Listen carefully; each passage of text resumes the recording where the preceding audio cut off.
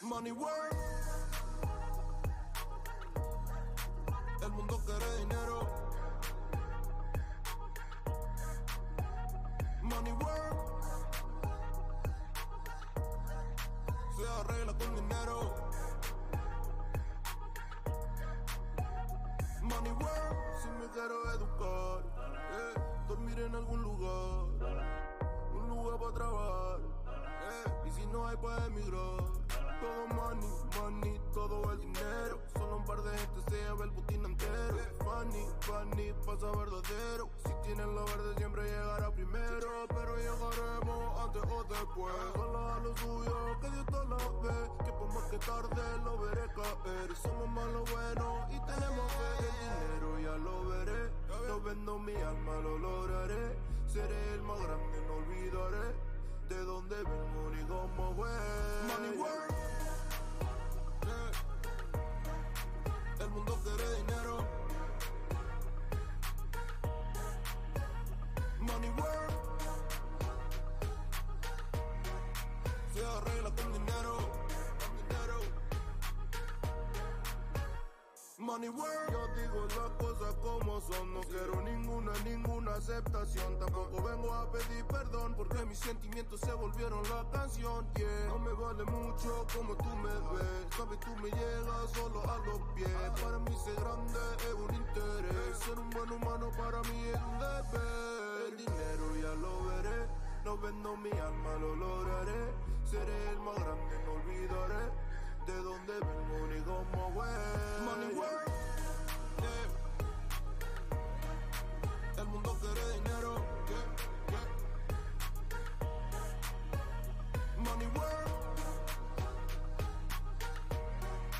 Se arregla con dinero. Money work. De corazón. La plata no te hace ser feliz. De corazón. De corazón. La plata no te hace ser feliz. Money work. El mundo quiere dinero. Money work. Se arregla con dinero. Money work. Lunes. Lunático.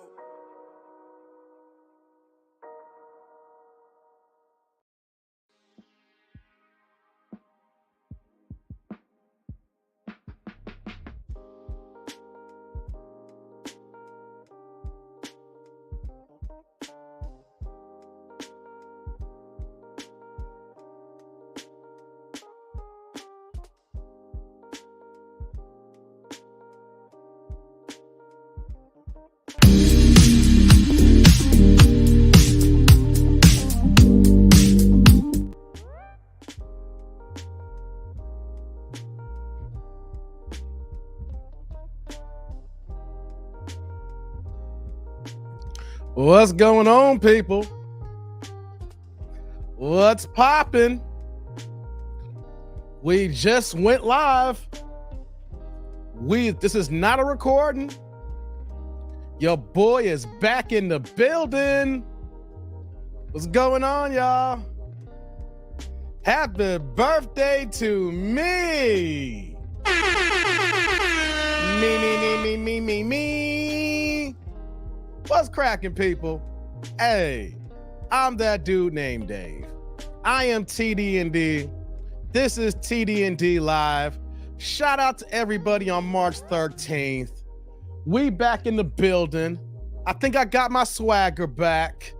We rocking and rolling rock. Doing this YouTube game, we will never stop. Oh, what's going on, people? What's going on? Salute.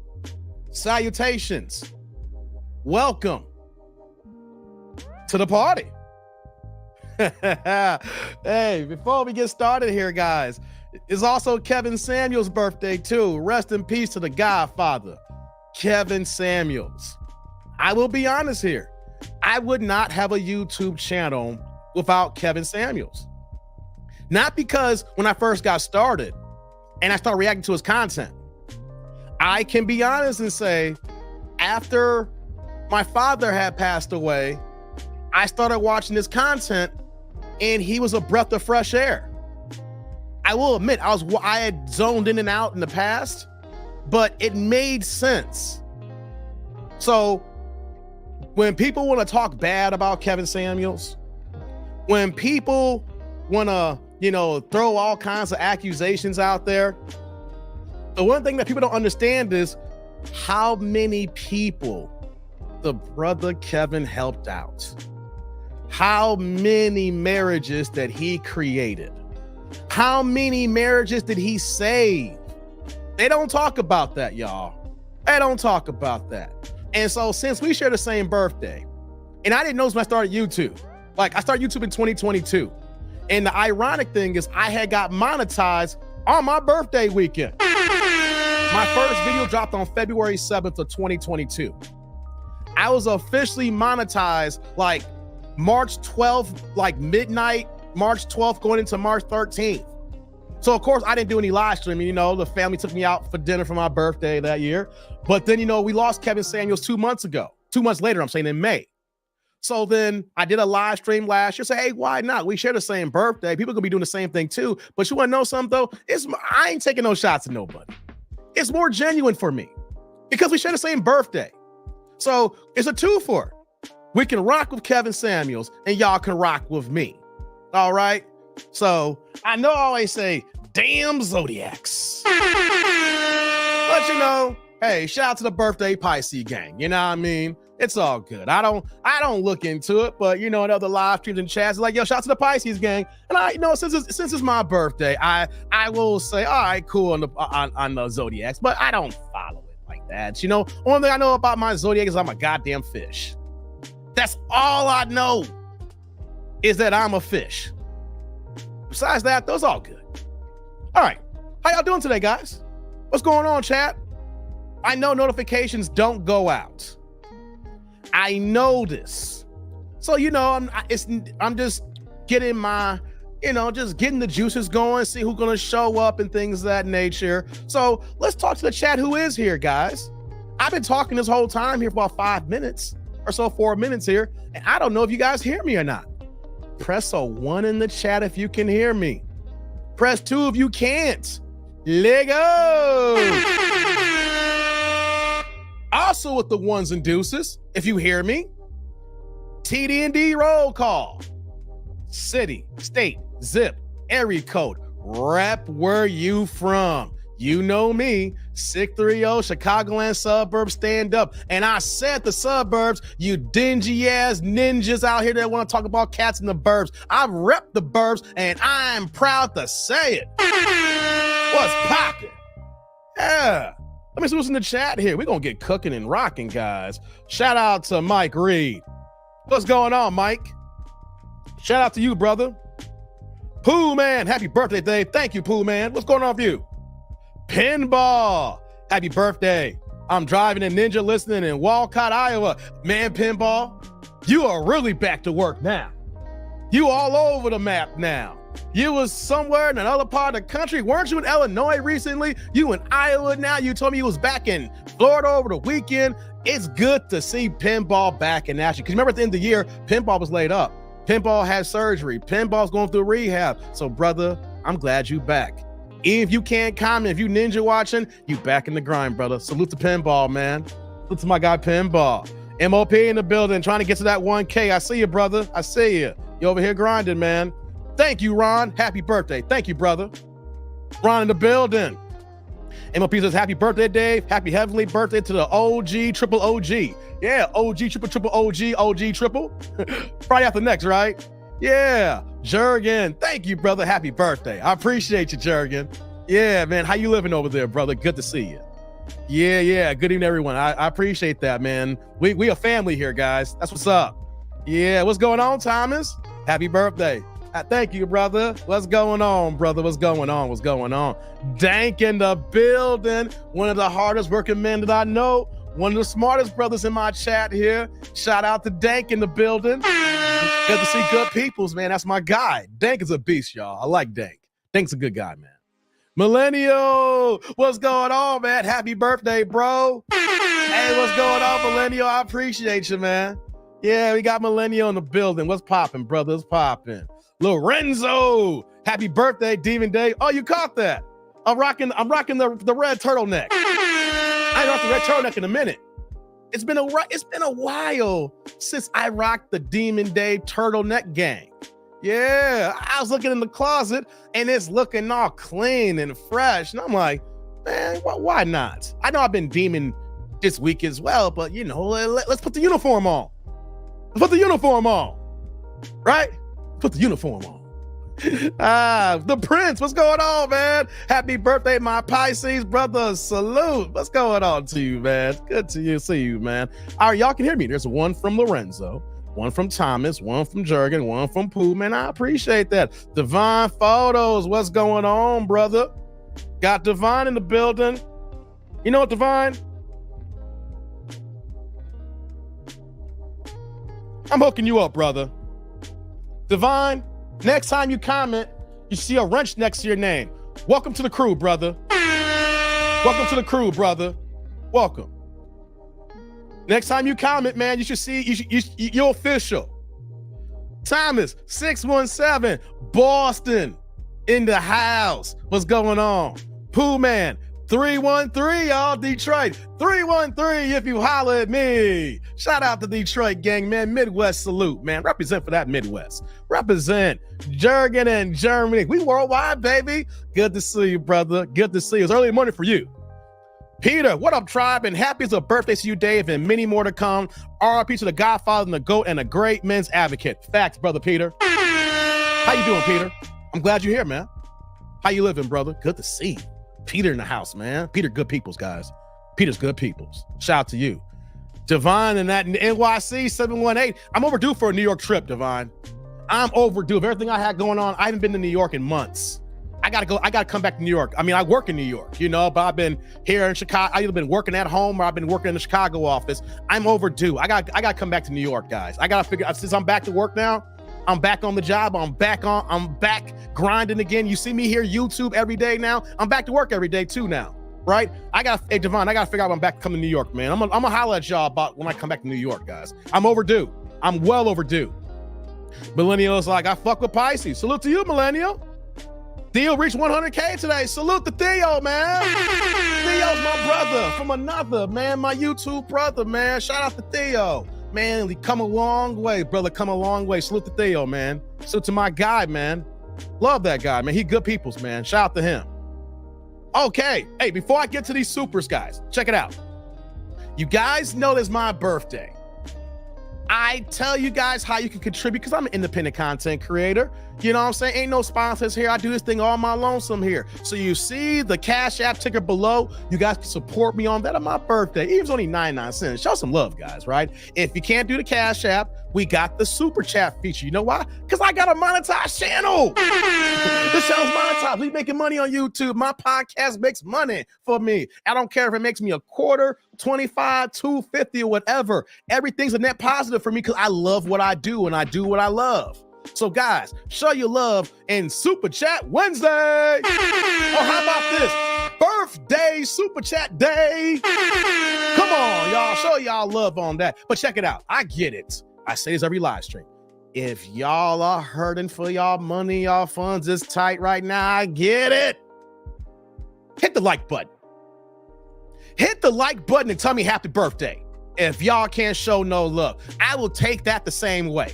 All right. I know some of y'all heard like, damn, Dave, Christmas messed me up. I'm like, yo, Christmas was 3 months ago. Dave, you don't get it, man. Man, I had to buy a whole bunch of gifts, man. They sent me back, man. I get it.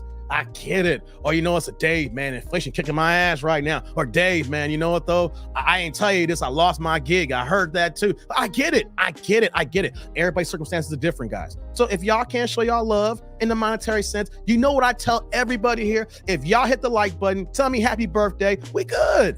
We good. Shout out to y'all, man.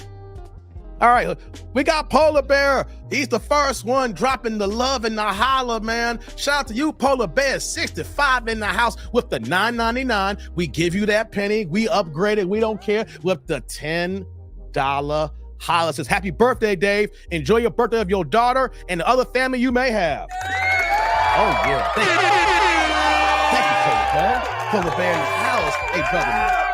Salute. Thank you for the holla. Thank you. Right back at you on the first birthday super of the evening. It's good, Polar. Thank you. Hey, man, yeah, I'm gonna holler at my daughter later. She's actually in ballet now. Hey, guys, my daughter's in ballet. She's about to go to ballet class in a little bit, so when she goes to ballet class, she comes home. The one thing that I'm not a big sweet tooth person, but I love me some goddamn Oreos. I love me Oreo cakes. So they got me an Oreo birthday cake. So when I get done here, and then when she comes back from ballet, we're going to have an Oreo birthday cake little thing, She want a piece of cake, you know what I mean? Cake. So shout out to my daughter. Happy birthday to me, but shout out to my daughter, Zoe. Yeah. Thank you, Polar Bear. Appreciate you, man. Thank you. Shout out to my man Dank coming in with the second holla of the day. Dank's my God, man. Shout out to you with the $4.99. But you know what we say here. We give you the $5 holla. We'll give them with that penny. We give you the upgrade, like Kanye say to Beyonce. Let me upgrade you. All right, with that $5 holla, turn the chat green. Because, guys, I love it when you turn the chat colors. Happy birthday, stay zen, XCN, if y'all can't read that on the screen. My man Dank in the building. Dank, hey brother, salute. Thank you for the holler. Thank you. Right back at you on the next super, man. Thank you, brother. Thank you. I appreciate you, man. I appreciate you. That's what's up, man. Appreciate you. Dank in the building. Divine says, bless. Thank you, Dave. Appreciate it, brother. No doubt, Divine. I know you new around here. I don't know if you've been ninja watching me for a while, but I noticed you've been new in the chat. And the thing is, if you rock with me in the live streams here, and then you ain't being no dickhead and no asshole, not trolling stuff like that, you're gonna get your ass a wrench. That's how it is. I don't want no one to come and time you out or kicking you out. If you rock and respect me and you like the platform and you're contributing to the lives, you're part of the community. Yeah, so shout out to you, Divine Photos. Welcome to the gang. Quality Guy, what's going on? LBC, I see you, Quality Guy. Yeah, Kareem says, happy birthday, TND. Salute to Kareem in the building. I see you, Kareem. Vince, salute Dave in chat. Happy birthday. Salute to you, Vince. OZ in the gang here. What's going on, OZ? Dave and tried. Happy birthday, Dave, and rest in peace, KS. Salute to you, man. Dave like Oreo cakes. I do, man. I do, Quality Guy. I'm not a sweet tooth person. I don't eat sweets all the time. That's one thing you got to worry about. If one day when I come to my demise, you won't hear, damn, Dave be loving them cakes. Dave be loving them sweets. Dave be loving them candies. Oh, no. No. I don't do it all the time like that, right? But when I do it, hey, man, give me a little bit of Oreos and call it one, man. And I'll be good for like 6 months. Go give me a little taste. Ooh. That smooth taste. And then I'm good. That's the one thing about me. I'm not the sweet tooth person. Candy, cakes, pies. Remember Deuce Bigelow? Cakes and pies, cakes and pies, cakes and pies. Nah, that ain't me. Hold on. You're right. So if you guys can see, I'm on camera, but I'm not a fat brother. Not a fat brother, as you can see. I'm in shape. Even when I don't work out, I keep it tight. So I got to keep it consistent. You know what I mean? Because before the pandemic and during the pandemic, y'all should know if y'all remember. No, of course you don't remember because you saw me at this size here. When the pandemic happened, your boy lost 40 pounds. Your boy lost 40 pounds. Your boy was overweight, looking like a fat fuck. I mean, some people didn't know it. They didn't call me a fat fuck, but I felt like a fat fuck. And I'll say it. I was a fat fuck. And you know what, though? I lost that weight. Man, I ain't got past 180 cents, man. That's where it's supposed to be. Yeah, but them Oreos, that's all it takes, man. That's all it takes. Yeah. No, I can't do almonds, man. I'm allergic to peanuts. Pause. Doesn't matter if it's a tree nut or on the ground. Nuts kill me. Can't do no almonds, no peanuts, no pecans. I can't even smell them shits. If you guys ever see me out in the streets, you're gonna see me with like a black Coach bag. It's not a purse. I actually rock a men's Coach man bag that I have, right? And the reason why I carry that though, is not because like, oh, Dave's gay or Dave want to carry a purse or these dudes here, you know, he got his long hair. No, I got important stuff in there, right? But the main thing is I carry my EpiPen, like, because I can't take no chances. Like, I literally look like Martin when he fought, in that episode of Martin when he got in the boxing match and his face was all plastered. Man, I had an allergy reaction at work for Thanksgiving holiday and they had some peanuts in the food, whatever like that. And man, I was looking like Martin, dog. So when people see me, if you ever see me in the streets like Dave carrying a purse, no, I carry a man's bag because I carry important medical things for me. And most importantly, that EpiPen. So no almonds for me, brother. Took only 17 months of hard work to get listed on Coinbase. Hey, Dank, I'm glad. It's funny you bring that up. Here's the thing. I don't know if you feel the same way about this or not, right, Dank? This is how I feel. Hold on, let me do this 1 second here. Hold on 1 second, guys. I'm gonna kill the music. I didn't mean to turn the banner off. Let me do this here. Here's what I gotta say here, Dank. I'm not a fan of funny money. Tommy Hearns, thank you, Thomas. Yeah, Tommy Hearns. Dank, I'm not a fan of the funny money. At one point, Bitcoin. I'm not gonna stay long on this. I'm gonna move on because we're gonna get into the Kevin Samuels content. We're gonna get into Kendra G. We're gonna talk about a few things. It's my birthday, right? But I just want to talk to you guys about real life things right now. Because did you guys know that Bitcoin is at its highest peak right now? I mean, I'm like, God damn, Bitcoin won't go away. I mean, it never did go away, right? So I every now and then I work in finance, guys. I work in the highest levels of finance. You know, even though I'm in IT, you have to understand what you're supporting. You got to understand the people you're working with. So I'm telling you, I work in the highest levels of finance. And the one thing that I'm just paying attention, I'm looking at, and I'm like, yo, man, Bitcoin was like at 71,000 now. You know, and even though all the other altcoins, you know, haven't really recovered, but they're still there. They're still hovering. And I'm gonna tell y'all something here. And Dick, I don't know if you might disagree with me on this here. I do not fuck with the funny money. That's what I call that. Like Bitcoin, Dogecoin, Litecoin, Ethereum. You know, we can go down the list and name them all, things of that nature. And that 1.4 years ago, I had money in it. I ain't gonna front to y'all. I did have a lot of money in it, and I lost some money. Your boy made some money. I got out before it got bad. I can tell you this about Dogecoin, right? Dogecoin peaked around like 71 cents, and I had got in at 2 cents. I had got out when it was like 65 cents. You know what I'm saying? So once that had crashed, I was like, nah, I'm not here, because here's the problem that I have, Dank. And I don't know if you agree with me on this or not. Hold on, let me say here. Fair crypto, you run your own code to create the commodity, pre-sales and unregistered securities. Yeah, here's what I'm talking about, Dank. The problem that I have with crypto is, what is the basis of the price increase?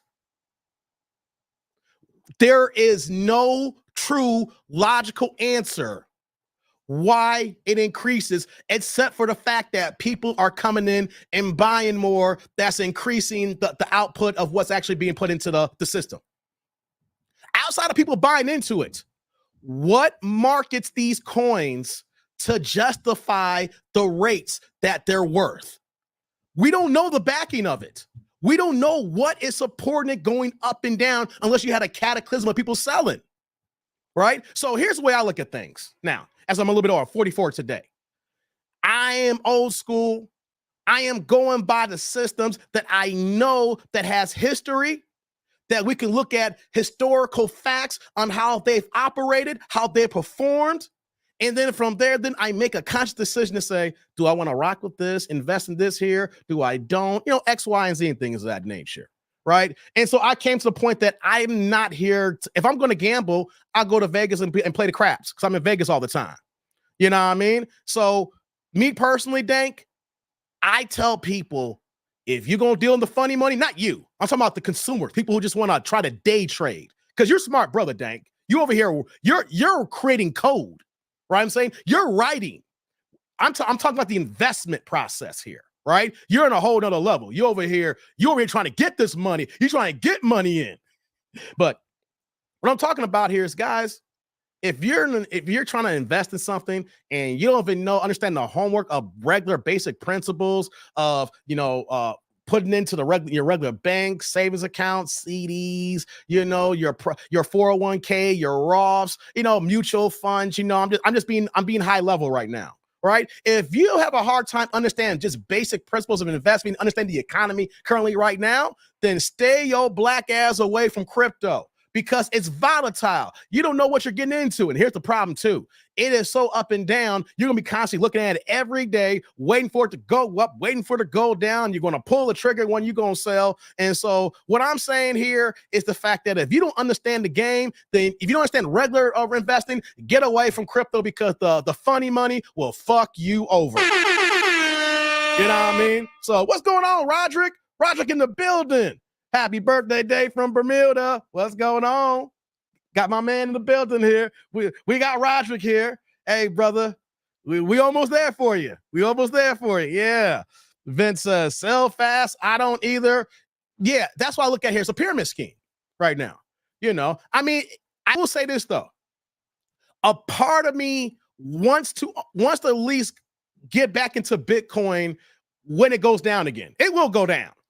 Right? I don't know if I will or not. I'm telling y'all to stay away. But the one thing is, I think the one thing that'll be here to stay unless there's government interference is Bitcoin. All the other altcoins is like whatever. So, I mean, there's a part of me that says that, but I'm telling for everybody else here, stay away from the funny money. All right. If you're not a day trader, which day traders on average lose 70% of their money is regular day traders. So if you day trade, you playing a gamble anyway. Right? But I'm just saying, though, if you don't understand the game in regular basic principles, stay away from the funny money. I'm just going to stick to the old school mutual funds. I'm going to rock with the S&P, and I'm just going to grind this millionaire status and let it grow slowly and surely. Because you know what, though? I ain't trying to be the rabbit to win the race. I'm over here turtling up, baby. I'm turtling it up. All right? Yeah. Polar Bear says, back in 2002, I lost $13K on a medical marijuana company stock investment. I almost did the same thing too, Polar Bear. I was about to go heavy into medical marijuana. And then I pulled back because my financial advisor said, hey, Dave, I'm not sure about this right now. But I'm like, yo, man, medical marijuana, it's going to be hot. People are going to be buying it. I know, Dave, but still the government oversight and things of that nature. It's going to be so volatile. I said, all right. I'm not going to say his name. No, I'll say Peter. I said, all right, Peter.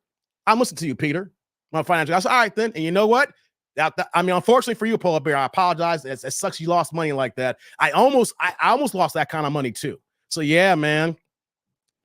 Dank says traditional markets are inelastic. This conversation will take hours to explain. It would, Dank. It would. That's why I'm keeping it high low, if you understand what I'm saying. I know you understand, and everybody else, we could turn this birthday live into a financial live, and it would go over some people's heads, and some people, for me, it'll be a nerdgasm conversation. I would love to have that with you. We got to plan. We got to have that down the weekend or something. We may not have that many people, but I don't give a damn. I like communicating with people on stuff like this here. Maybe we'll plan a weekend live, Dank, and we can sit down and have that convo, if you don't mind, man. Yeah, man. Said, read the inelastic market hypothesis. You know what? I haven't, and I will. Thank you, brother. I got so many things I got to read. I'm glad someone puts me on some extra game right now. I will do that. Thank you, brother. Appreciate you. My man Felix in the building. What's going on, Felix? He's coming in also with the $10 holla. Turn the Chad yellow magenta here. I ain't got to do no upgrade to him. He's like, happy birthday. I was going to sing some Bitcoin after the halving. Hey, man. Hey, you sing some Bitcoin? I ain't gonna front. I'll take it if you got it. Hey, Felix, salute. Thank you for the holler. I appreciate you. Thank you. Right back at you on that super, man. Thank you. Bam, bam, bam. Yeah, okay. Hey, Felix, if y'all gonna give me some Bitcoin, I ain't gonna turn nothing down but my collar. I'm gonna keep it a buck with you, man. I ain't gonna turn it down but my I know how to flip it, Felix. Don't worry about it. I'm gonna hold on to it. I know how to work them birds. I know how to work them birds, man. I'll make it work. I'll make it work, man. No doubt. OZ says, I must have something tangible to invest. Okay. Dank says, I don't day trade. The fees and taxes add up. Man, it's too volatile. You got to be constantly monitoring. You got to be on your P's and Q's and really understand the game. But Dank, I don't know if you know this. Like I said earlier, 77% of day traders lose their damn money. That means that if 23% are in the game making money, you got to know your shit, or you know what, though, you playing no way game. You are literally playing an away game. Yeah, man. Kareem says, I bought some Bitcoin because the sports betting site I use out of Bitcoin. I probably bought 2K so that we could go on Coinbase. No doubt. Good for you, Kareem. Good for you. Good for you, man. At Saturday very soon. No doubt, man. No doubt. Get your passport. What's going on, man? You check it in. Salute to you, brother. Glad you checked in. I appreciate the check-in, man. Thank you. Thank you. Thank you. Polar Bear says, for retirement, create a mini to small businesses inside your self-directed Roth IRA or Roth 401k. Hey, Polar Bear, I'm going to let y'all know something right now, how crazy I am with my company investing. Right? We're going to get to the show here. You know how people, like in companies, you have your 401k and the company has a 401k match? I'll let y'all know right now. My company has a 401k match up to 6%. So we match that shit out. 6%, that's 12%, right? We also got a Roth account that I can do. 6%, they match 6%. So you know what that means? That's 12% on my end. That's 12% on the company end. Hold on, I ain't done yet. My job is like, you know what, though? We know you can go ahead and invest and do your own things here. We're going to allow you to do your own personal savings account here. So I also got a post-tax savings account, that savings investment account that I have, where if I put in 6%, they match 6% as well. So you know what that means, guys?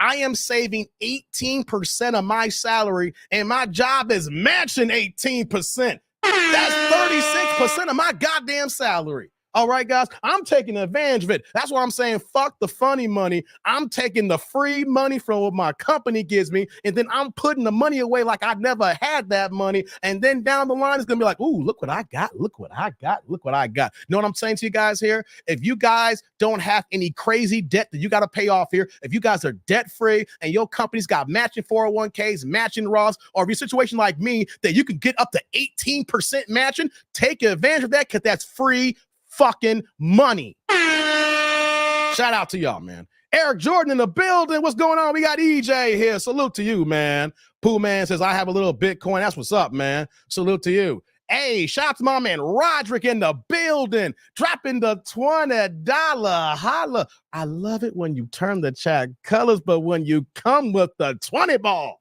ooh, he says, for some rum on your birthday. My man Roderick.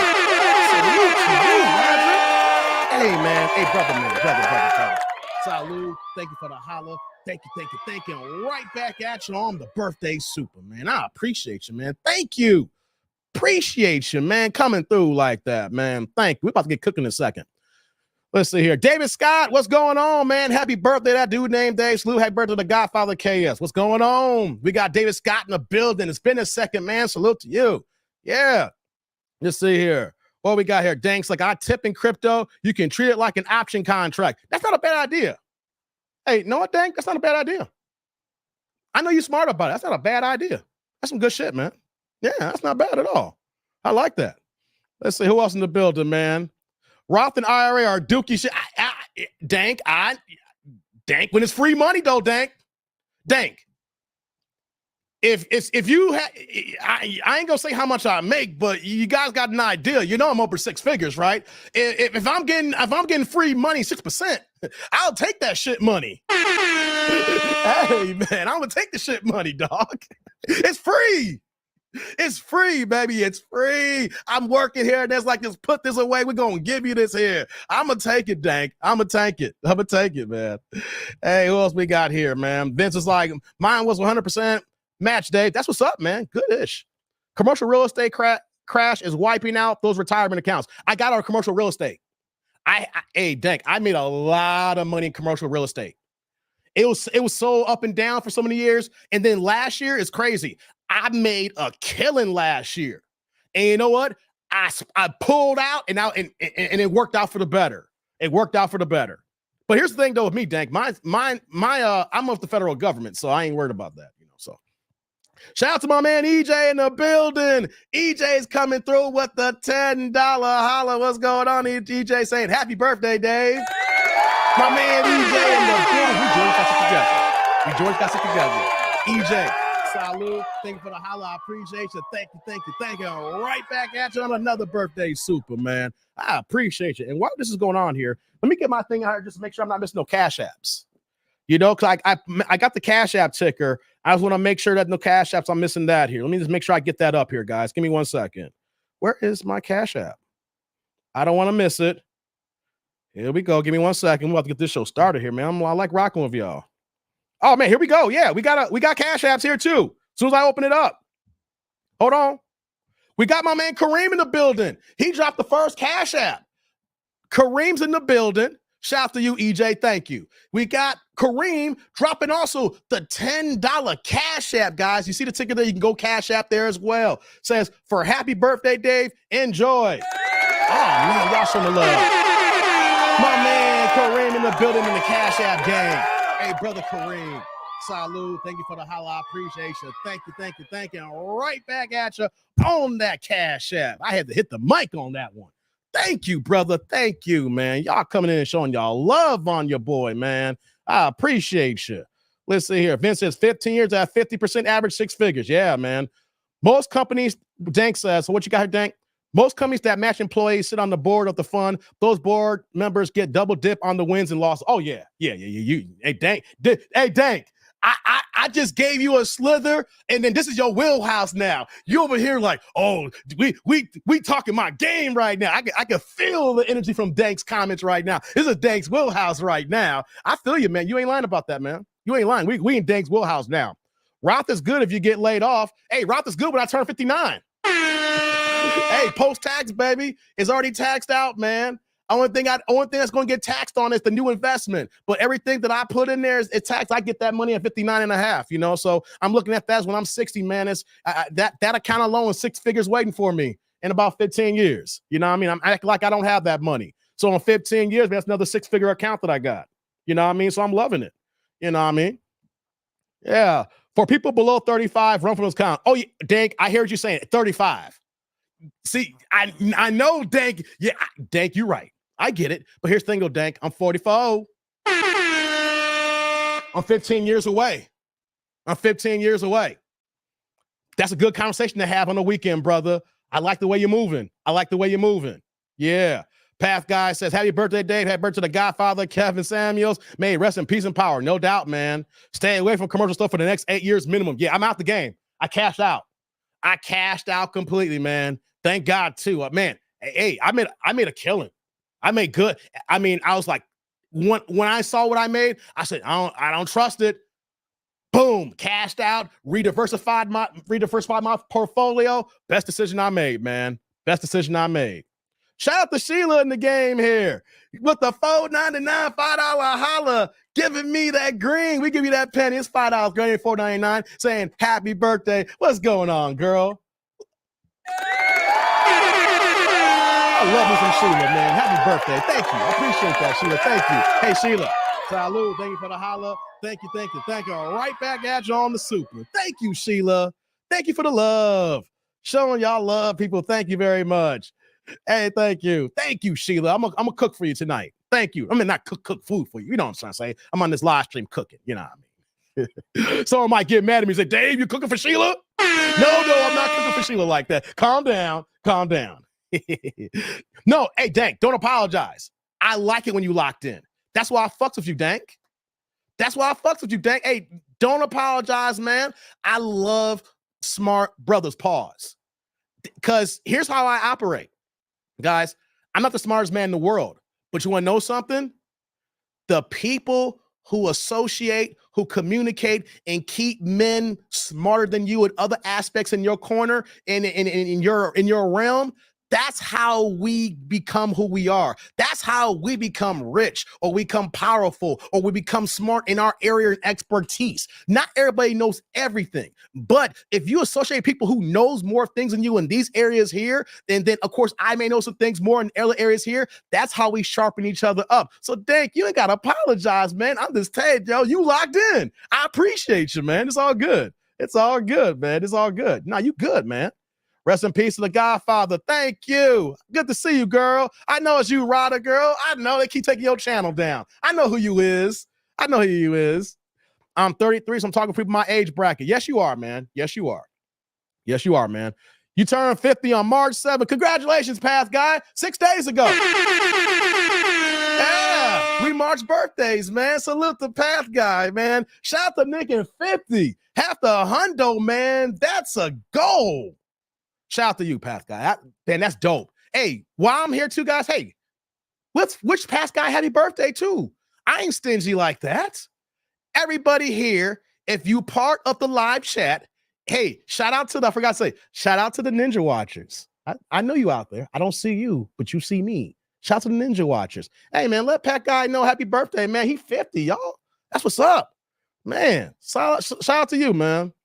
Let's see here. Who else we got here? No Limit. What's going on? We got No Limit in the building. Salute to you, man. Hey, what's going on, Mr. Shaft? Happy birthday. Salute to you, Mr. Shaft, man. Thank you for coming through. Mo, what's going on? Thank you for popping in. Happy birthday. Thank you, man. I appreciate that. All right. Let me do this here.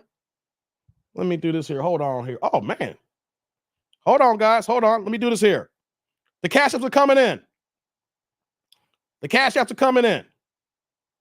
I'm going to get these cash apps, and we're going to start the show unless we get more supers. I'm going to get these cash apps, and we're going to start the show, guys. So shout out to everybody watching right now. So we got my man. Hold on here. We got Felix with the $15 holla. Happy birthday, Dave. Thank you, Felix. My man Felix in the building with the $15 cash app, man. Hey, brother Felix. Salud. Thank you for the holla. Thank you. And right back at you on the cash app, man. Thank you, brother. I'm humbled, man. Y'all got me humbled here, man. Felix in the building. I hope I give you a good show today, Felix. I hope I give you a good show today, man. I'm trying to be on my P's and Q's. Monique. Now, I don't know who you are, Monique. If you are Ninja watching, say, hey, Dave, this is me, Monique. All right. So Monique is coming through with the $10 cash app. Happy birthday. Okay, Mo. Hey, Mo. Salud. Thank you for the holla. Thank you. Right back at you, Mo. Thank you.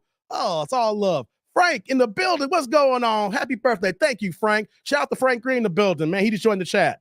Who else we got here? We got Fonzo in the building. I don't know who Fonzo is. Oh, No Limit. What's going on, No Limit? No Limit's coming through with the $5 cash app as well. Happy birthday, RIP KS. No Limit. Thank you, brother. My man. No Limit in the building. No Limit. Salud. Thank you for the holla. Thank you. And right back at you with the cash app. Thank you, No Limit. Oh, man, y'all showing me some love, man. Okay, that just went through. That's what's up, man. Thank you, guys. I'm so humble. Thank you, guys. I made it to another year. I remember doing this live stream last year. Don't worry, guys. No alcohol today. I'm sober today. I want to do this live stream completely sober. No alcohol, like I normally do it. Every once in a while, I like to have a taste, but I want, it's my birthday. It's like, who cares, Dave? But you know what, though? I prefer to be sober when it comes to alcohol. Like, I like to drink when I'm out. I don't like drinking in the house anymore. Like, it sounds funny, right? I don't like drinking in the house anymore. I'd rather smoke in the house. Hey, I'd rather smoke than drink. But if I'm going to drink, guys, I'd rather be on vacation. That's the way I move these days. When I was younger, couldn't tell me nothing. Man, I was the Long Island king. I could drink. I could drink anybody on the table. I could have 5 Long Islands. You wouldn't even know I had a drink unless you smelled the alcohol on me, right? So I'm at a point now, it's like, man, I'd rather smoke in the house. So, and I'm not trying to smoke when I live stream because I know I don't give my verbiage, the things I want to articulate. I'm too laid back, you know what I mean? So I'm going to wait till after we're done here, and then maybe I'll have a sip of something, and maybe I'll smoke up something too as well. Yeah. So that's how I feel about that. So I'm being sober today, guys. I think I'll be sober more often than not, guys. Let's see here. Okay. All right, guys. Let's get cooking here. So I'm going to take the ticker off too. So you guys know the Cash App ticker is going below here. I'm taking it off the screen now. But if you guys are looking for the Cash App, you guys know that it's in the description box below. It's real simple. $ my name. $ that dude named Dave. Real easy to find there, right? So I'm taking the ticker off here because I want the full screen up. Thank you, guys. I appreciate y'all. Y'all showing the love. Y'all can do it throughout the whole live stream, and you guys can do it throughout the off hours as well. Don't worry. I'll recognize you off when I come back for our next live stream. And also, too, I don't know if he's watching, Ninja watching. Shout out to Cal Coolett. At the end of last live stream, the other live stream, he became a member. So I just want to say, I didn't get a chance to give him the official notification. So if I receive Cal in the live stream, if you're here, say what's up, Cal. If not, I'm going to let you know in Fanon's chat. Thank you for becoming a member. Shout out to Cal Coolett for joining the members. Salute, Cal. Thank you, man. I don't know if you're here. I'll let you know. I gave you the official notification, man, to let you know you official. So salute to Cal Coolett, man. Thank you. Vince says, Eric, heads up, invest in feed for ranchers. If they do bad, you'll own the land for cheap. Oh, y'all talking to me with each other here. Vince says, winter's coming. Yeah. All right, guys. Let's get cooking here. So as you guys know, it's my birthday. Shout out. We made it to 44. It's been a lot going on, so I'm really, this birthday is a lot for me. I'm really appreciative to be here because, a lot of people that's been in my life is no longer with us now. So I do not take this with a grain of salt. I appreciate every single day here because we don't know what's on the other side.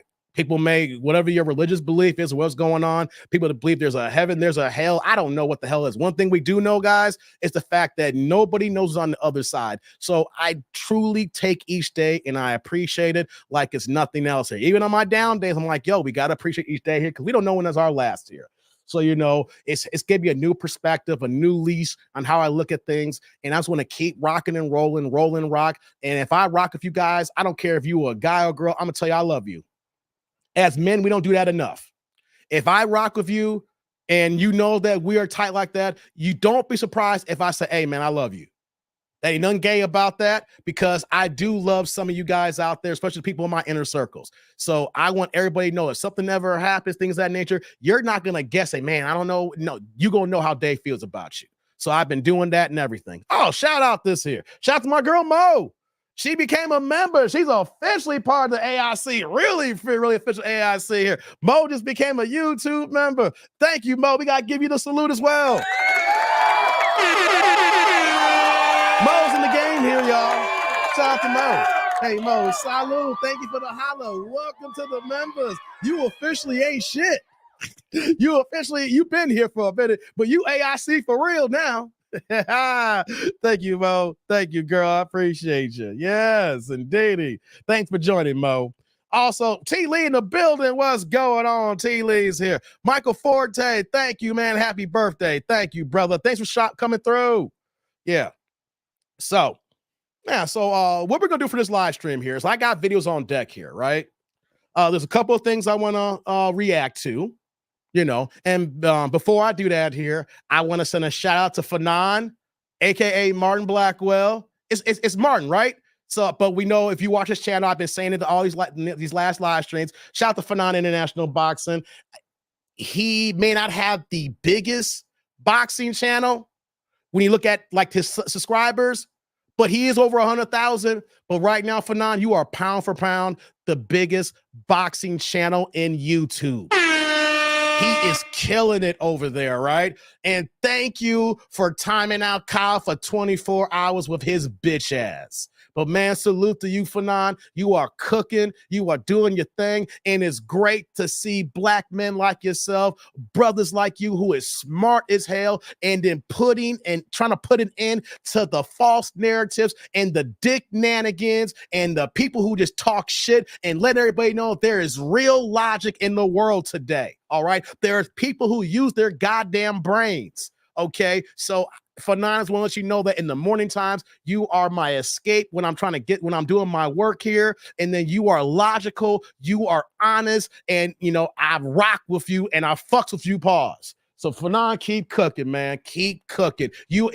I know I look at other boxing channels that may have over 200,000 subscribers. They may have over 300,000 subscribers, and you at 100,000. But brother, you are pound for pound the biggest YouTube boxing channel in the game, and I'm hoping you stay there for years to come. Salute to you, Fanon. Thank you for the happy birthday, guys. All right. Here's what I'm gonna do here, guys. We're gonna play some old videos. We're gonna play some new videos. Do y'all like that? Francis Ngannou didn't even get touched. Nah, Dank, nah, don't start that. I saw some guy try to do some video like that. Dank, I know the video. I seen it. Ngannou got put the fucking sleep. I'm not trying to get mad at you, Dank, but I'm going to end this narrative right now. Anthony Joshua landed that fucking punch. Anytime you see a man's leg buckle like a lawn chair, that fucker connected. Hey, Dank, I'm not here for that fuckery. You my guy, but we got to end this notion right now. There's some guy out there who made a video and is trying to make it seem like that punch get connected. You know I'm the boxing resident here. Right? I'm telling you, when a punch lands, a punch motherfucking lands. And you want to know something? Ngannou was his face, his eyes, his body language, the way his knees buckled, his ankle. I thought he broke his kneecap. We ain't gonna do that here, Dank. You laughing. You my guy, Dank. You my guy, but we ain't here for that. We ain't gonna do that here in my channel, okay? Ngannou got put the fucking sleep.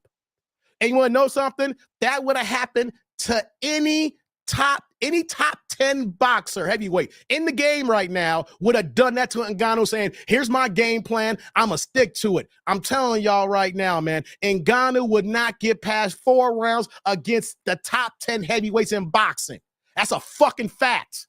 All right, we got to stop this boxing disrespect. UFC fighters can't come to boxing with guys who've been doing it for 20 and 30 years with all their muscle memory and think they can go ahead and whoop ass. Nah, you can go ahead and beat on some cherry picks, things of that nature. You want to holler at the big dogs? As much as we got smoke for Anthony Joshua, the man is an Olympic gold medalist. The man is it's been twice a unified 3-belt holder in the heavyweight division. He is a future Hall of Famer. Do we got problems with him not fighting Deontay Wilder? Hell fucking yeah. Does Eddie Hearn protect him? Hell fucking yeah. But you want to know something? He is one of the hardest hitters in boxing, and he fucked him up. Shout out to Quick in the building with the $9.99, $10 holla. My man, I'm calling you New Quick because he lost all that weight. New Quick is out here slaying these hoes with the $10 and happy birthday, TDND.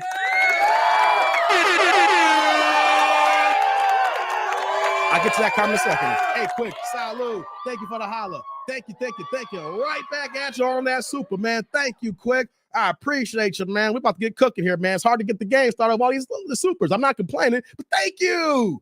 I need them too, man. I got bills to pay. I got to upgrade the channel. I got to do some more upgrades to the channel. So thank you, guys. Yeah, that ninja went night-night. The Prince said he went 12 rounds with Fury. I know he did. You know why? Because Fury took it easy. He was fucking around. And here's the thing, though, right? He is a 6'4", 6'5" man that weighs 280 pounds. You're going to fuck around. You're going to find out. But here's what happened. After Ngannou dropped Fury and Fury woke the hell up, it was even though that Fury didn't knock him out, it was a classic resemblance of the Great White Hype. If you guys never seen that old movie from, I think it's 1996 with Damon Wayans, Samuel L. Jackson, Jeff Goldblum, or like that. Here's what happened with Tyson Fury. Look at Tyson Fury's body. I'm not making no excuses for Tyson Fury, but that fat motherfucker was fat. He was out of fucking shape fat. He didn't train. The dude had rolls on top of rolls. I've seen Fury out of shape, and this took him to a next level of out of shape here. He didn't do a goddamn fat camp. He took him so easily. It's like, hey, this guy's a UFC fighter. He ain't had no fights. I can take it easy on him. I'll fuck him up, right? And you saw what happened. He fucked around and found out. But guys, rewatch the fight again. After Ngannou dropped Fury, if you really know boxing, watch how many punches that Ngannou really landed after that. He couldn't get off a clean shot for the rest of the fight because Fury woke up. He had his muscle memory kicked in. He was cheating. He was throwing elbows. I get it. But his muscle memory kicked in. He was like, you trying to embarrass me on TV? And the one thing we can say, though, is that he did not land a clean shot for the rest of the fucking fights. That's what happens when a guy who doesn't train says, oh, you woke me up, and he didn't land a clean shot. And what happened with Anthony Joshua was just a continuation, but Anthony Joshua says, no, I ain't gonna look like I'm gonna look like Fury with his punk ass. We gonna get you out early, give me my paycheck, Saudis, and let's go on to the next. Yeah. Thank you, Quick. I'll be off, just let me know. Francis won that fight to me. Here's the point here, guys. UFC guys with no fighting experience are just trying to get in here. They may box a little bit here. They cannot fuck with boxers who take you seriously. I'm gonna say this, we're gonna move on. We're gonna get to it. A pimp named Upgrade. Hey, Dank, don't do that to me, Dank. Dank, don't do that to me. Hey, Upgrade gonna get his money, Dank. It's the future. It's 500 years. Upgrade will come to the future to get his money. Shout out to Scarface. Don't do that to me, man. Hey, the Prince. Any boxer who takes it seriously, no UFC fighter will win. And here's one thing I need you guys to look at when guys take these guys seriously. When Floyd fought Conor McGregor, look at Floyd's first 49 fights. What is Floyd's fighting style? The shoulder roll defense. You know what I'm saying? He perfected that craft. The shoulder roll defense. But for 49 fights, we saw Floyd use the shoulder roll defense. But with Conor McGregor in round 1, you didn't see the shoulder roll. How'd he come out? He came out regular orthodox. And you know, I had a fight party. My daughter was just born. So it was a combination, like fight party, meet the baby. Like people would come by my house. I had just bought my house too. You know, the house was brand new. You know what I'm saying? So we just moved in the crib. We got the furniture in here. The baby just came. Then the fight came. So it was like it was an all for one. Like, oh, Dave got a new crib. We're going to come over and eat some wings. We're going to drink. We're going to watch this Floyd Conor fight, right? I was in the middle of my living room. And I said, yo, y'all see this? That's the day we're talking about. Floyd's not using the shoulder roll. It's like, Dave, what are you talking about? I said, he's carrying him. The average fight fan didn't catch it. But me being who I am, I was like, yo, y'all don't see this? And everybody's like, yo, and then round 2, y'all don't see the shoulder roll. And it was like, no, I don't, Dave. Thank you. Round 3, Dave, I said, y'all see the shoulder roll? No. And then when Conor was getting those shots off every now and then, I said, yo, he's carrying them. And then what happened? He got past round 6. And round 6, normally the whole length of a UFC fight.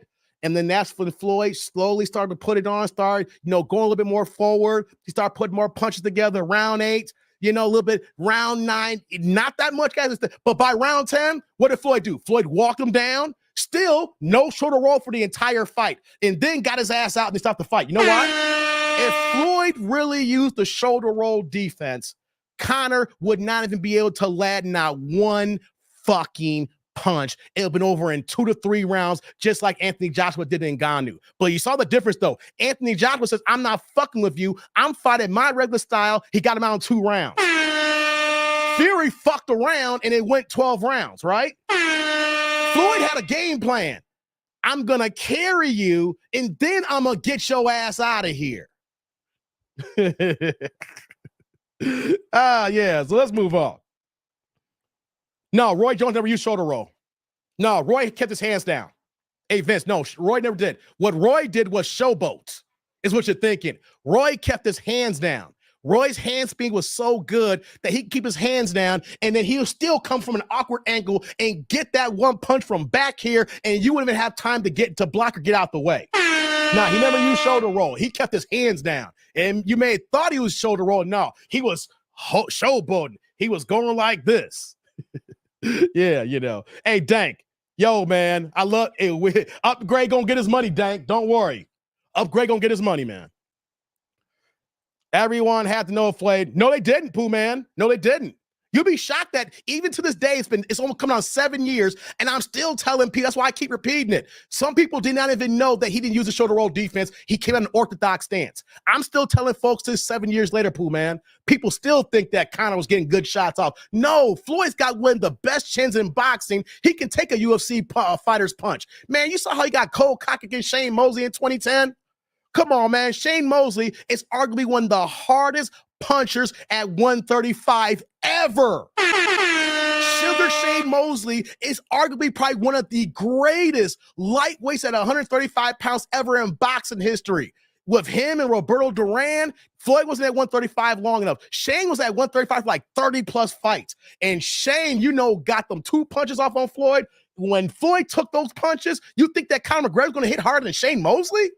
No.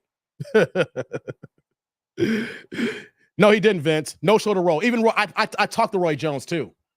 I've met Roy Jones, and I talked to Roy Jones. Roy Jones will tell you that he don't got no shoulder roll defense, Vince. That's why I'm saying that. I know these guys. I know some of these guys too. You know what I'm saying? I know a few of these guys. I've met them at all these events. Roy will tell you, I don't got no shoulder roll. What I got is I got speed to whoop your ass. RJJ threw a leaping left hook from downtown. Yeah, I know. You see the time when Roy Jones broke a man's rib cage with one punch? Hey, that's good, Vince. I'm telling you, there is no shoulder roll. That was an orthodox stance that Roy fights out of. Not shoulder roll, orthodox. Orthodox, brother. You got to remember, for most people, boxing is something they watch as casual. It is. When you're hardcore like that, you know, it's only small people. You know, that was Vince, Roy's orthodox. Roy's orthodox. All right, guys, let's get into it. Press the one in the chat. Let's get it started, man. I enjoyed this first hour. This is fun.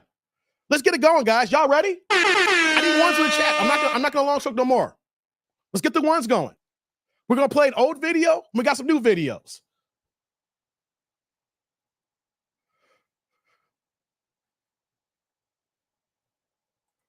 You talk about boxing like I talk about race cars. Any new upgrades to the Beamer? Oh yeah, Frank. I'm getting it rewrapped. I made an appointment already. It's going to the shop April 1st. Right now, I have a satin gray wrap on there, a dark satin gray. The car's originally white. Like if you go on Instagram, I haven't posted no new pictures. It's a white BMW, and I did a satin gray. I'm actually going to do it this new satin black now. I'm taking my old wrap off, and I'm doing it satin black. I'm retinting the windows, and I just powder coated my wheels again. So yeah, I got my car back last week actually. You watched that Duran documentary? Dope, man. I was watching Legendary Nights, Julio Cesar Chavez, Meldrick Taylor last night. That tells you how much of a boxing fan I am, guys. Thank you for the ones. Let's get going here. I'm going to say this and we're going to get on. Last night, I watched HBO's old Legendary Nights, Meldrick Taylor versus Julio Cesar Chavez Sr. That tells you how much of a big boxing fan I am. I'm watching HBO's Legendary Nights, some of the best boxing program that HBO put on, guys. Look at Dank with the one, Frank with the one, No Mas documentary. Yeah. Chi-Town the building. What's going on, man? Let me do this here, guys. 1 second. I'm about to cue up this first video. 1 second. Let's do this here. We're going to play a KS. We're going to do a Kevin Samuels tribute video. We're going to react to it. And I got some other videos too. So thank you for the ones in the chat. We're ready to cook now. Thank you. Hold on. Where's this at? Whoops, what happened here? Sorry, guys. I got to fix this before we play. Where's this at here? Here we go. Man, you way behind. Okay. Thank you for the ones, guys. Let's get this party started. So shout out to everybody that's live chat here. Likes up in the building. Thank you very much, guys. I love y'all. Real talk, man. This is dope. That's why I love YouTube here. I mean, like, here's what the situation, guys. I could do less live streams and I could literally make more money if I just make like standalone videos. And I'm gonna get back into doing that. You know, my work schedule, hasn't allowed me. I made a choice. I leave money on the table to live streams. I like talking and everything like that. But I'm gonna get back to making the VODs and the video stuff like that. So I'm gonna get back into the regular nature here and things like that. But I love live streaming. I love talking to y'all, and I love kicking back with you guys, man. So I love what I do, and I do what I love. And the fact that I'm leaving money on the table, that tells you how much I love what I'm doing here. I could easily make more money just making 10, 20-minute videos and only talk to y'all in the comment section. But I say, you know what, though? I'm gonna make this money. Don't worry about it. I see the light in the tunnel, but I want to have fun with what I'm doing here. So I just want you guys to know that's listening in the live chat here. Thank y'all for the likes. Thank y'all for the supers. Thank you guys for the cash ups over the last couple of years. Right now, I don't take you guys for granted. Unlike Don Lexi's ass, who lost his channel. Hey, he might be getting his channel back pretty soon. But you know what though? I don't know what he did. I could lose my channel soon. But you know what though? Ain't gonna be on some fuckery. I'm letting y'all know that's what happens when you got negative juju on you, right? So I just want to say thank you to all you guys here. Before I play this first video, thank you very much, guys, to the bottom of my heart. Because here's the thing: without you guys, I wouldn't have a channel. I just be talking to my damn self into this nice little microphone and say, hey, these are my ideas and my thoughts. And I just be some lonely ass 44-year-old middle-aged man. So thank you guys. Thank you. Millennial says, damn, he did lose his channel. Go to Thon Lexi's channel right now. He ain't got no videos, got no shorts, got no live streams, man. That's that bad juju, man. Don't be taking folks' money and don't say thank you. I really believe that. Don't if I'm gonna tell you, so all you content creators out there, man, if people give you super chats and you don't even say at least a thank you, and then you just do this repeatedly, where people even come back and tell me that he does that, you do this to other people, man, you can't be taking folks hard-earned money and not show people the respect and love, because the people is what make you on YouTube. And you know what? Hey, man, that's gonna get your ass. That's your ass with the post, man. It's your ass. Hey, man. I ain't let that go since last year when he took my money, and everybody's like, yo, he did that to me too. They did that to me too. So content creators out there, if you got a monetized channel and people are showing you love, say thank you. It's the least you can do. Say thank you. That's why I'm telling all y'all my birthday right now. You know, it's my birthday. I'm telling everybody here as we start this first video, thank you very much. Don Lexi been gone for a minute. Yeah, he lost his channel. He's been down for 3 or 4 months now. Go to look. He's gone. He's trying to come back. But that's what happens. Bad juju, baby. Dave, you good. Thank you. So here's what we're going to do first, guys. I'm going to mix this up a little bit. This first video, it's a short video, but I haven't watched it yet. He was boring trash upside down. So this first thing we're going to do here, we're going to go to a Kendra video first. I want to get this out the way. I'm blind reacting, guys. I saw this one come up here. I had a few people email it to me. So I'm like, I'm going to do this video first. I want to get it going here. I want to get y'all juices going. I want to get the dick nanigans started here. Not the shenanigans, the dick nanigans. I want to get the dick nanigans started here. And then once we get through this first dick nanigan video, then we're going to go back to a Kevin Samuels video. Haven't done a Kevin Samuels video almost a year. Since the last birthday, I think, here. You know what I'm saying? So let's get this first video in. Let's get our juices going, and let's see what we got here. Is this woman gonna be somebody who's actually legit? Someone who's a good person, who's reasonable and is looking for love here and looking for a good man, and that she doesn't know any better? Or are we dealing with a banshee? Are we dealing with a wombat? Are we dealing with a Pukisha? Or are we dealing with a woman? I know y'all curious, and I'm curious too here, right? So let's do it, guys. Oh, hey, guys. Why is her hair the same color as my turtleneck? What is going on here? Look at Kendra's face. Oh, my God. This is how we're going to start the show, guys. This is how we're going to start the show with the first reaction video. Oh, my Lord. I think y'all ready. So, if y'all ready, let's get this one started. Jurgen says, oh, no. Hey, Jurgen. Oh, yes. Let's go. Hey. Oh, okay, so what's happening? I can hear you. What's the name, baby? My name is Clue. What? Exclu? Your name is Exclu? It's exclusive. Exclusive. Exclusive. Exclusive, where you calling me from? I'm from Atlanta, Georgia. Atlanta L. How old are you? I'm 37 years old. Wait, you younger than me? 37. 37? Exclusive Atlanta, Georgia, 37. No. What do you do for a living? I do security, and I'm also influencer on Instagram and YouTube and stuff. What the hell you influencing? Okay, you do security and you're an influencer. You influencing what? Children? No, ma'am. No kids. How old are you? 37. What's the zodiac sign? Damn zodiacs. I'm a Capricorn. Capricorn. My light is so bright, it's hard, but I think I can see you. Like, up to my other phone. Stop it, Dave. Can you see me good? I can see you good. In the moment, my light is bright. I got to turn my ring light down in a second. But we got it. Exclusive Atlanta, Stop security, it, also influencer on social media. No kids, Capricorn, 37. What kind of man you looking for, girl? Let's get into it, y'all. I'm looking for a man that got his business together. He ain't about no games and no BS or nothing like that. That he works and just want to stop it, Roger. Handle business and go somewhere in life. Okay. What are your deal breakers? I don't like no man to lie, no man to cheat. And I just need somebody that's gonna be honest with me and keep it a 100. I want a man that's gonna keep it 100. Okay. Should he look a certain way? Looks. Nah, I Lord. like a dread-headed man, but long as he keep himself up and look presentable and take care of himself and take care of his business, we good.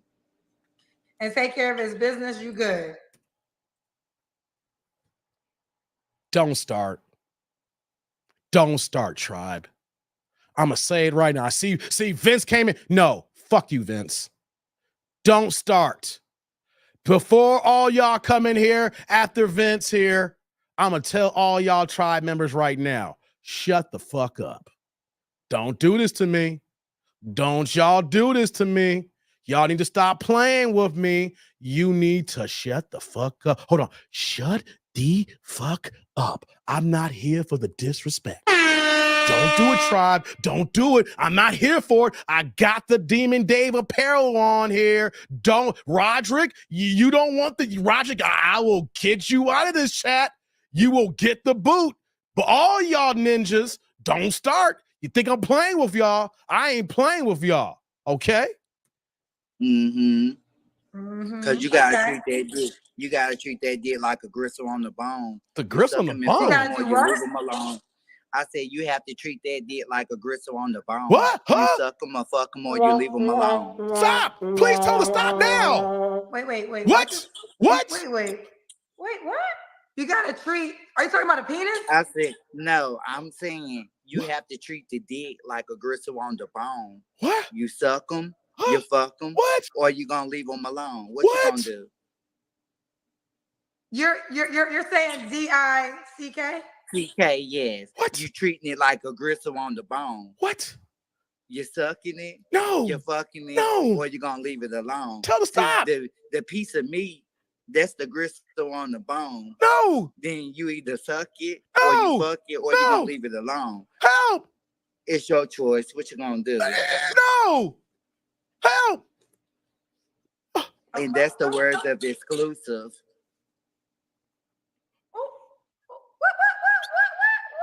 What kind of influencer are you? I'm funny. I like to make people laugh. I do motivation, influence. I'll just be myself. Okay. Please don't be offended by this. Please don't be offended by it. But I gotta get clarity. And a lot of cousins are telling me to ask, was you born with a vagina? Oh. No, ma'am. I got a penis. Oh. I was born a man. No. When was you gonna tell me? I thought you knew. I mean, I can't make no assumptions. No, on the show. I'm a man.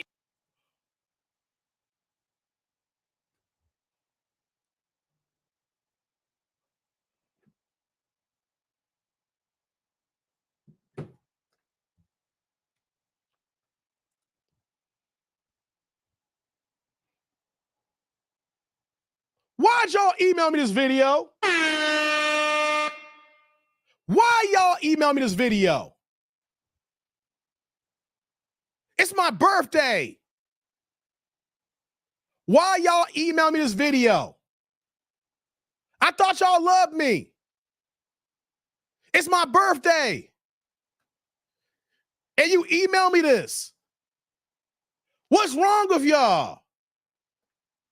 What's wrong with you guys? Why? Man. Oh, okay. Whoa, shit. Oh, there we have it. No, I don't. Okay. She fall? Oh, shit. Did she fall? I'm saying again at the beginning. What? Hey, she bust her shit.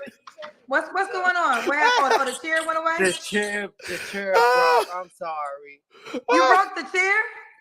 Yeah, the chair fell. I'm sorry. What the hell happened?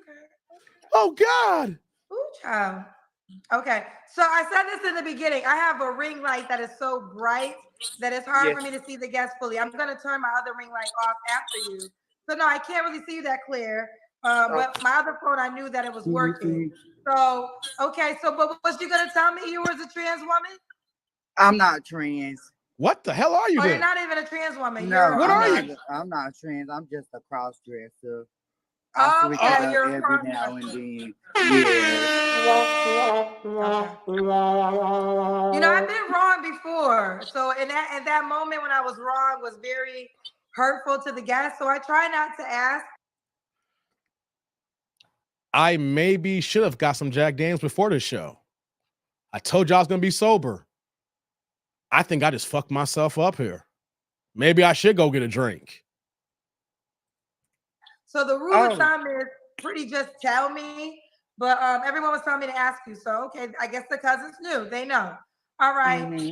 Does the man have to look a certain way? Oh shit. No, as long as he look presentable. I do like a dreadhead now. Stop it. And I do like a man with a lot of tattoos. And I do like a thug. I ain't no thug guy. See that? I'm a square. I'm an L7. I'm L7. He ain't gonna sit around and, play no games. I'm good. Because I'm about that moolah. It's 2024. It's time to elevate. Hustle makes the muscle. Brought it. Okay, I'm cutting you off.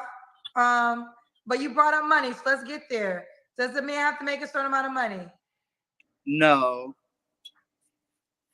You said you about your money. Yes. Yes, I am. So you don't care how much money he makes? Long as he make enough. Like he making more than I make. Cause right Which now, is what? What's the minimum? Long as he making like over 10 bands or something. What the hell? 10 bands a year? Yes. What the fuck? What kind of pookie you looking for? Wait, hold on. So he has to make 10 bands a month or 10 bands a year? Well, he can make you 10 bands a year. So you'll be okay with a man that made $10,000 a year? Like 35. Okay. So $35K a year is your minimum? Yes. Okay, $35K. And 60 is the highest. No, I'm in suburbs, Frank. Oh, you don't want to date a man that makes more than $60K a year? I mean, if he got the bread, and yes, and he gonna give it to me, yes. Okay. What's the age range you want to date exclusive? I say 35 to 55. Should they be in Atlanta? Yes. Okay. All right, you did the Kendrick Cam a second ago, but now is the official moment for the Kendrick Cam. Okay, so can you see me? Oh. You got lotion out for you jerking off? All right, we see you. You jerking off that lotion? You gotta stay ready. You got what? Stay ready. You're breaking up. You gotta stay ready. You gotta stay ready. Stay ready so you don't gotta get ready. Stay ready so you don't gotta get ready. Yeah. A focused mind is a paid mind. Focused mind is a paid mind. Hustle makes the muscle. What? Hustle makes the muscle. Mm-hmm.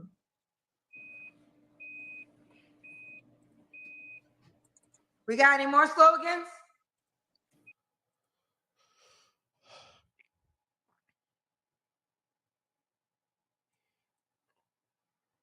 Shout out to Eric Jordan.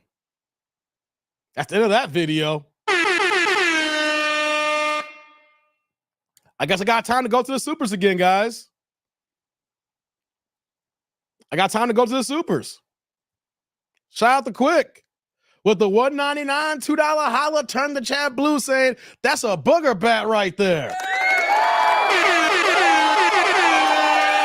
Ooh, Quick. Salud. Thank you for the holla. Thank you. Right back at you on that super. Oh my God. Who the hell emailed me that? I'm going to get on y'all case after I get off this live stream here. That was fucking horrible. Hey, man, shout out to you, Quick. Thank you for the holla. That's worse than a booger bat. Hey, man, stop playing with me. Shout out to MOP in the building. He's also passing the blue plate with the $2 holla saying, someone get Holiday Heart. Someone get Holiday Heart off Bet Moist Save him. Hey, man. Bet Moist Save. Come on, that boy's wagging, man. I don't think he get down like that now. Hey, MOP, salute. Thank you for the holla. I appreciate you. Thank you. Right back at you on the super. Hey, man, we got problems with Moist Watkins, but I don't think he's rocking the cross dressers. I ain't gonna do that to the man.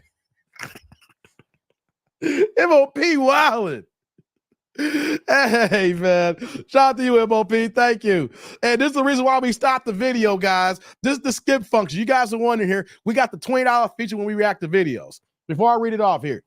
So when we react to videos, if you guys are tired of the video I'm reacting to, it's a cost. It's a $20 holla. Then you got to say it while you're skipping and put it in the chat here. EJ is the resident skip master. And so here he is dropping that $20 holla saying, skip this delusional, unrealistic ass, trifling ass bitch, the funk off my screen. Damn, this is Dick Nanningham at his finest. Skip. Oh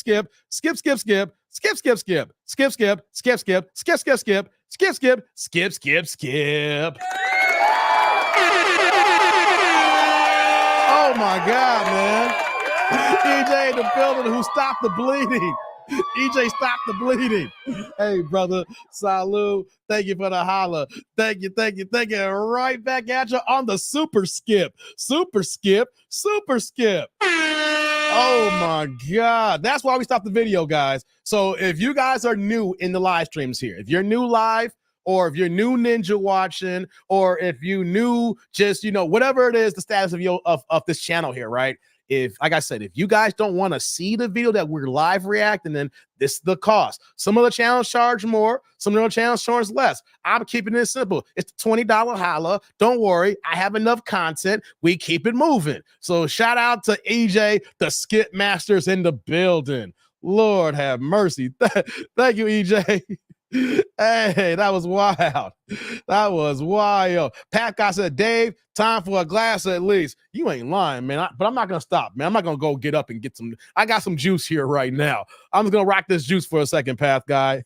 He looking for a puppy like Big Frida. Hey, come on, man, a puppy. Hey, what did Martin say in the episode? That ain't no damn puppy, Gina. That ain't no damn puppy, Gina. Hey, man. Dank got to throw up over there.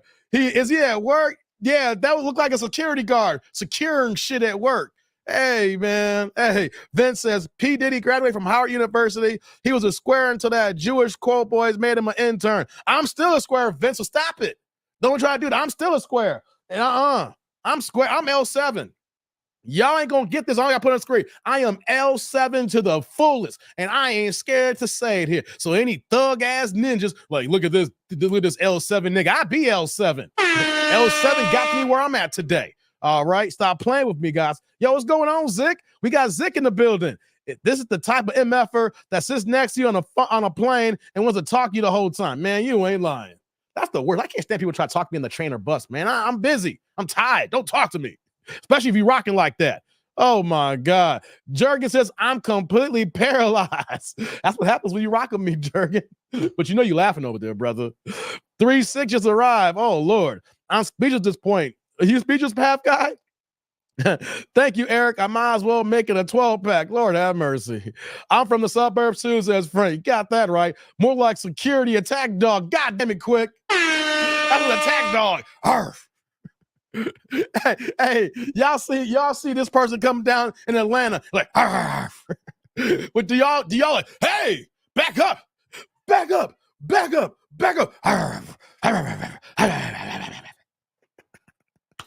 Hey, man, y'all gotta stop playing with me, man. Y'all ain't right. Frank says, I'm from the suburb too, lived in the hood for a short time, but as soon as I got money, I was gone. Right, Frank? When people talk about, man, you need to come back to the community. You got to help the culture. Man, fuck the community. I got to worry about my family. Fuck y'all ninjas, okay? I ain't putting my money back into the hood so y'all can keep robbing my shit, breaking into my shit and everything like that. I'm going to stay up these suburbs, these white racist motherfuckers. I'd rather deal with the racist motherfuckers than y'all hood-ass ninjas, okay? Yeah, I said it. That's why I'm not in the city no more. That's why I don't live in the hood. That's why I got nothing but a gang of white neighbors. Dave, we got to build black better. No, I'm sick and tired of y'all black-ass ninjas fucking my shit up. I got to worry about me and mine first before I can think about y'all ninjas. Hey, man. Thanks, said. What did that thing secure? A church chicken? Hey, man. I ain't had church chicken in a minute, Dank. Where's churches at? I need to find another churches, man. Where are your churches at? Oh, my God, man. That was bad. Hold on here. Let's see here. What we got here? Let's see here. I'm trying to see what I'm gonna do next now. I don't know what to do here now. That threw me off here. Let's see here. Let's see here. Give me 1 second here. Okay. I got this one here. Let's do this here. Let's do this here. I'm setting up the next video, guys. Bear with me for 1 second. There we go.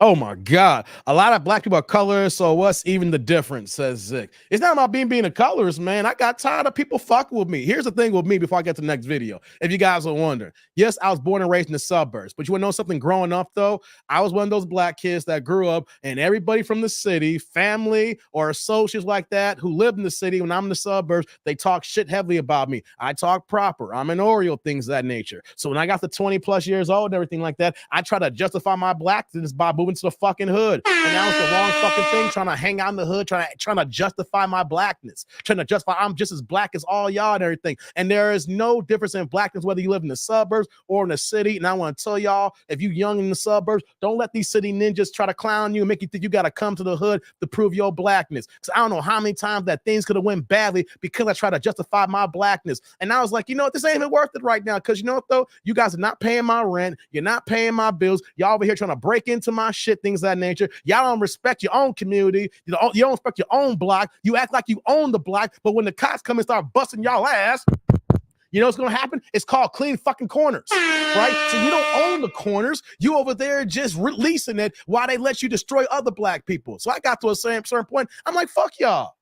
Fuck you guys, man. I'm coming back to the suburbs, and there's nothing you can do to change my mind, and you try to shame me. Look how y'all living now. Look how I'm living now, okay? So when I hear that shit, I'm like, fuck you ninjas. I'm cursing a lot here, and I ain't been drinking. I'm just letting y'all know this is real energy. This is what I went through here. I'm trying to justify my blackness. I'm trying to prove I'm just as black as y'all. You know what, though? I went through more shit in the suburbs than y'all fucking ninjas in the goddamn city. Because all you got to deal with the goddamn ninjas and the police here. You got to deal with the racist-ass mother white folks here. You got to deal with the fucking KKK. Even now to this day here, guys, it don't bother as much, but I know how to move here. There's a person down the block from me who got a couple of flags up on their house here, directly across the street from my daughter's school. And it ain't just Trump flags, okay? So the fact that I'd rather deal with white folks with certain flags up there than y'all dusty-ass ninjas to tell y'all something. Hey, man, Quick says, same here. I'm an 80s and 90s suburb kid. That's right, Quick, man. Yeah, man, we got that. OC, that's what you call a cross-dressing security guard. Oh, Lord have mercy.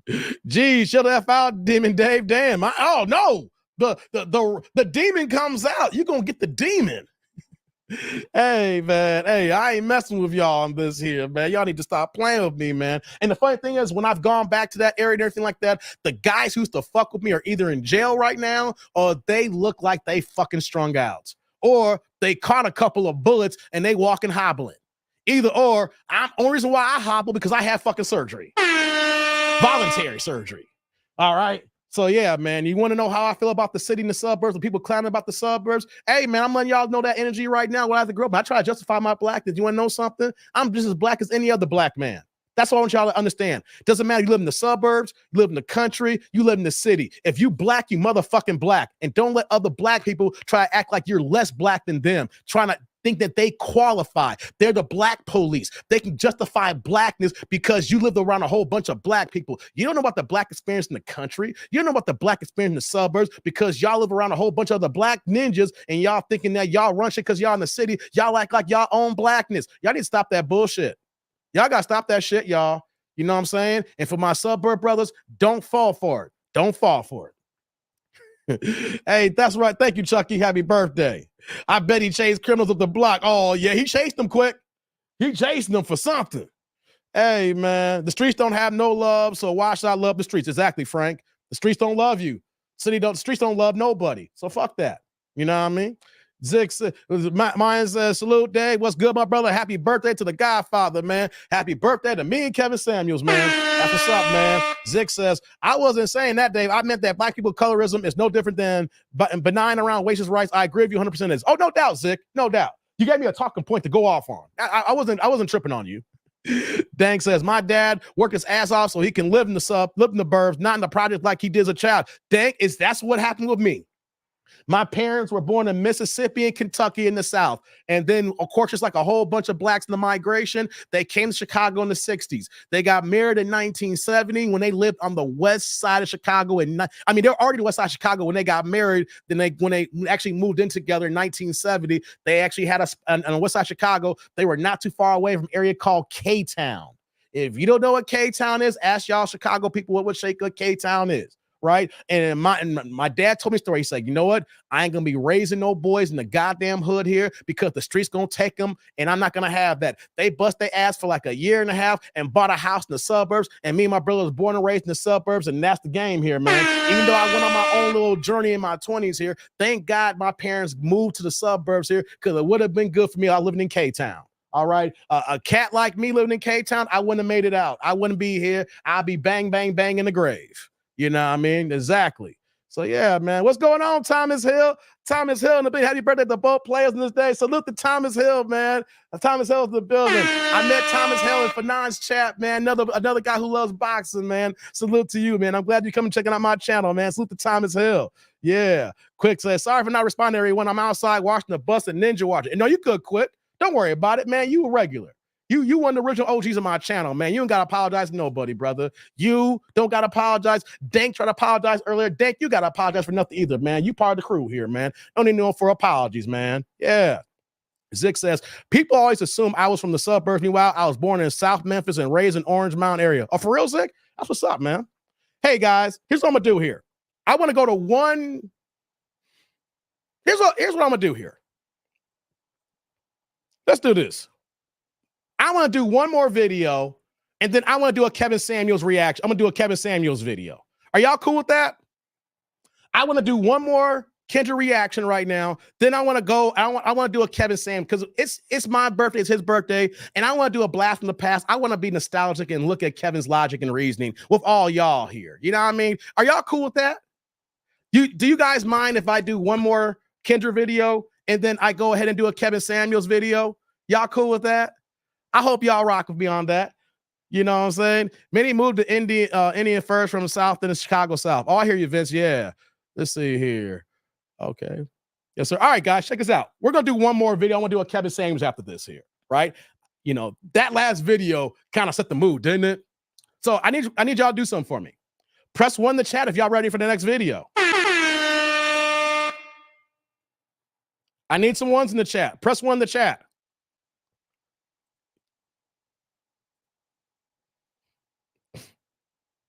I'm going to do one more, and I'm going to go do a Kevin Samuels video after this.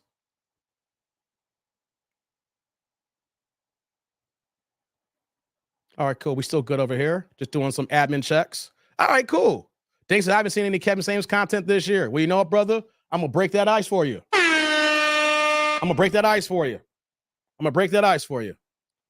We'll do this video, and we're going to bring it back, blast in the past. We're going to bring Kevin back in. All right, let's get to this next video, guys. Next video. Let's cook. Watch me in the dark. Nope. We can't see your face, honey. Whoa. Whoa. Are you ready? What are you doing? Yes. What the hell? I need to turn the lights on. What you say? What's she doing? Y'all be watching me in the dark. Trying to get a shirt. Is she naked with a bra on? Well, you called me with no shirt on. Oh, hell no. Nah. I didn't know you was going to answer that quick. All right, I'm ready. All right. I'm ready. Turn the light on. Okay. What's your name? Hey, boo. I'm not sorry. Yo, is your hair color my shirt too as well? Your first time here? Yes. Nari, where you live? Where you call? Wait, before yo. How is it that these women have the exact same hair color of my Demon Dave turtleneck?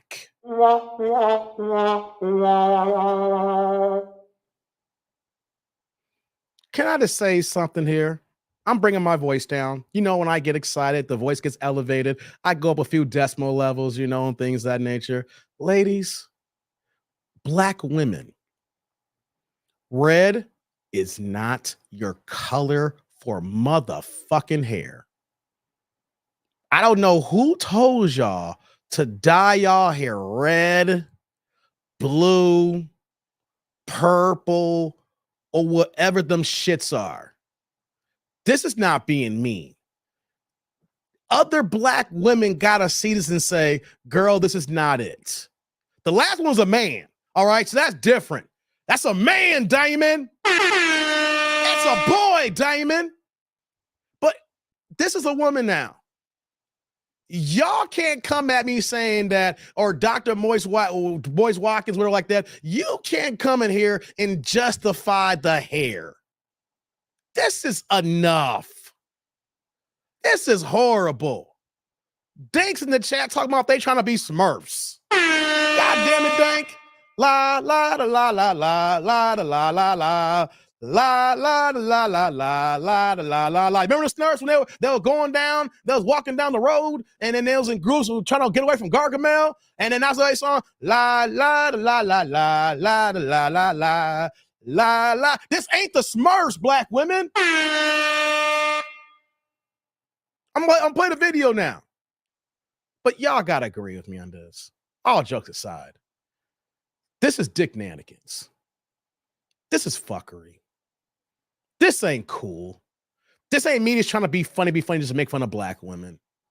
We do this because as a black man, I'm sick and tired and sick of seeing our sisters move like this, and they think this is the way. Let's continue now, guys. I had to get this out. I had to get that ran off the way. You call me from, babe? Chicago. Oh, no! Chicago. No! 26. No! For a living. So technically, I'm a truck driver, but right now I'm in construction school. But I also do locks, retwist styles, piercings, and bartend as well. Stop, chat. I don't want to hear from y'all. Don't come in. I will block every single one of y'all. I will time you out for 4 to 5 days.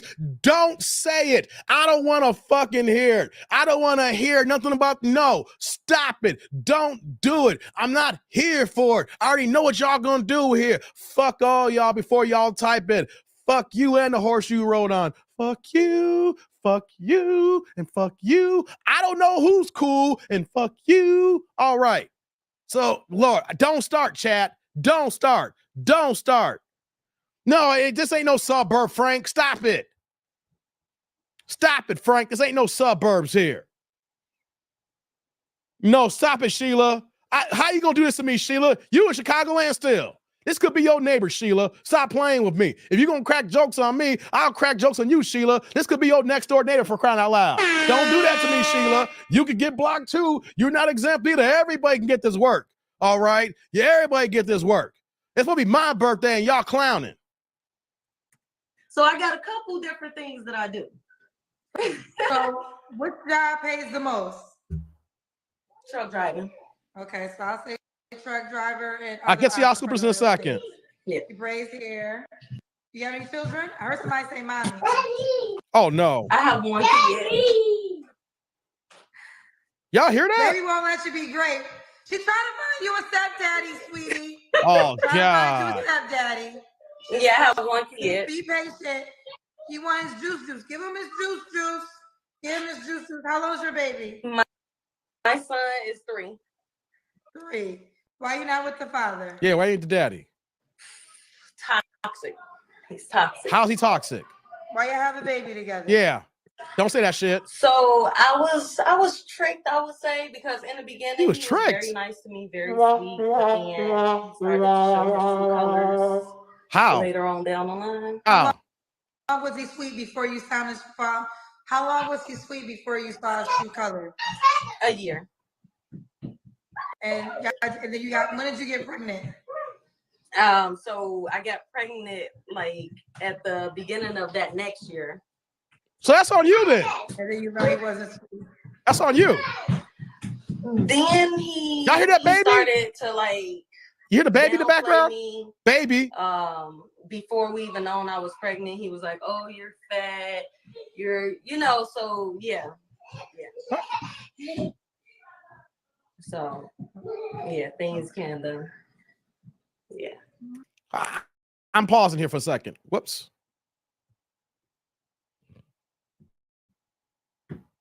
Okay, sorry about that. Had locked up for a second. No accountability. You gonna say toxic? How's he toxic? He switched up on me.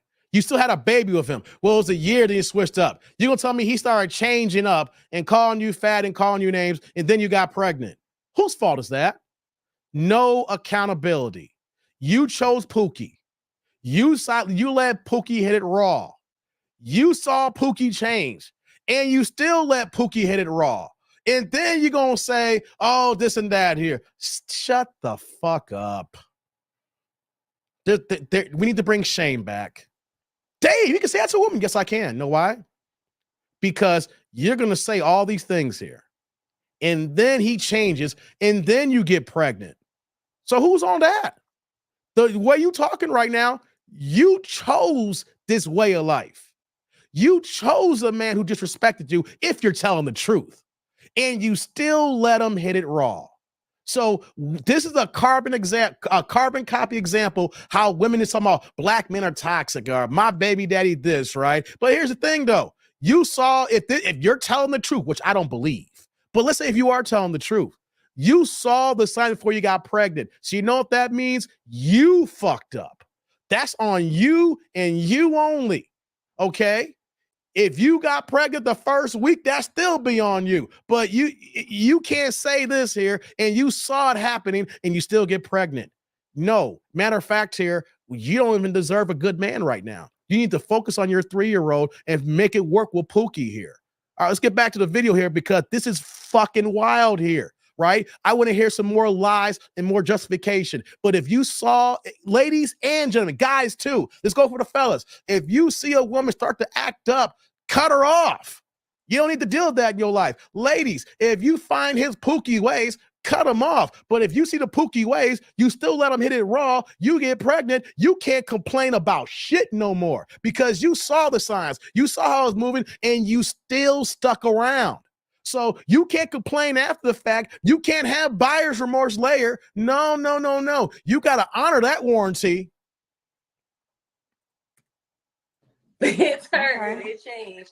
But I'm not going to lie. I did try to work it out for my son because, growing up, I had a single mom and I didn't want my son to, Y'all hear that kid in the background? Generational curses. I was trying to break that.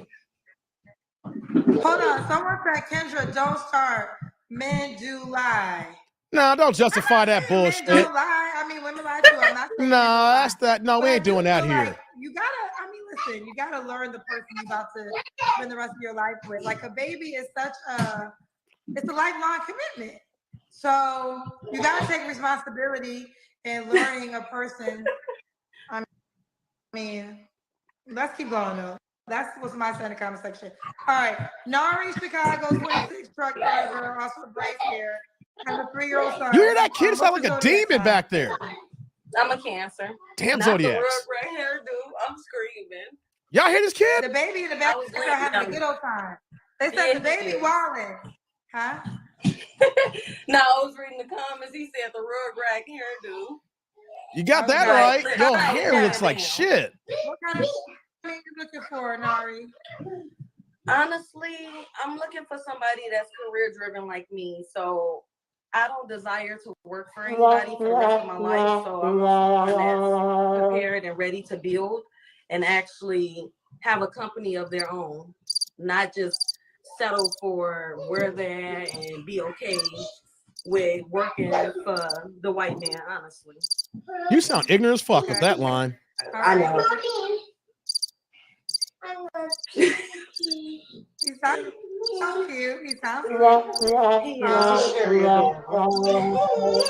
are your deal breaker? Oh, hold on, guys.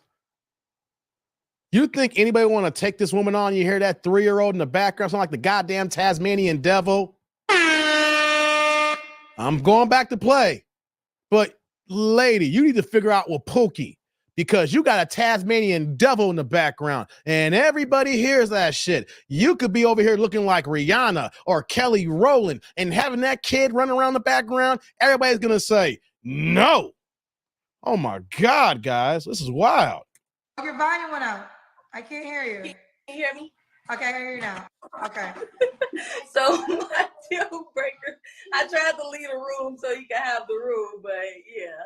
So my deal breaker would be liars, cheaters, basically people who are lazy. I don't like a lazy man. I want a man that's gonna get up every morning and go to work, or every night, and ready to actually make some money. Like, cause I like to make money. As you can see, I do a couple different things. And right now I'm in construction school, so I can make even more. You still hear that, kid? So it's like, I want somebody that's prepared to make money and keep building, honestly. Okay. So you look a certain way. Looks. I just don't want anybody that's like super big. Like, I like dudes that are like chunky, but at the same time, not too chunky. Like, if you gotta lift up your stomach to see your penis, it's a no. Wait, what happened? If you gotta do what? You should probably hope for that guy. Your stomach to see your penis, then it's a no. I think he's all right compared to that kid in the background. And had to do that before? Is she on mute again? If you have to lift your stomach to see your penis, it's a no. Hey, who lifted? No. Okay. Who the hell's in your house? So have to lift. Don't have a fupa. Yes. Don't have a male fupa. Oh, your phone went out. Hello? Hello? We can't hear you, honey. Hello? I can't hear you, boo. Hello? Oh, Lord. Hello? Okay. All right. So she said, don't be so big. You got to lift your big ass stomach up just to see your penis. That's what she said. Okay. Oh, you called him a gremlin, Mark? You wildin'. A couple times you want to be a hustler. You want to make money. So do you have a money requirement?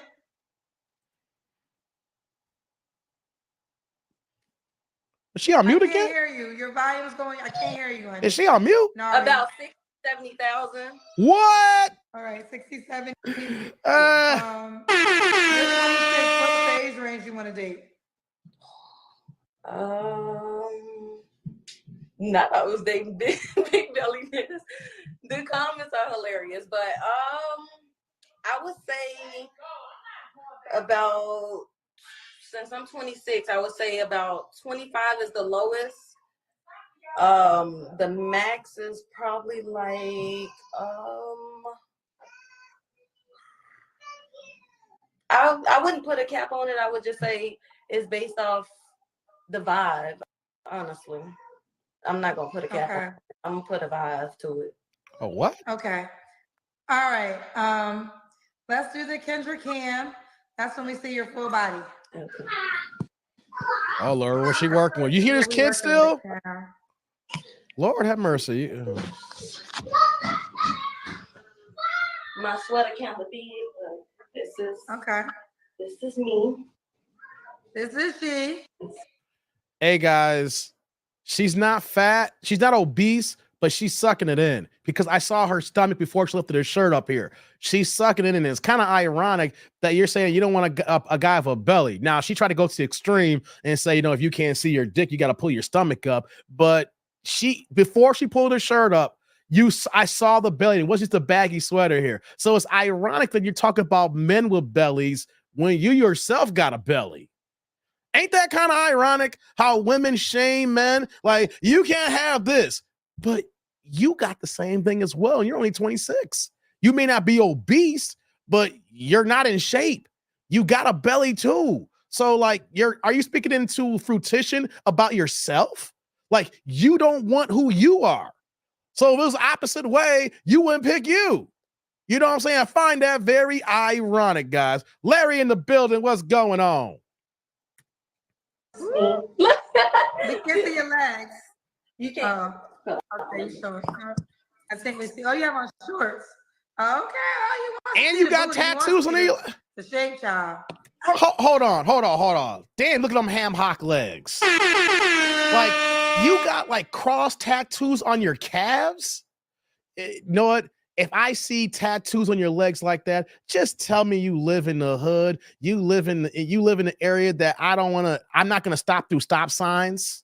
Hey, if y'all know anything about Chicago and everything like that, she the type of woman probably where she lives at, you don't stop in the stop signs. You roll through them shits. You look around and make sure there ain't no one going from the opposite directions. You look around for the po-po, and you don't stop. You just slow down. It's called the rolling stop, right? You know, but you ride right through them shits. Like, anytime I see a woman with tattoos on your calves like that, just tell me you hood without telling me you hood. Oh my God. We got you. We can see you got a shape, girl. Girl, you can tell people like their body. Because they going to do that Kendra Can, child. When they like their body, child, they going to give you every angle of the Kendra Can. Kendra, you see? Kendra, you see me? Kendra, I don't give a damn how much you like your body. It's a dating show. The men gotta like the body. Man, it's funny how Kendra be trying too hard. And the ironic thing is like, yo, it don't matter what you think. I'm glad you have confidence in yourself. But on the dating aspect here, we gotta like it. It don't matter if you like it. Kendra, cousin, y'all see? Stop it, Kendra. Y'all see me? It's not working. No, it's not working. People, let me tell you, there's two types of Kendra Can people. There's the one. This is a Kendra Can person. It's time for the Kendra Can. Oh, Kendra, I didn't know you was gonna pick me. I just got off of work. I just breastfed the baby. I didn't get my hair done today, Kendra. I have no idea you was gonna pick me. Now I'm going to the gym next week. Don't judge me, cousins. I'm going to the gym next week. Oh, Kendra, I ain't know we got to do this. Kendra Can. Kendra, why you call me? Why you call me when my hair wasn't done, Kendra? I mean, good gracious. Well, I ain't call your ass. You call me. That's one Kendra Can person. Here the other Kendra Can person. For the Kendra Can, say motherfucking less. Here we go. Take one. Take two. Action. Bend over. Show the ass. Show the butt. You need to see some more? Let me go get a mirror for you, Kendra, so you can see it all the way. Oh, hold up. You want the Kendra Can? I've been waiting for this all my life, girl. Let's go. Say hi. Those are the two types of Kendra Can people. You was number 2. You want to say hi? Who did it? You want to say hi to your future daddy? Want to find your stepdaddy? She's looking for your stepdaddy. Oh, is that an arm baby? Take the baby off the screen. That's really cute. Get the baby off the screen. Stop playing. Let's keep going. All right. Nari, when was your last relationship? 2.5 years ago. Wait, baby. Okay. You don't have to answer, but I'm going to ask. When's the last time you was intimate with someone? You hear this kid? In the beginning of January. You already come here. 3 flaws you have to work on. Come here. So 3 flaws, I would say. It's his flaws. We can hear her. 3 flaws I would say I have to work on is. Before we get to the flaws, guys, real fast. This may sound wrong to some people here, and some of y'all be like, Dave, you're right. This 3-year-old boy is gonna be raised to be a future Pookie, a future Ray Ray, a future Dusty Daryl. I don't care if the kid's 3 years old. You see the mama, you see how he's acting. You hear other people in the background of the house yelling and screaming too as well. We see the chaos in the environment. Can people agree with me that this 3-year-old boy is going to be raised to be a feminine, emotional, unstable, fucked up man, black man eventually one day? That's the sad thing. And we ain't finished the video yet. This kid is going to be a future Ray Ray, or this kid is going to be a future person that's going to might rob me one day. This is the perfect example of seeing the genesis of an emotional kid with no daddy in the house and no structure of a young mother in the chaos of living in the motherfucking hood. I would say, get to these flaws. Sometimes my expectations are high, so when people don't meet them, I kind of am a little harsh on them, I would say. So you got too high expectations. Okay. Crazy, huh? That's one thing. So basically, I need to discipline your child. Be a little nicer when it comes to my expectations. Oh, you ain't nice. Okay, get your toothbrush.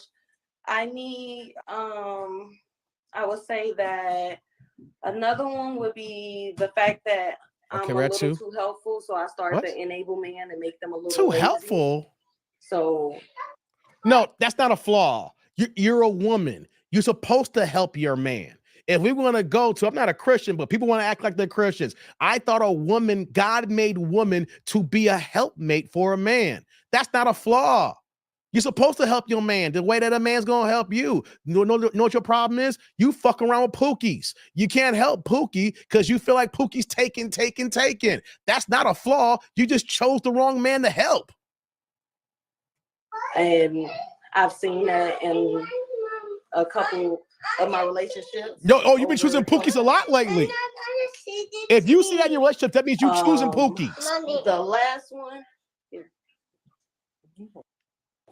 The last one. Come on. It wasn't really 3, but we'll get to it. And brush your teeth. Wait, who's that? Okay, you want to brush your teeth. Who are you talking to? Who's that? Yeah, Kendra. My baby daddy. Oh, he there? Your baby?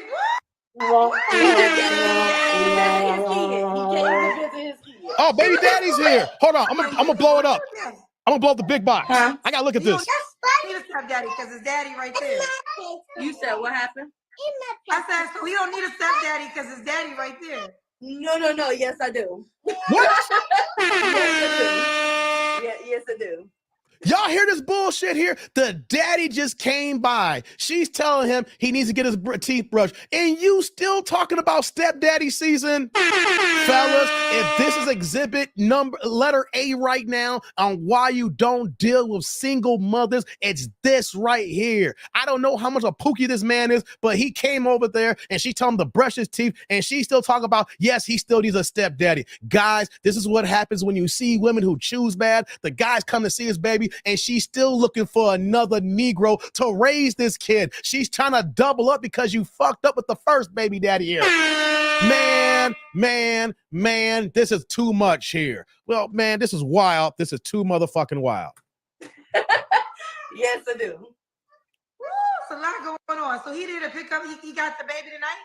Yeah, he get the baby on the weekends. Yeah. What the hell? Is he a good daddy? Not really. Oh, hell no. You gonna disrespect him in front of everybody? Guys, y'all hear this shit? She is telling the whole world. Everybody saw his face. And then she's gonna call him out saying he's not a good daddy. The disrespect here. He could be a Pookie. He may not be a good daddy, but here's the thing here. If you would do this while he's picking up his kid, imagine what she'll do to you in private or around family and friends. See, this is a precursor of how women treat men, guys. This is a precursor. Oh my God. You ain't have to whisper it. I say it to him. Oh, you just disrespectful. I was trying to be respectful. Right. No, but Right, Devon, this is a horrible mother. You might be future kid to pick up because you're talking about the father and the kid is still around. Well, God be lucky to be with you. I would say because of that helpful part, like most of the time I'm like, where do you want to be in life? And I'm willing to help you get there, even if I How can you help? You can't even help yourself on what I'm trying to do in life. Because I want you to be there first, and then you help me, type of thing. Also, I reciprocate what you do for me. So you give me love, you give me compassion. Like I reciprocate that same thing. You buy me gifts, I buy you gifts. So it's like I would say that. Go ahead, take it to. So I would basically say like my personality and who I am as a person, I'm willing to help my man grow. You ain't lying, T. Lee. He's willing to help me grow, and I'm gonna always be loyal. So yeah. Okay, do you want more kids? If I'm You don't need no more kids. No, tell her to stop making. You ain't no good mother. I can see that here. Could the guy have kids already?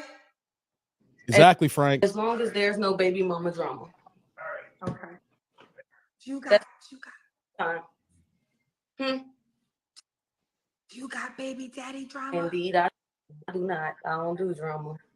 Okay. That's why. Because the baby 3, y'all never gonna get back together. He don't believe in marriage. We don't believe in marriage. He don't. He got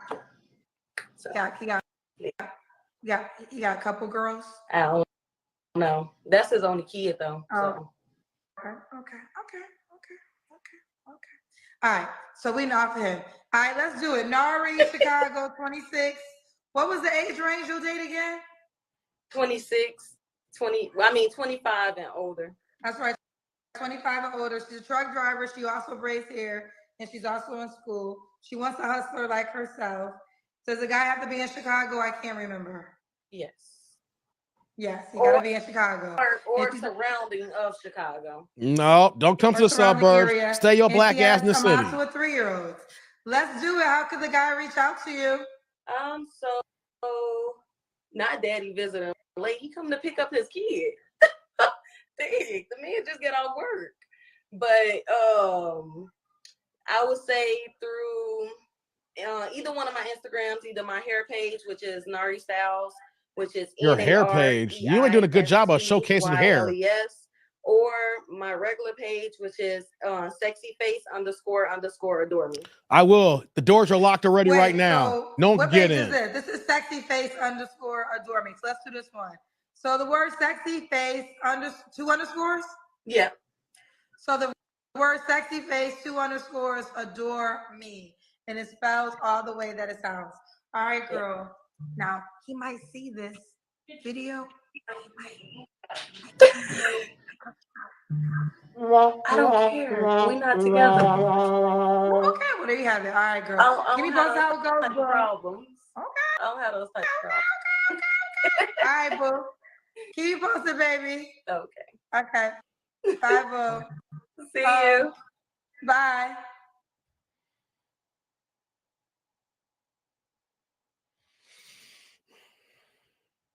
I'm gonna get to y'all supers now, man. I know some of y'all been waiting for a second. Don't worry, I didn't forget about y'all. That was horrible, man.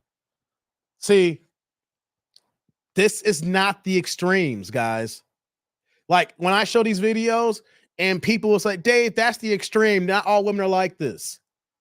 How the hell have I been on YouTube for 2 years, have over 700 plus videos, and in my live streams, I don't do just one reaction. It could be 2, 3, 4, 5 reaction videos in a live stream at times. You see me go 3, 4, 5, 6 hours in live streams here. This is not the extreme. This is the norm. This is how we see single mothers in our community act. This is how the kids act. Do you think a man want to take this kid on? Any man here want to come in and try to discipline that little 3-year-old? That boy yelling and screaming and crying and hollering from another room. The door's locked. And then when the boy wasn't screaming, hollering, yelling, there was some other woman in the house here who was screaming, yelling, and hollering and doing all kinds of dick nanigans as well. And a guy's supposed to come into this situation and supposed to say, I'm going to be Captain Save him. I'm going to go ahead and try to save this little boy. Fellas, you need to save yourself.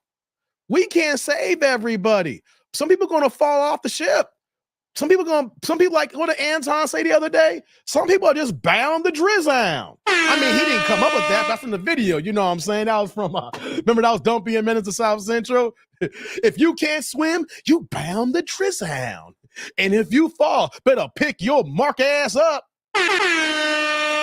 Hey, man, that was wild, man. Let me get to y'all supers, man. Let's get into it here. Let's do it. My man, they're going to be out of order, guys, so don't trip. I got y'all. Zick here with the $2 holla. Turn the chat blue here says, no real man wants this chaos. That's what I'm just saying here, T. Lee. That's wild, man. That's wild. My man, T. Lee. Hey, brother. Salute. Thank you for the holla. I appreciate you. Thank you, thank you, thank you. Right back at you on that super. That's what I'm talking about here. No man is not signing up for a kid at 3 years old who is hollering, yelling, and yelling, hollering. Do you see any kind of sanctity in this household? Do you guys see any kind of peace in this household? Do you guys see anything of normalcy in this household here? Because if you come over here, over that house, all I see is chaos, disruption, just pure menace. That's what, it doesn't matter if you're a black man. This ain't just about black men. It doesn't matter if you black, white, men in general don't sign up for that. But for some god-awful reason, women think this is attractive. Women think this is okay. Women think that guys ignoring this here. You can't make this up, man. You can't make this up. This is wild. Let me see who else we got here. Hey, shout out to my man Mark in the building. Mark is dropping that $2 holla with the chat going blue. We're going consistency in colors. We're going from low to high, guys. So I know there's some older supers here. Don't worry. I'm just trying to get them in a statistical order here right now. So Mark in the building says that stuff called a DV. That was disrespectful as up. Yes, it was, Mark. Yes, it was, man. Hey, Mark. Hey, brother, man. Salute. Thank you for the holla. I appreciate you. Thank you, thank you, thank you. And right back at you on that super. That was so disrespectful. Here's the thing here, ladies. I don't care if that man is not a good father. You were on the internet on a platform with someone who has hundreds of thousands of subscribers. Tens of thousands of people watch it the first day.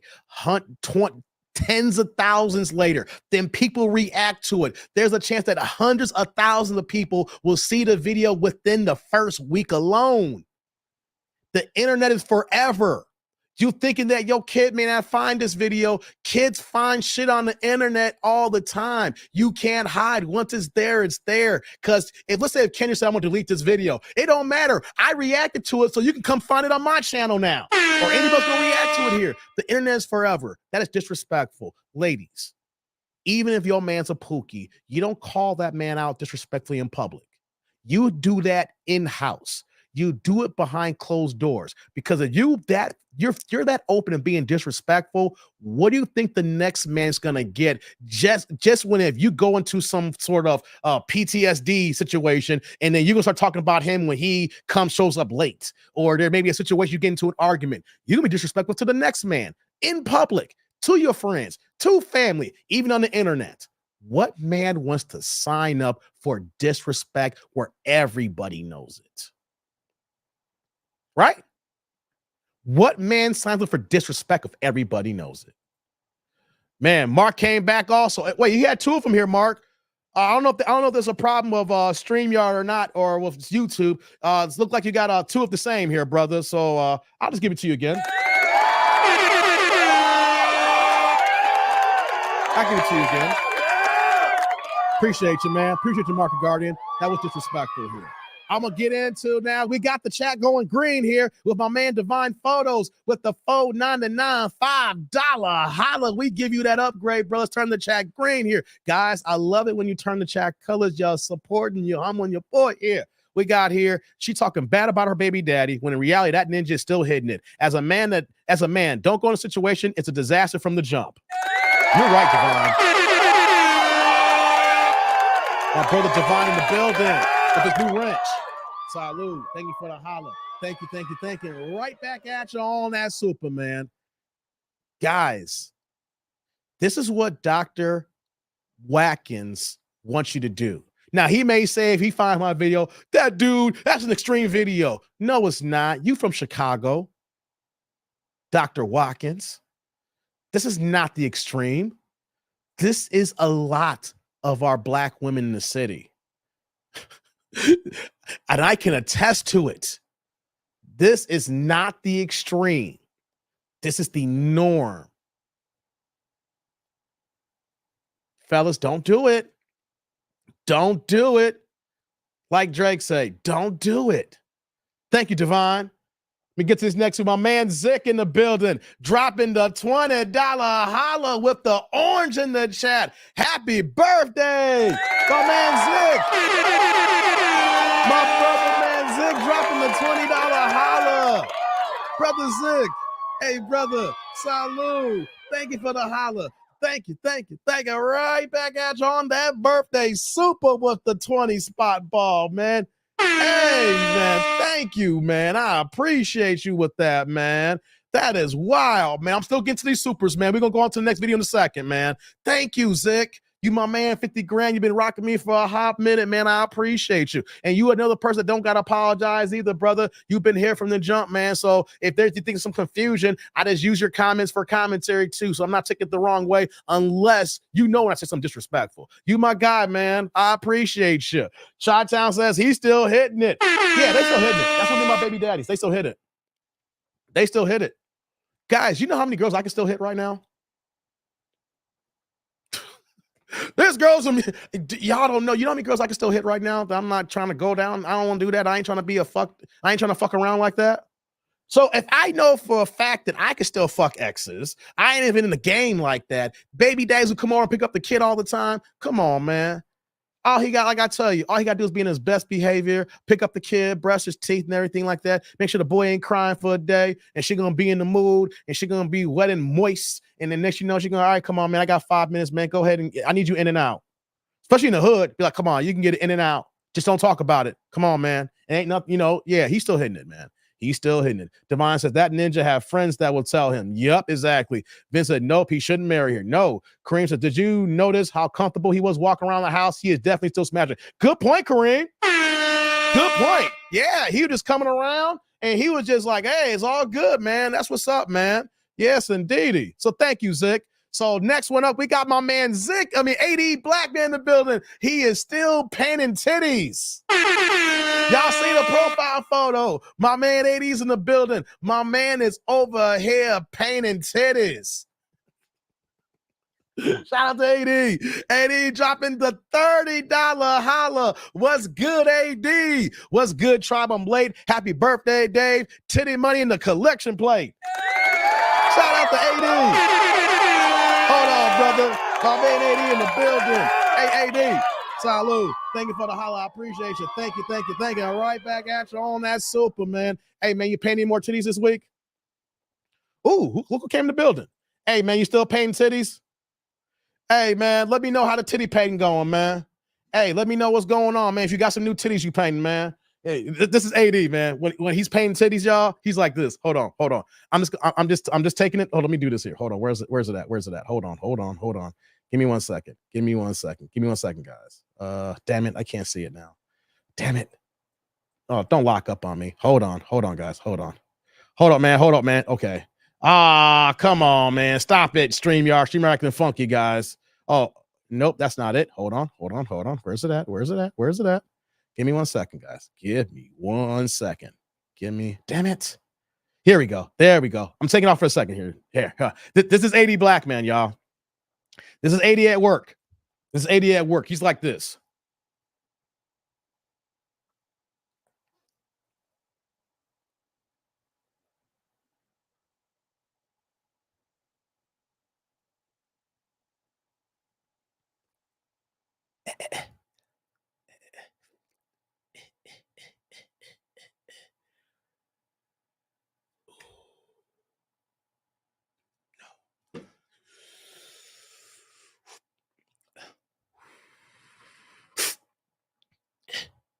Yeah.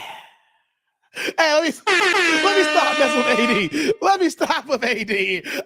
I'm sorry, man. I'm sorry, AD. I'm sorry, man. Hey, I'm sorry, man. I'm sorry. I'm sorry, AD. Thank you for the holler, man. No finger pointing. Thank you, AD. Thank you for being a good sport. And look who just came in the building and said I would never get rehired. Hey, salute to you, man. Salute to you. And shout out to my brother from another Theo. Did you hear me talk you up? What's going on, Theo? I was saying this is my brother from another, this is my YouTube brother from another. How you doing? I know I ain't talked to you in a minute, man. I've been out of action. You know what I'm saying? I gotta holler at you, man. We gotta get back in communication again, man. I know you're working hard over there. Let me get to this here. Shout out to Theo dropping the purple in the chat with the $50 holla. You the high sponsor of today's show, saying happy birthday, bruh. Salute to the Anish crew. My man Theo in the building. Theo. Hey, brother Theo. Salute. Thank you for the holla. I appreciate you. Thank you. Right back at you on that birthday holla, man. Hey, Theo, I haven't been to your channel. I've been out of pocket. You know everything going on. I'm just now getting back into the game again. Did you just crack 100K? Did Theo fuck around and cracked 100K? I heard that. I'm going to look that up here, Theo. Someone told me, but I should look it up myself, man. Hold on.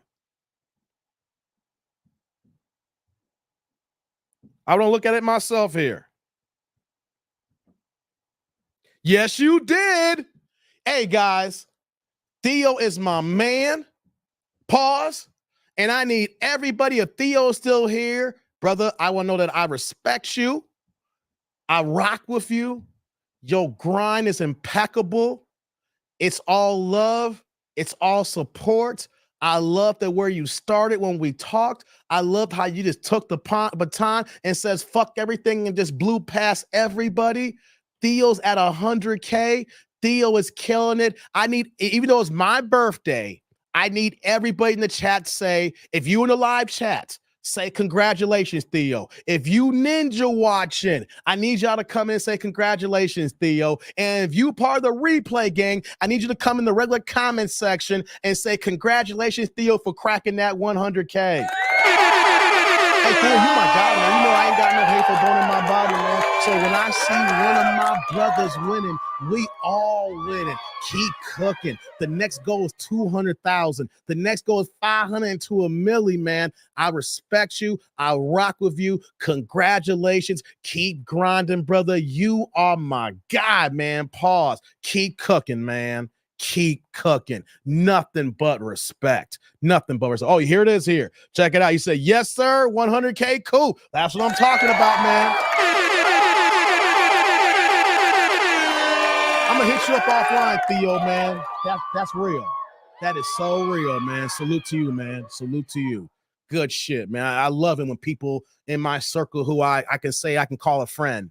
I can text him, I can call him, you know what I'm saying? We can just kick back or have a conversation. I know we talked about some stuff in December that had come to fruition because I had some stuff going on with my family, Theo. We're getting back in the grind now.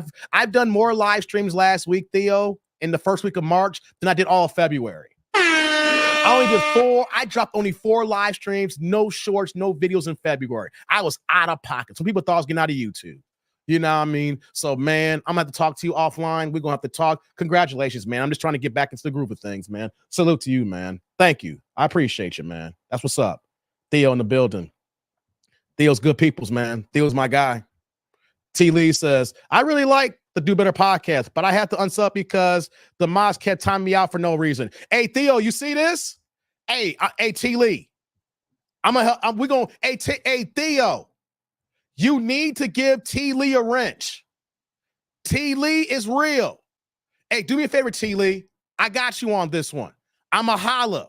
Hey, Theo, we're going to talk here. T. Lee is good, people. Hey, T. Lee has been a huge sponsor of this channel here, Theo. T. Lee, do me a favor. I need you to go to Theo's live, go to Theo's channel right now. I want you to go back and sub. I will work with Theo here to remind him. I see him in the chat here. We're going to get you a wrench. Theo, this is on me here. If I got to pay for the wrench, but we got to get T. Lee a wrench over there. You hear me, brother? T. Lee, go back and subscribe there, and we're going to get you a wrench. All right? I will make sure of that. All right, T. Lee? Hey, Theo.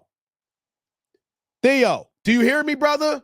Theo, we got to give T. Lee a wrench so that the mods ain't kicking his ass out. T. Lee is good people, man. T. Lee is my guy, okay? Check it out. Wait a second. T. Lee, I had no idea about this. You're being timed out. Brother, we'll walk her offline. Hey, Theo, T. Lee is good people. Do me a favor, T. Lee. I ain't going to steer you wrong. Go back and sub to my brother. Go back and subscribe to my brother. We're going to get you a wrench so that you don't get timed out, man. All right, Theo, we'll talk about it, okay? T. Lee's good people, man. I ain't trying to tell you to do your channel. You know what I'm saying? I ain't trying to tell you to do your job. I'm just telling you that we got to keep good people around, brother. You hear me?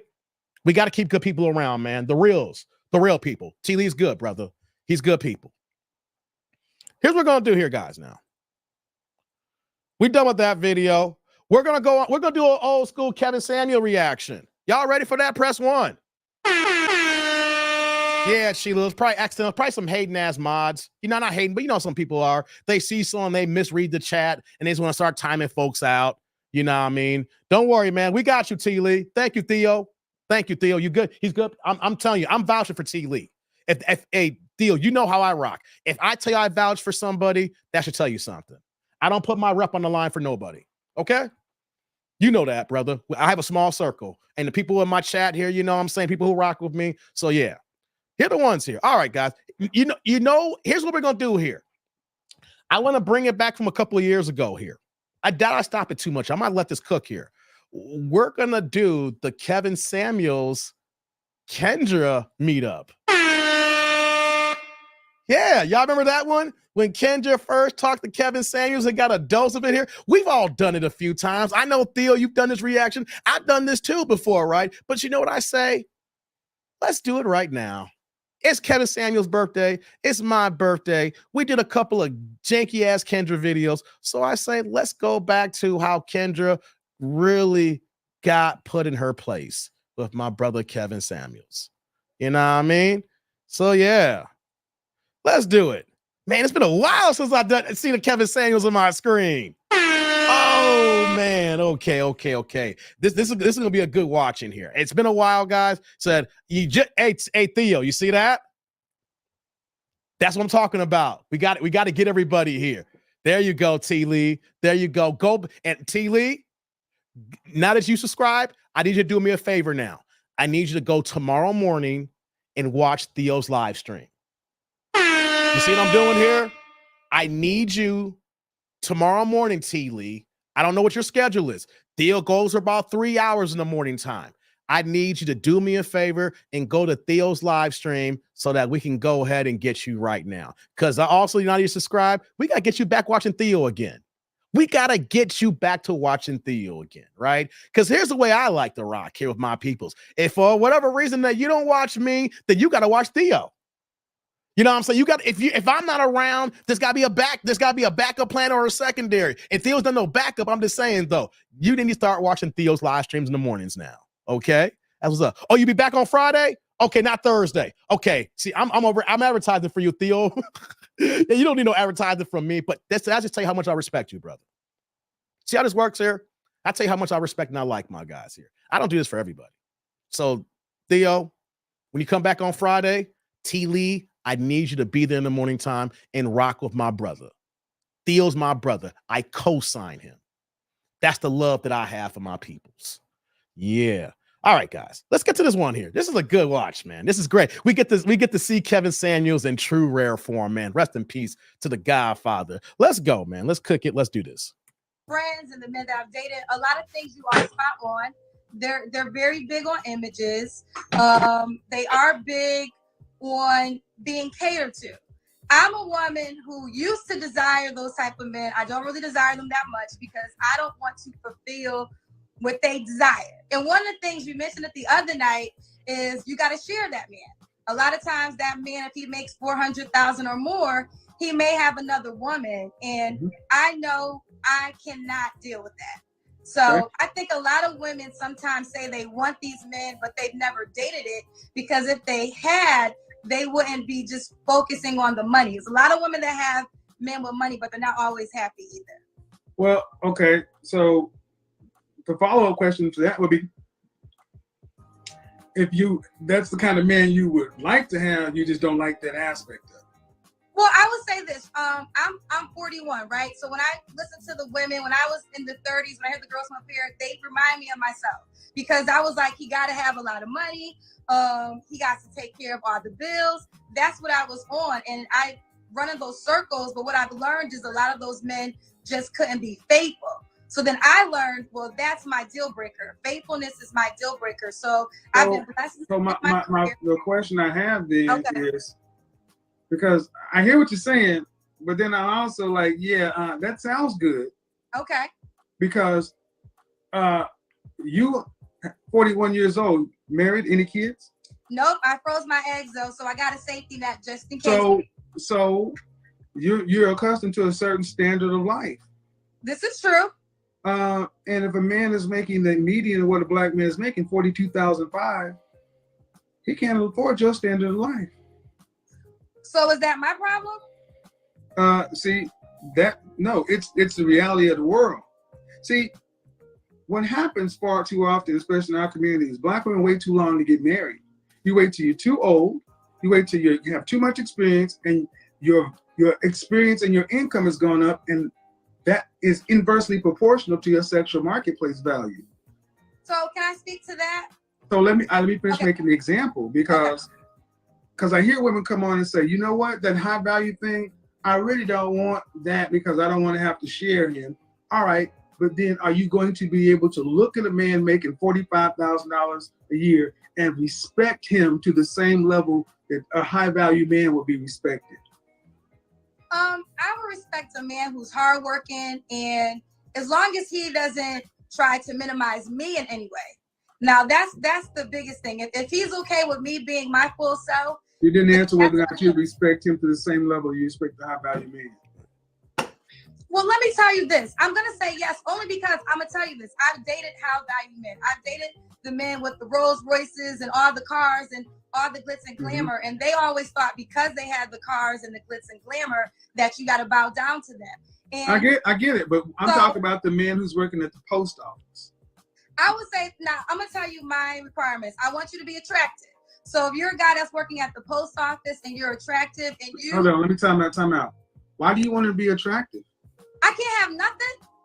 No, let me explain. See, this is what's so wrong for so many of our women. You're supposed to be the attractive one, not us. Okay.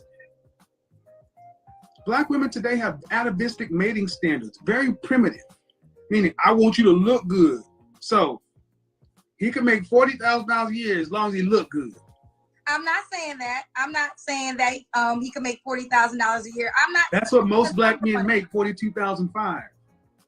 Okay, so Kevin, so are you saying in your perspective that it's over for me? Then I don't have. No, it's not. No, what I'm saying is your price is too high. How is my price too high? Okay. Well, first of all, you asked me, and I'm going. You're 41 and unmarried. Right. You're freezing choice. By choice. Yeah, that's no. Well, no, I can say that I was once engaged when by choice. I was gonna let it cook here. I was gonna let it cook by choice. There's no woman who chooses to be single at 41 years old. Right? Because if the man that she really wanted to be say, hey, here I am, you ain't picking the choice to be alone. She ain't over here working on YouTube at 10 o'clock at night. She gonna go ahead and quit that dating channel and let the rich dude take care of her. It's never by choice. Okay. No. I just got see. This is what I mean. The engagement queens. You can't make this up. No, I'm not. Stop. Don't overtalk me. No. I said if we could start giving black women credit for engagements, you act like that shit matters. I'm not married, but I'm not by choice. Unless you're turning away proposals of men of value and esteem, it doesn't matter. Y'all talk about y'all are unmarried when ain't nobody that you want to marry trying to marry you. Kevin, can I speak to that? No, because I haven't even got to my point. Because I haven't got to my point. I know. Okay, you asked me why is it over for me? That's what you asked. But I want just to say one thing. Okay. Let me get to my point, dude. Let me get, okay. I didn't even. This is why it's over for a lot of sisters too. Look, you can be right all you want to. Men control access to marriage. And one of the major reasons that older women are getting passed over for younger women is you're too masculine. You're too bossy. You're too opinionated. That works well in the corporate world when you're making other people successful and rich and fine, but it does not work well when you're trying to connect with a man. She does, Vince. Why is it over for many women your age? One, because your income has risen. And females have evolved. Evolutionary biology says women want men to have at least what they have. The older you get, the more money you make, the more education you have, the more resources you get, thereby inflating your estimation of yourself. But that estimation is not your sexual marketplace value. It is going down. Can I respond? I want to be respectful because it's your platform. Go ahead. But do you understand that example I just gave? The inverse proportion of relationship. I understand, but can I speak now? Because I'm being respectful. This is your platform, so I definitely want to honor your rules. I just got out of a relationship in January, and I could be married right now if that was my goal. But I would rather be happy than just married to say I have a husband. And I don't think that should be looked down upon. I don't think that's my honest truth. You could, feel away, but that's an honest truth. I was in a relationship that he wanted. How long were you in it? We were together since last year, 8 months. Okay. And he was ready to be married very soon, very early on. Right, Frank. And I don't want to be married just to be married. I'm not going to live with fear and say, oh, okay. So do you want to be married? Huh? You want to be married? Excuse me? Do you want to be married?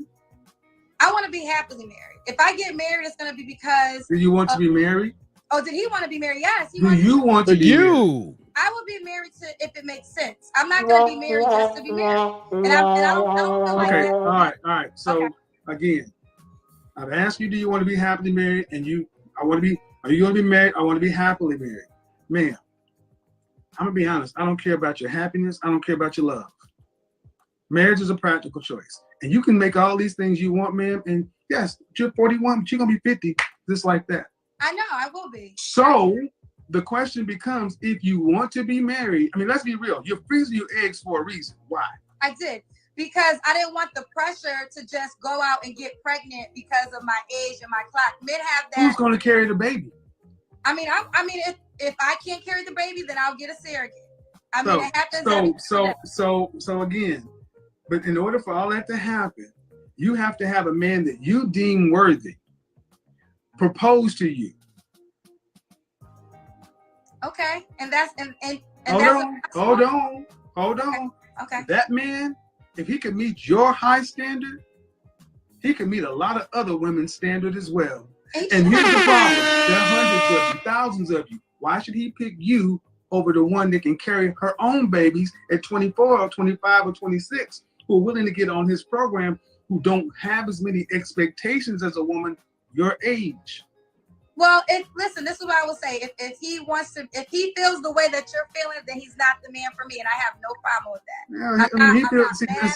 I don't see that's almost that passive aggressive sign language. Can I ask you a question? Do you want me that passive aggressive sign language, that whole if he's not the man for you, that's I don't play that Tyler Perry Christian crap. That's not it. I don't do that over here. You can do that over there, but I don't do that over here. Okay, Kevin, I'm being respectful. I really am. I'm trying to. You don't have to be respectful. Here's the thing: you being respectful is what you're supposed to do. You're not doing me a favor. Okay, right. I wanted to have a conversation.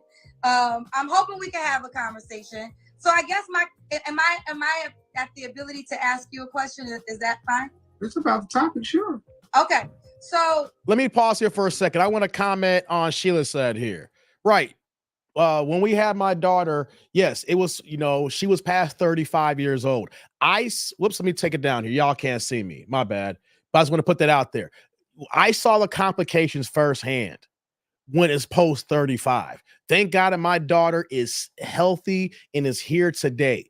I saw that with mines and dealing with geriatric pregnancy. That was freaking real. That's why we were one and done. You know what I'm saying? I saw the complications. The baby wouldn't come out. The emergency C-section. It was 6 nurses in the room trying to, it was a whole bunch of stuff that I've never even talked about before. It was scary as hell. I never forget when they had to get the baby out, when we thought there was some major issues. The nurses came and just basically threw some scrubs in my face. I ran the back, put the scrubs on, and went in there and saw what happened here. The reason why I go so heavily, Tribe, about this here, I watched it firsthand in the delivery room. I experienced it for 9 to 10 months as being the father of my daughter and seeing this whole all unfold here. When you're past 35, to have a baby at 36, 37, 38 years old, it is not a pretty sight. And for your ladies out there, I want to know, me watching it, I felt bad for her and it was uncomfortable. And for her, she wished that she don't want to go through that ever again. So I watched it, I seen it, and I saw the stress. I saw the turmoil that it put us through. Thank God that my daughter's healthy today. But you ladies think you can have a kid at any time? You have no idea what childbirth is like post 35. That is the shits. You wish you were dead. You don't want to go through that. It is hell on earth. So when y'all think that you can do it at any age, hell the fuck no. I speak it, even though that wasn't my body. I was there the entire time and I saw that it ain't a good look, guys. So if you think you can have a baby at any time, no, you don't want to go through that. I seen it and it's not cool at all. Let's continue. What do you want me to accept? Because from your, because I want you to accept your sexual marketplace value. Okay, so what does that equal to? So what are you saying that I need to accept? Okay, what a sexual marketplace value of a 41-year-old woman is lower than a 31-year-old woman. Okay. Is lower than a 21-year-old woman. Because if a man wants to have multiple children, he cannot have them with you carrying them. Okay. That's true, and I don't want to have multiple children. So I said if a man wants to have multiple children, I don't care. See, you keep going back to what you want. You control access to your body, and for a time frame, women control access to whether or not kids are born. But see, what older women, especially accomplished women, have a hard time accepting is your value has a shelf life. After 35, you're at geriatric pregnancy. If you met a man that you found that you thought was the bee's knees and he wanted 3 children, you can't carry them. Okay, but Kevin, I would say this, right? Can I just say that? Is that true? I agree with you. I'm not. So either he would have to forego having the children in his legacy, or he'd have to go find someone who could.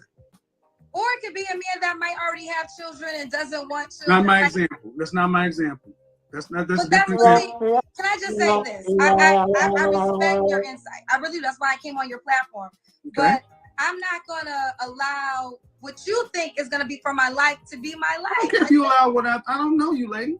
Right, is that well? My name is Kendra. You said my name earlier. Lady Kendra, ma'am. I don't know you. Okay. I'm not gonna allow you to start getting upset because I'm not, Kevin. I'm not upset. I'm not upset. You came to my platform and asked me. That's my opinion. Okay, so to tell me what I want to just pause for a second here. AD, yes, it is.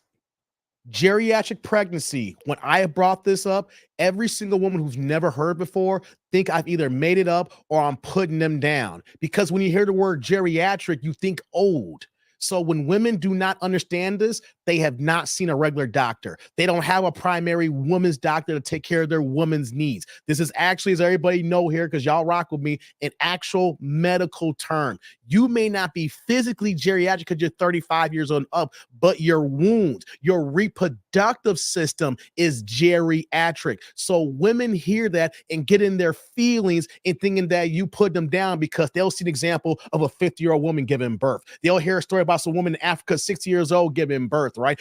And what they'll use the extremism. They'll see one person at an extreme age giving birth and say, see, it can happen. Yes, like we've been saying here, there's possibility and probability, my brother, and women do take that personally. personally here. Just because something's possible doesn't mean it's probable and it works for the rest of the world here.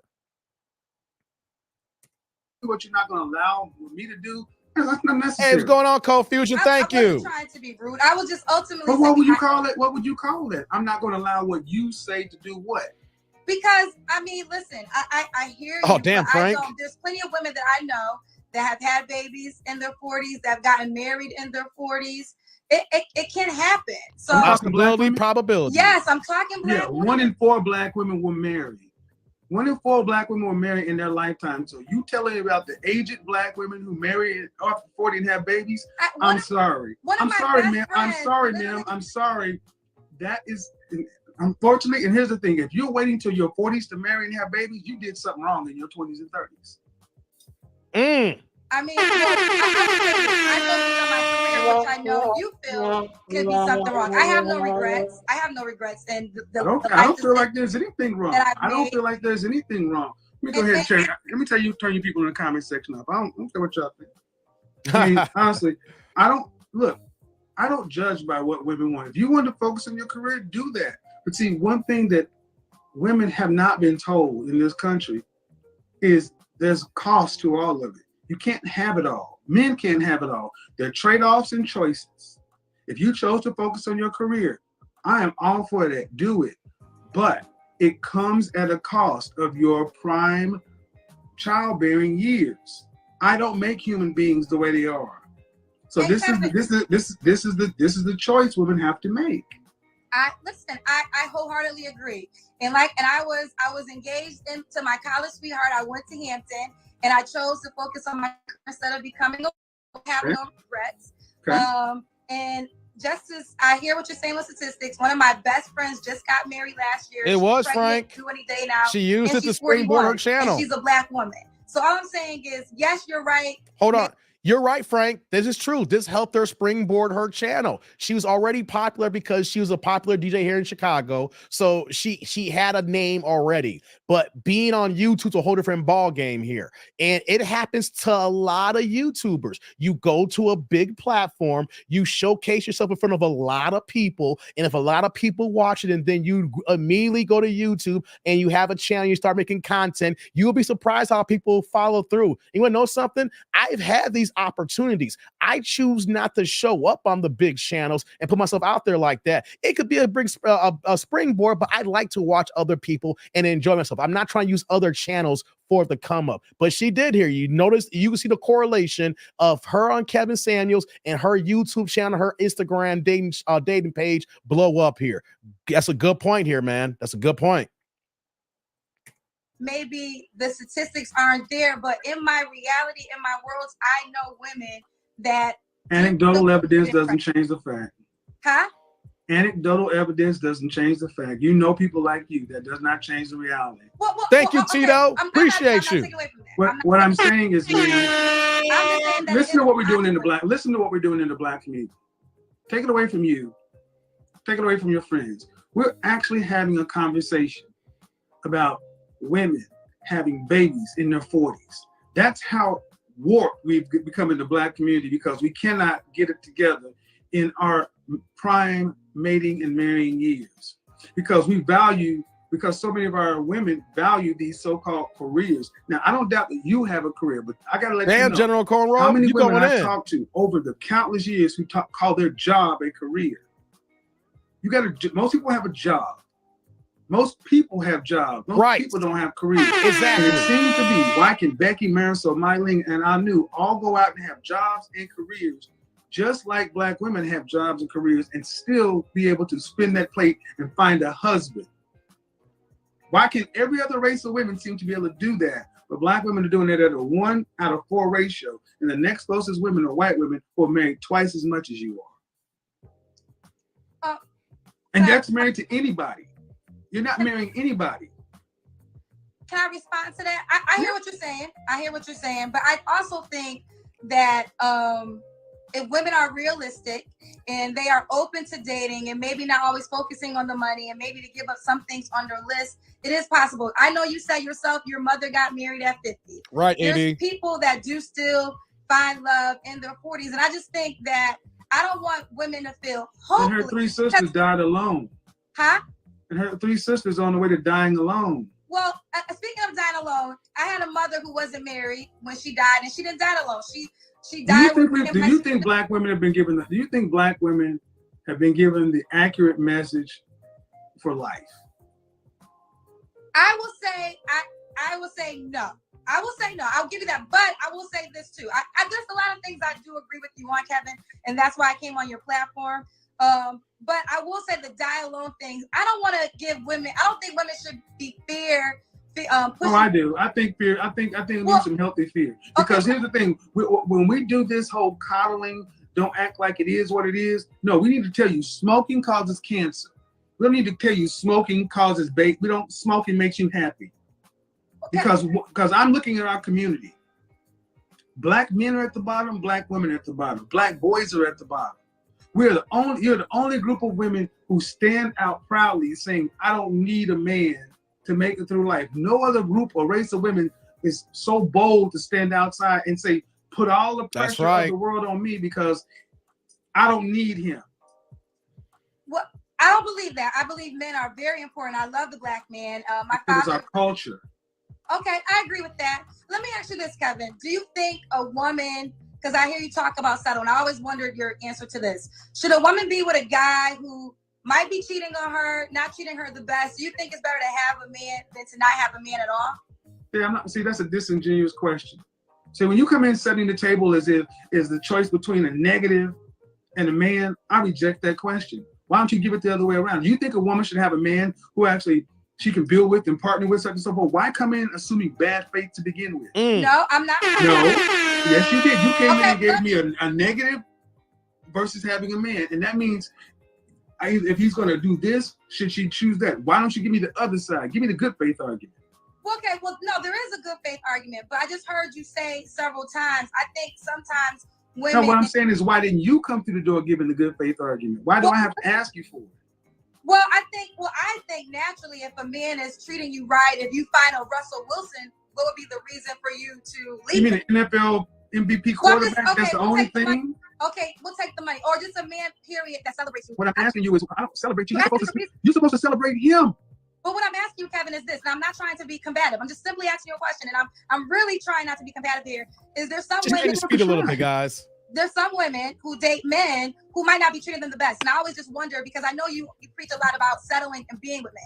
And I talk a lot about settling because that's what a lot of women talk about all the time when they really ain't settling. See, what I'm saying is I asked you the question. Okay, I'm sorry. One of the two things wrong in our community is, one, so many of our women come into interaction with black men in bad faith. You assume the worst, the negative. Appreciate you. Man, go rewind this part. You gave me an example. Do you think a woman should settle for a man that's cheating on her, abusing her, such and so forth, in order to just have a man? That is a disingenuous French toast ass position when you could have easily come in and gave me the positive good faith. Do you think it would be better for a woman to be with a man who she can actually live with and cooperate with and build a life with, or have nothing? You could have made that choice to come in the door, good faith or bad faith. You chose to come, no. You chose to come in bad faith because that is the default position in our community. Well, no, Kevin, let me apologize if it came across that way, because no apologies necessary. That just shows you where we are in the community. Right, but what I'm saying is there are times though, obviously there's men out there that treat their women good. I know several men who celebrate their wives and they're good men. So I wasn't asking that question because I thought that's a no-brainer. If you're with a man that is treating you good and you can build with, of course you be with him. But there are times when women are dealing with men who are bringing them more sorrow than happiness. And I was just wondering if you think being a single woman in that predicament would be better off than being with a man who might be bringing you drama. That's all I was simply just trying to ask that question. There's three types of men. There's a man that treats you good. All right, no. See, this is what we do too often. We do this too often. Acting as though women don't have accountability and consequences, and the men they cheat. No, man. Okay, I'll let you go on for 30 seconds, and you say a man should be celebrated. I don't know why black women come in and talk about men should be celebrated. You're supposed to celebrate the man. He's not supposed to celebrate you. What other race of women runs around talking about them? You need to celebrate them. What are we celebrating? Who's on top? Who leads? Well, Kevin, okay. Who's on top? Who leads? I do say that yes, the man leads, but I have to just speak for the men that I know that are happily married. They celebrate their wives. They do. All right. Okay. But listen, you can okay, man, but who? Okay. This notion is toxic to come into this toxic to like, yes, it is. because it keeps women with this overinflated stuff that they need to be celebrated, to where asking women. What's going on, Yesterday I had Fred? a woman Salute. on Instagram thinking I that being a guess you traditional super housewife was second. tantamount to slavery just because she had to actually cook a damn meal. I saw that. So that's a woman that shares your reflection. How?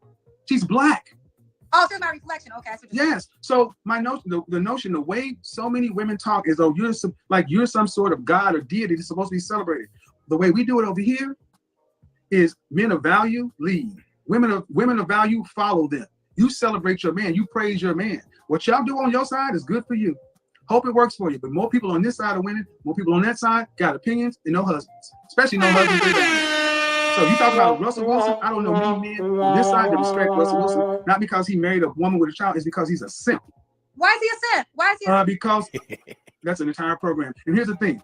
How about this? Because the men say he is.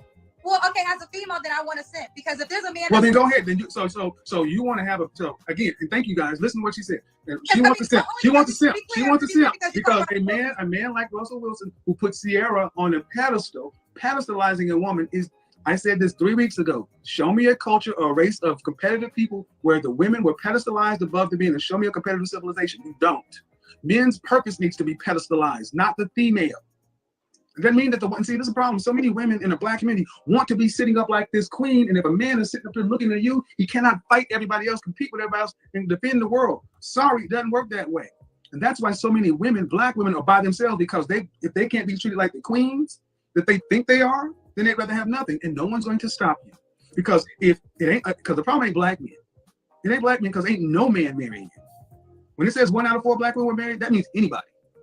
So your career, your job, your accomplishments, whatever is walking.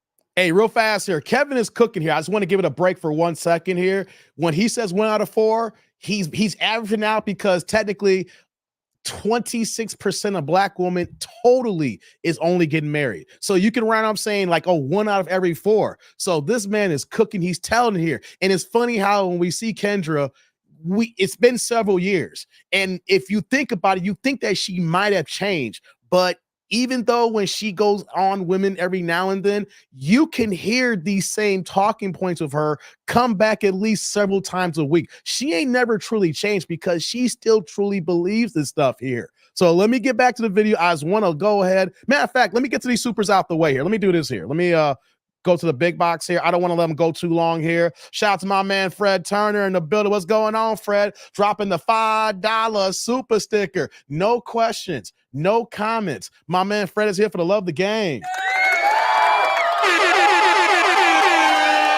My man Fred in the building. What's cracking, Fred?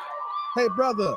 Salud. Thank you for the holla. I appreciate you. Thank you. Right back at you on the super sticker, man. Thank you, brother. I appreciate you, man. We cooking here, man, on my birthday night here. I'm working on my birthday. You see us here, I'm live streaming. I'm working. So thank you. I'm humble, man. Thank you. And right behind you, we got Cold Fusion in the building. She's also dropping the $4.99, but girl, we don't care about that penny. We give you the upgrades to $5 holla, also dropping that super sticker. My girl CF, also the same thing. No questions, no comments. She dropping this for the love of the game as well. Shout out to you, CF. Thank you. CF. Hey, girl. Hey, salud. Thank you for the holla. I appreciate you. Thank you. And right back at you on that super. I appreciate you, man. So I just want to go ahead and just give it a pause for a second. You guys know I like to stop videos and give my 2 cents here and there. I just stopping it because of the fact I just want to give it a breather for a second. You know what I mean? Plus, fair use. You know what I'm saying? I'm reacting, so I have to transform the video like my own. Some of y'all cats ain't YouTubers, and I see in the comments saying, why you pause so much? If you was a YouTuber, you would understand why I pause. Fair use, turn the video into your own so I don't get hit with no goddamn copyright strikes, okay? I gotta do that. So we're gonna get back to the video. Thank you for the supers and the hollers. Let's get back into the action now. Kevin is cooking, and even though this is years old here, what he's saying not only applied then, it applies right now. It's like if you heard it for the first time, you can't say this is old news. This is current news. You can use this today. You can use this tomorrow. You can use this 5 years from now. Hell, 10 years from now. Kevin was ahead of his time here. Let's continue. Walking around making you feel great and wonderful about yourself, that works well until you're about 55 or 60. Then what? What's about the rest of life? Are you asking me that direct question? the ultimate point is we get nowhere when we have women who still think they should be celebrated. Thank you, Fred. I got love for you too, brother. Well, no homo pause. Who should be celebrated? Who should lead? I don't mind the man being the head of the household. What do you mean you don't mind? You don't mind? You hear? That was the wrong answer. Hell yeah, it's the wrong answer. Like, okay, so who should throw the ball? So who should handle the ball on the offense side of football? I don't mind the quarterback handler. Who should throw the pass? I don't mind the quarterback. Or is that the quarterback's job? Okay, I thought I was giving you the. I think we're giving the same answer. No, you're not. We're not because I don't mind. See, it doesn't matter if you mind or not. It's what it should be. Okay, so the man leaves the household. I don't feel like the female can't have an opinion on anything. Of course she can. She's valued counsel. And I do think the man should be celebrated, but I also think, and I've witnessed it, men who hold their wives to high value and will do anything to protect her and will say that they would not be the man they are without that particular woman. I have men, high value men that you call high value men. Derek, she's not listening. So I know what the woman she's not listening to this video, Derek. What the women say about their men? You gotta listen very carefully. When her rebuttals is not listening, he's listening to respond. There's a difference. Okay. Listen, I appreciate you bringing me on your show. We're gonna agree to disagree on a couple of things. Like I said, Friday and Saturday. Well, one way works and one way doesn't. Well, I mean, I will say this. Maybe I live in some exceptions to the rules because I'm just speaking on the things that you do. 1 in 4 black women were married. You do, and I don't know where you. I don't know if you just look at my show Monday through Friday. That's the world. Okay, well, Kevin, can I just say this one thing? I feel like you do give good advice, but sometimes when the women come up here, you make them feel hopeless because it's still ain't married, millennial. She still ain't married. Okay, she still don't have a viable candidate that she's claiming and saying this is my guy. She don't even have someone out here saying I'm out here and I'm taking. And you feel like there's no man out there for her, then what is she? So if I tell a woman what the statistics are, and what the men and if I tell you what the men are saying, see what you don't seem to realize. If I had a drone follow me every day, Boyce would never debate Kevin Samuels. You saw what Anton Daniels did to him. It'll be a massacre, Frank. Thank you for telling the truth. Thank you for saying what I can't say.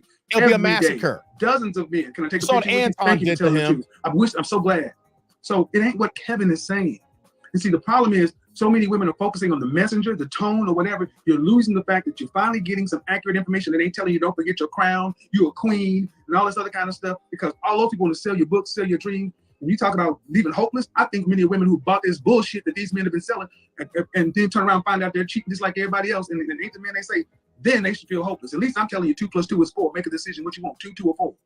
Okay, first of all, you're absolutely right. I know plenty of men that speak your praises. Like I even said, there's things that you have said that I have agreed with and things that I know high value is a thing with money. Men with money would tell me certain things that you do tell the people on your platform. So I'm not disagreeing with you there. If there's any disagreement that I would ever have is just the accord of women, if they don't, they can't get married in their 40s. Or they said they couldn't get married. I didn't say they couldn't get married. What I say is you have to pick a, first of all, you're not going to keep, I hate when you ladies do this. You oversimplify what I say and then expect me to actually hold it.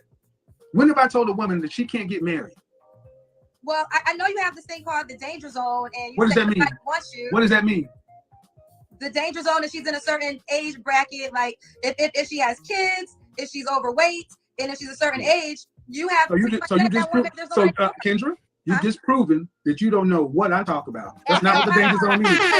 So this is what I mean. You're a professional woman, and you're in media too, right? You don't know. Yes, I am. You watch my show. I defined the danger zone countless times, and you still are saying something that ain't. The danger zone is the years between 27 and 35. Okay. Well, this is what I'm saying. That's not it. Okay. 27 to 35, when a woman needs to really focus like a laser on the outcome she wants. If you want to be married with children, you need to focus like a laser because after age 30, by 35, you hit what's geriatric pregnancy. That's not Kevin. That's nature. That's biology. See, what happens so often is you ladies get triggered. You think you hear what I say. You're going to try to make the danger zone be all that stuff, and it was none of that stuff. Okay, you're going to try to say, well, you tell a woman that they're this and they're that, and I don't say that. Okay. Man, you'll be able to go back. This is going to be up. You'll be able to hear what you said. And the fact of the matter is, I don't tell women that they can't. I tell them it's unlikely depending upon their particular situation. And yes, let me reiterate. If you are a woman over 35, overweight and with children, it is highly unlikely that you're going to find a man making 6 figures plus who wants to marry you. Because those men want something in return too. And they typically don't want somebody else's children. Now, is that meaning them hopeless? No, what it's telling them is you've made your choice to allow yourself to reproduce 1-2 times with or without the benefit of a husband, most of the times without. You've allowed yourself to become the physical shape you are. That's your responsibility. It is not this man's responsibility to lower his standards, settle, when he's had to work to become this thing. No one gave him this. He deserved to get something from this. But see, we're so busy trying to tell women that they should be celebrated that we forget to think about, what about your men? We need to start celebrating men, black men, and forget the black men. What about the boys? Fuck the men. What you doing with the boys? All these women with children, what are you doing with your boys? Black boys reading at the 4th grade level. Black boys are behind. Forget us. You don't have to like us. But what are you doing with your boys sitting next to your daughters? And more often than not, women are telling their daughters, get an education, do this, and so forth. And they're making their sons punks, putting them in Jordans and pink shirts, and making them son husbands. And they are raising the same men that you ladies complain about. Prioritizing sooner or later, this old nasty, old bad, old patriarchy, you're gonna have to realize that it's the one thing that's made this world evolve. Okay. I know you probably have to go to somebody else, but there's one more thing I want to talk to you about, if you allow it. I know it's your platform. The dying alone. Because I feel like the dying alone thing, I know my uncle died alone. He was a man. My father found him dead a day after he was dead. Your uncle died alone, he was what? I said he was a man. So I'm not sure when you talk about dying alone, it can go both ways. Now, see, that's what we started off today, right? That's exactly what we started off talking about. Is that bad for me to say that? Yes, it is. How? Because this is exactly, you can't make this shit up, guys. It's always, when it gets tight on women, we got to make it always go both ways. This overgeneralization. See, here's the thing about men dying alone. Men have always died alone. They've been called weirdos, hermits, loners. But men at least have the decency to leave everybody else the fuck alone. They'll sit in their cabin, sit there eating Hungry Man or Swanson or ramen noodles. They'll even go homeless. What do you think all these men out here are homeless? Show me groups of homeless women. Nowhere in the world where women are by themselves do they not require and demand stuff from the state. It's killing Japan. It's killing China right now. Women who are unmarried, living in communes and groups of one another, but then they're getting older and older and older, and the state cannot support aged people. It used to be your nuclear family, your extended family who took care of mama and papa and granny and auntie. But now you got adults who are choosing to be independent, making $60,000, $70,000 a year when they're in their 30s or 40s, doing decent, but they're not living high on the hog. But you don't have no retirement. All you're away with one illness or one fall from being broke.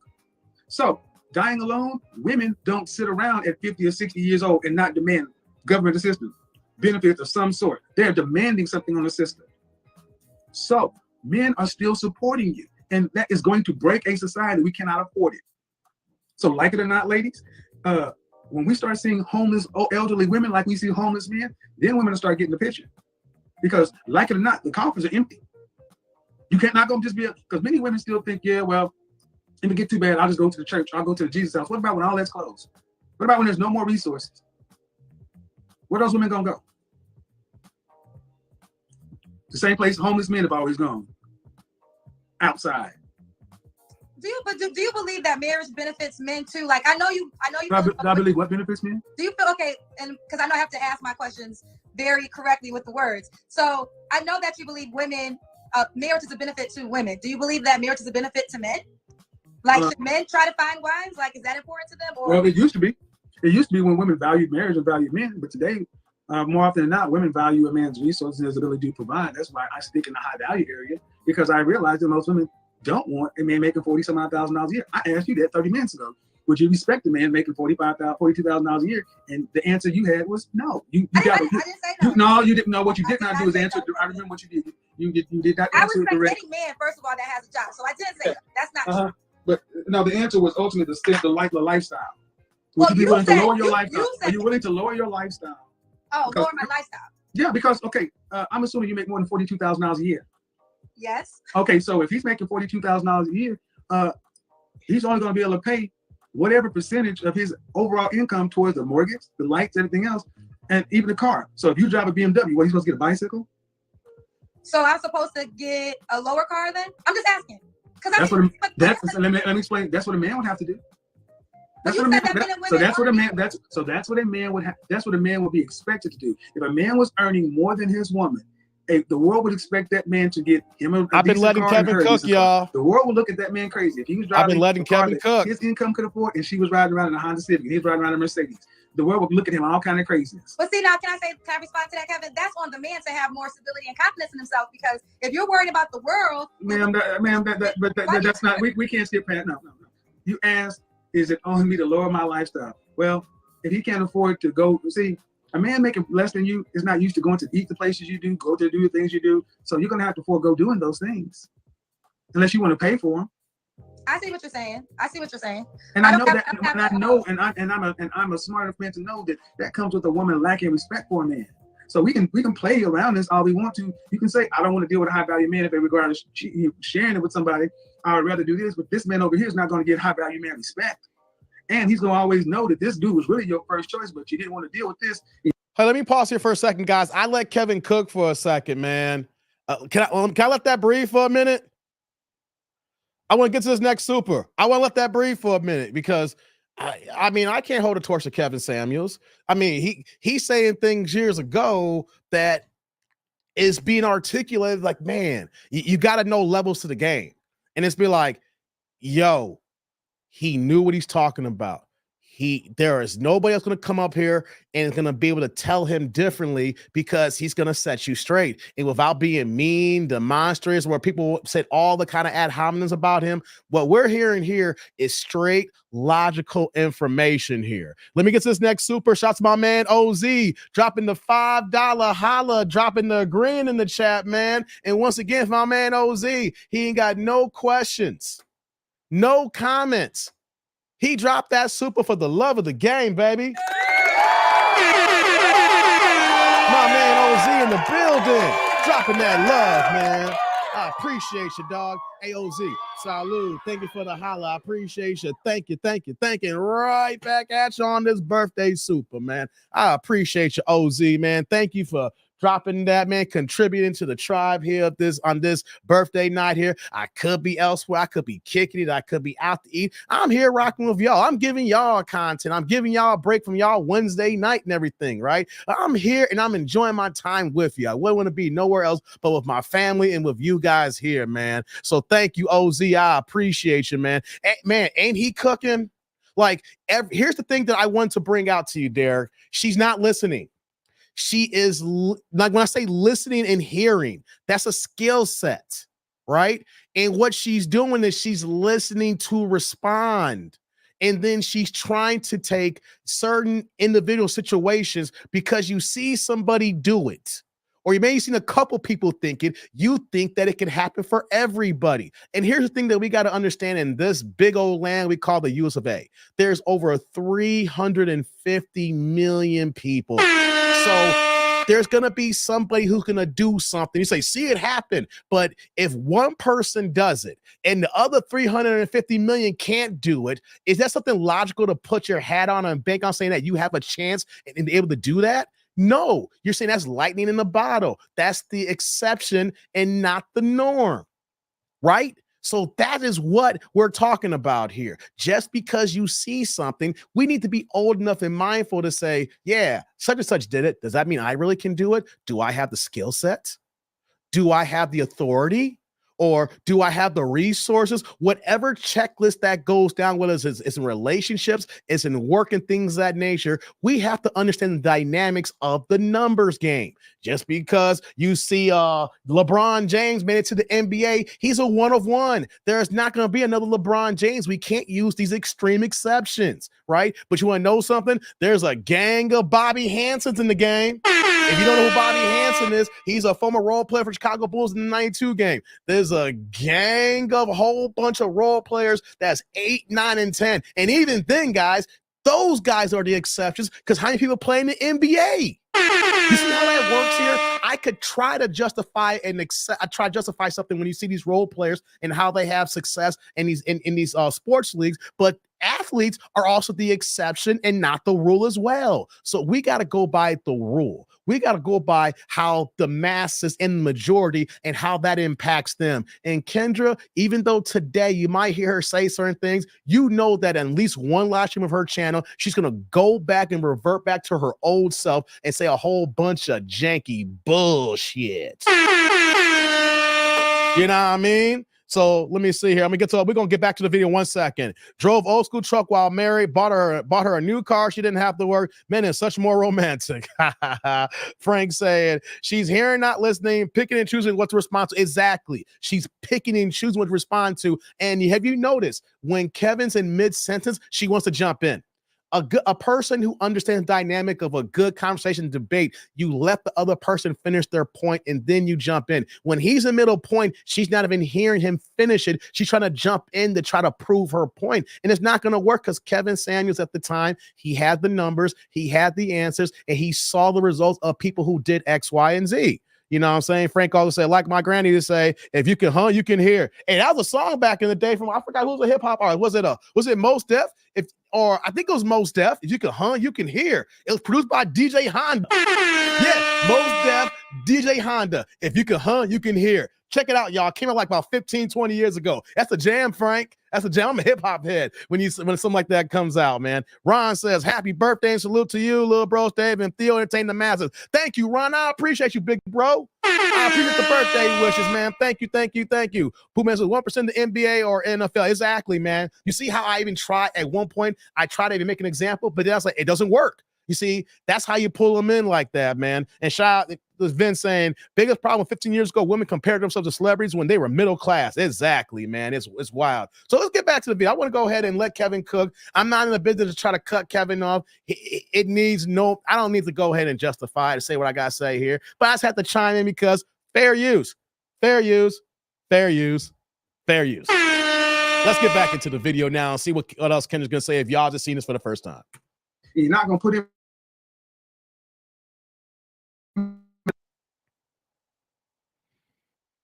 level pedestal that you would have to put this man on to share or honor him like they need to be. So honestly, is there any value to marriage to an average guy today? No, because modern women are not marriageable like the women of before. They're not. Modern women today are not ready to be with their mothers, with their grandmothers. Thank you, MOP. They're not. Appreciate you. I didn't make it that way.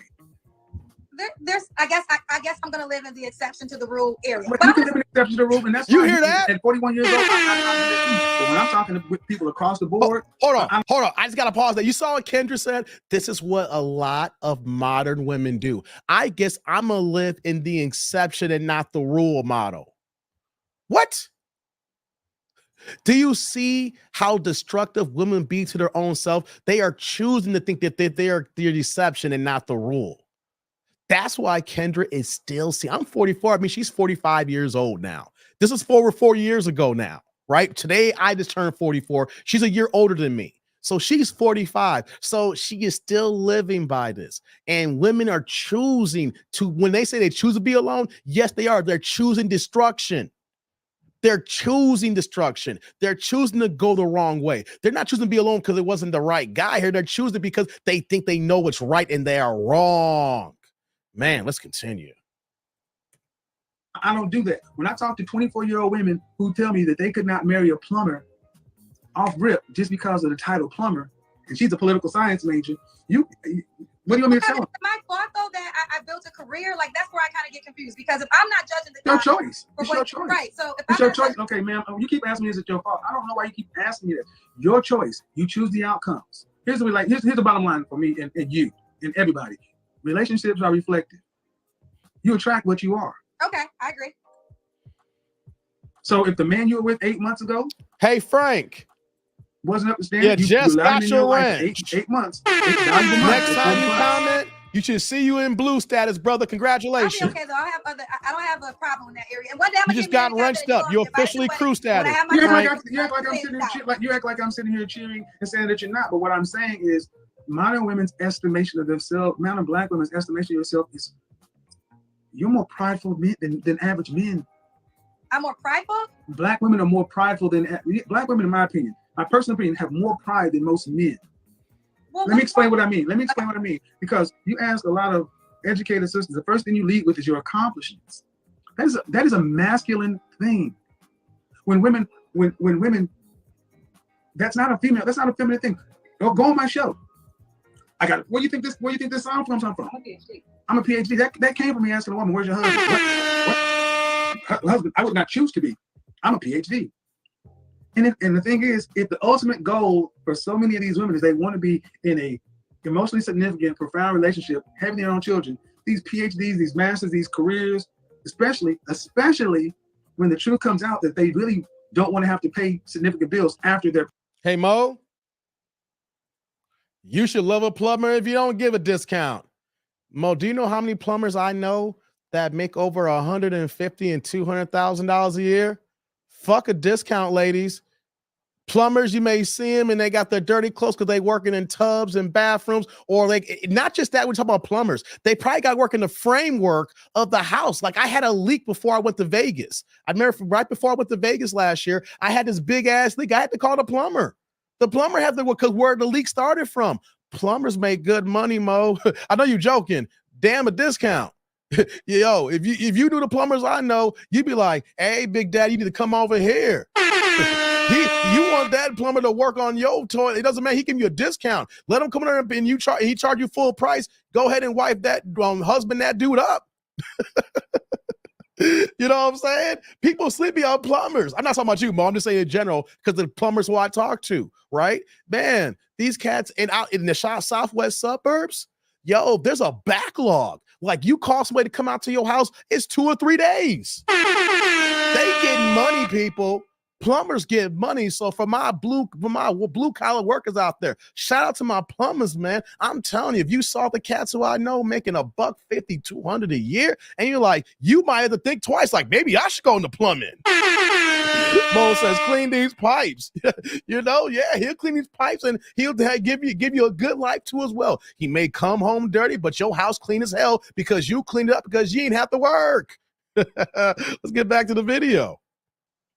They're pregnant and don't want to have to pay but a small portion of the overall financial family load after marriage, then these careers and jobs are just ego projects. Because what you plan on doing is if you get the kind of man you want to get, you're going to jettison it for a period of time anyway, while everybody else is working. So these careers are ego projects for most. So if that's what women choose to do, great, do it. But then you come out here at 35, 40 years old and talk about, I can't find no man on my level. Ballin'. All these men are beneath me, yada, yada, yada, yada, yada. You killed me, Sheila. Like the problems with the men. No, you waited too long. Your price is too high. Your eggs is dried up. You're out of shape. Your attitude is not where it needs to be. Right, Vince. And then you think somebody should value your socioeconomic status when it's actually your looks, fit, feminine, cooperative, submissive, the things it's always been. Okay. And I get to be the asshole that says this over and over again because everybody else wants you to buy their seminars and their books. Hold on. I've been this has been a long video. I sped it up. I let Kevin cook here, but I just had to let Frank know that he got wrenched up. He's been here for a minute. And for some people who was like, yo, when I'm gonna get my wrench, I apologize if you was wondering about it, you know. So I was looking down. I was like, wait a minute, Frank ain't got no wrench. Hey man, Frank been supporting me for a second here, man. It's overdue, brother. You know, I was out of pocket last month, so there's a lot of people who are missing wrenches who need them. Thank you, TND. Keep up the good work. Happy birthday. Been rocking with you for a while. Always a man of integrity. I wish you many more, brother. No doubt, man. It's overdue. It's overdue, brother. You wrenched up now. Well, comes with power, a great responsibility.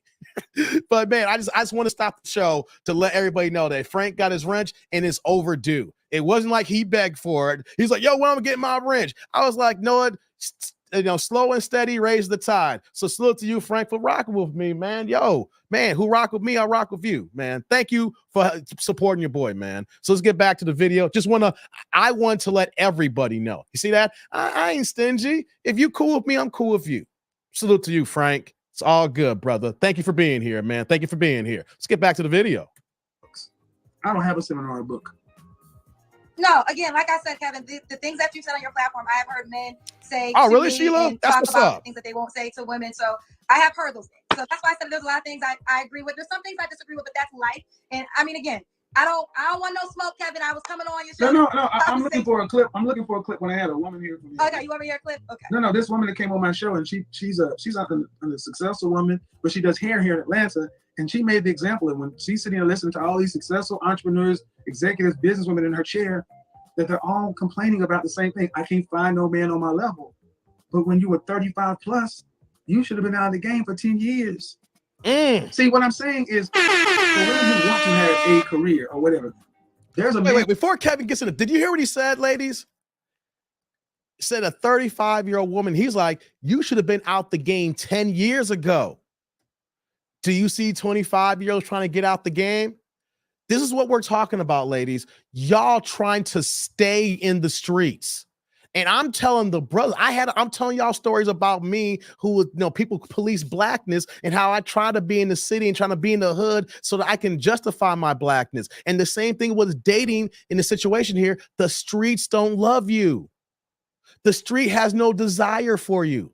The streets only want to see you lose. So when you 25, 26, 27, think another man's going to come around. 28, I got time. 29, I got time. And each year that passes by, you making it worse for you. Ladies, the streets don't love you. I'm talking to you as a black man who attempted to be in the streets, and it's no love out here. It's cold, it's dark, it's dirty, it's lonely. And you know what, though? It's worse for you than us guys here. What we're telling you in this advice here, we're not telling you because we hate you. We're not telling you this because we don't like you. We're not saying because we're women bashing. We're telling you this because you're going to see a lot more women in these cold ass streets. There's going to be so many women that we're going to see in the next several years in their 40s and 50s and 60s begging for a man. And they got to get a gangs of roommates just to pay the rent, because by 2030, most of y'all who is single ain't got careers, you got jobs, and y'all ain't going to be able to pay for your household expenses. The streets don't love you. The streets don't love you. Let's go. Men out there that you can make a deal with, but the problem is far too many black women did not prioritize finding or being found by a suitable man. They thought they were told focus on this, and then when you decide you want to settle down, then you can turn around and go get one. That ain't how it works. Every other group of women realized that I need to find him in college, in grad school, early on in the process, and then grow with him up. But this is where sisters come along. You didn't find him when you was in school. Hold on. So now, hey, Mark, I'm going to use you for example for a second. You said, no, 25, I was trying to work. You tell me you can't work and have a relationship, Mo? That's what Kevin Samuels talking about. You're setting this, what you're saying is the same thing all these other women are saying here right now. Every single culture in society, whether they're white, they're Latino, whatever, except for black women, they can work and have a man. They work and have a husband. It's like saying I can't walk and chew gum at the same time. You can work and have a man. If you have a man, you don't gotta work as hard. That's what we're talking about. People act like we can't do two things at once. If you're 25, you say you're trying to work, that's cool. You can work. But you know what, though? That man there is going to make sure you ain't got to work as hard. That's what we're talking about. Prioritizing work when at the end of the day, you don't want to be working at 35 years old or 45 years old or 55 years old. Or if you're trying to work, you're not trying to work as hard. What we're talking about is you can work. The thing is, why does it make it seem like you can't work and have a husband at the same time? Our grandparents did it. My parents did it. They've been almost 50 years. My great-grandparents and my great-grandparents. Yes, the years black folks did it. Why is it now in current society women can't do it now? Because you guys don't think that the situation is advantageous to you, but it's worked for everybody else throughout society. It worked for every other culture. So when you say you're trying to work, well, I'm not trying to get on your case, but here's the thing here. You can work and have a husband. There is nothing stopping you from it. You're choosing to do the wrong thing. Because a man's going to work and carry here's the thing, the reverse role here. A man's going to work, take care of the household, take care of his wife, and take care of his kids, and be the head of the household and make sure everybody's safe. How is it that a man who is on his P's and Q's here and is doing right here is able to multitask and had everything else, but we have modern women saying, nah, that's not good enough. And that's why we're seeing now the transformation of so many women who's going to be cold and lonely today. I'm not picking on you. I'm just saying that that's an issue that we have here. That's a problem that we have, to act like we can't do two things at once. I can't have a husband. I'm working. What the hell? You know what, though? When you got a husband, you know what's going to happen on that one bad day on a Thursday morning and you ain't feeling good? I'm going to take this day off. I don't got that many vacation days, but I know hubby got it because he's paying all the bills. He pays 80% of the bills anyway, and the only bills I'm covering is just here and there just to make sure that we good here. It's just something for women to understand. You can have a husband and work at the same time. No one's telling you not to work. What we're saying is don't prioritize your career over a family, because what's going to happen here is that there's come a time one day when you want a family, and at the time that you could have got the man that was truly for you, that man is no longer available. Is there other men going to be available? Yes, but it's not going to be that same caliber of man. We need women to understand that you can do both. You just don't got to be so damn masculine about it. Let's continue. Now you get to this point, you don't want no build-a-boo or build-a-bread. Okay, so you want this man over here. You want the man who's already in process on his purpose, don't need nothing from you, who can provide for you. Well, guess what? He wants a whole lot. Cartier don't Salute to you, CC. I like what you're saying there. Cartier never seen Cartier 10 years. That's dope, CC. I do think women that make a certain amount of money or a certain category have to adjust some of their wants. Because you are right. The market is a little different. My thing, and you cleared it up for me, because I always thought it was you'll never get married and things of that nature. But you cleared that up for me tonight. That's why it's good to have a direct conversation. Hold on. This is a long video, so I just want to get in the comment section because I said fair use. Y'all don't understand how YouTube works. So people in my comments saying, yo, Dave, let Kevin rock, right? No. I gotta transform the video. You guys don't understand YouTube, right? So I got married at 24 and so happy I did. I thought it was too early, but found out I was right on time. Check you out, CC. This is what we're talking about here. See, CC says she got married at 24. You know what that means, guys? CC, I can see by your profile picture. You cute as hell, girl. You whole know something, CC, from your profile picture. So at 24, you know that you was at your prime. You know what I'm saying? You had probably guys on top of guys trying to holler, whether it's the Pookies and Ray Rays or the Good Brothers. But you know what, though? If you're in your prime, you have a better selection of a guy that's for you. You don't have to, quote unquote, and say settle for Pookie and Ray Ray because your ass is lonely and you want someone warm next to you. When you're at this age, this young age, like 24, 25 years old, you are, and then, of course, like you, CC, who looks cute as hell, you're going to be able to have access to the men at 24. It's not the same at 34, right? So now she's saying this was 24. She 34, 10 years out the game, and says the best thing that's ever happened to me. So we need more women like you, CC, to speak up. I need you to come around, not just my channel, but also other channels too, when we're doing videos like this and we're talking about the dynamics of relationships and the sexes here. And they look here, ladies, look. You're not missing something in the streets here. If you find your man, that's good enough. Isn't the point that you find a man to rock with him instead of trying to go through so many dicks and cocks? Like, ladies, do you really want to be ran through by 3, 4, 5, 10 different niggas running through all this and pair bonding with different dudes? And then you got to remember, then you keep going on and dating, and there's heartbreak. And then there's, you got to grieve and get over it because you got to heal.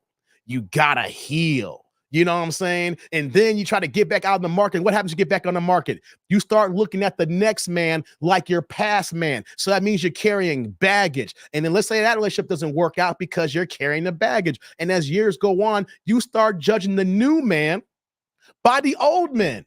But if you're younger and you be a little bit picky, knowing that at that younger age that you can say, hey, you know what? Let me go ahead and then find the right guy. And then you find the right guy because you're able to vet that man. And then once that man is vetted and then you say, I'm out the streets here, boom, that's the game. The game was never for women to have 100 dicks in your resume. The game was never for to y'all just get skeet all the damn time, have your hot girl summer and thinking that man, that knight in shining armor is going to come through and show you that love. Men know when you've been ran through. Men know you've been from the streets, even when you're cute, even when you're attractive, even when you're fine. A guy who is not a Pookie and Ray Ray, but the man that you're looking for, because I'm distinguishing. I ain't no Pookie and Ray Ray. The people who I rock with my chat ain't Pookies and Ray Rays, and the people who I hang out outside of YouTube in the real streets ain't Pookies and Ray Rays. We're talking about the men who want the things that we're talking about to help build the Black community back the way it's supposed to. And when you move like that, and then you're out the game, you're going to look at all the other women like, man, sucks to be you. Sucks to be you. Because you got your man, you got your house, you got your cars, and you're learning to build this person because you're supposed to deal with one person and keep it moving. You're not built like men. The thing is, you're trying to compete with men. You see men have multiple girls, things of that nature, and you look at them as the example, and they're not the true example because guys are built differently than men. So ladies, anybody who's watching right now, y'all ninja watching right now, right? Or for the replay gang, right? When y'all come in late here, The streets don't love you. And here's the thing too, the more dicks and cocks in your life, it makes it more harder for the guy that you want that's really going to take you seriously. At 24, like CC, the world can be your oyster. At 44, cancel motherfucking Christmas. All right. So let's get back to the video, man. Let's get back to the video. I haven't said it would never happen, but it can happen. And I just think that I just want. If you were telling women what to do, would you tell them to wait till you're 40, or would you tell them to prioritize it in your early 20s? Well, let me be honest. I'm a career woman, so and I feel like my career is who I am. If you want to be married and have children, what would you tell women to do? You gonna let me answer? Because I would tell a woman not to have a baby until she's married. I strongly believe in being married before you have a child, and but I wouldn't tell her to do it out of fear. I wouldn't tell her to do it because. What's up, Rod? I have to be honest. The age that works for you. This is so vague. Give me a range. Give me a range, man. Okay, well, let me say this. This is why I say this. I have college. Because Kevin, I want to answer the question. This is why young. I'm gonna stop you right here, man. I'm gonna stop you right here. And I'm gonna stop you right here. This is why young women are stop coming to you, ladies. This is as the woman who called my show last night asked me, "Who are you to be giving all this advice?" And then this 46-year-old woman. Young women are stop listening to y'all because you won't stop.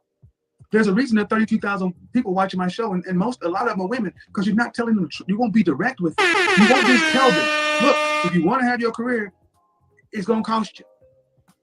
You won't tell them that if you want to get married and have kids, you need to do it before a certain age to have a better shot. You know better, but you won't tell them. No. Let me say this. I was engaged when I was in my 20s to my college sweetheart. I ain't asking about that. That show's crazy, Mo. Because I'm going to give you the answer. I watched it. That's crazy. Thank you, Mo. Married, right? And I don't have kids to this day. So I could say I have regrets because I could be married and have What children. age? That was like 25. What age would you tell the women? I ain't asking about you. I'm trying to answer it, but you won't let me answer it. No, I just need you to give me the age.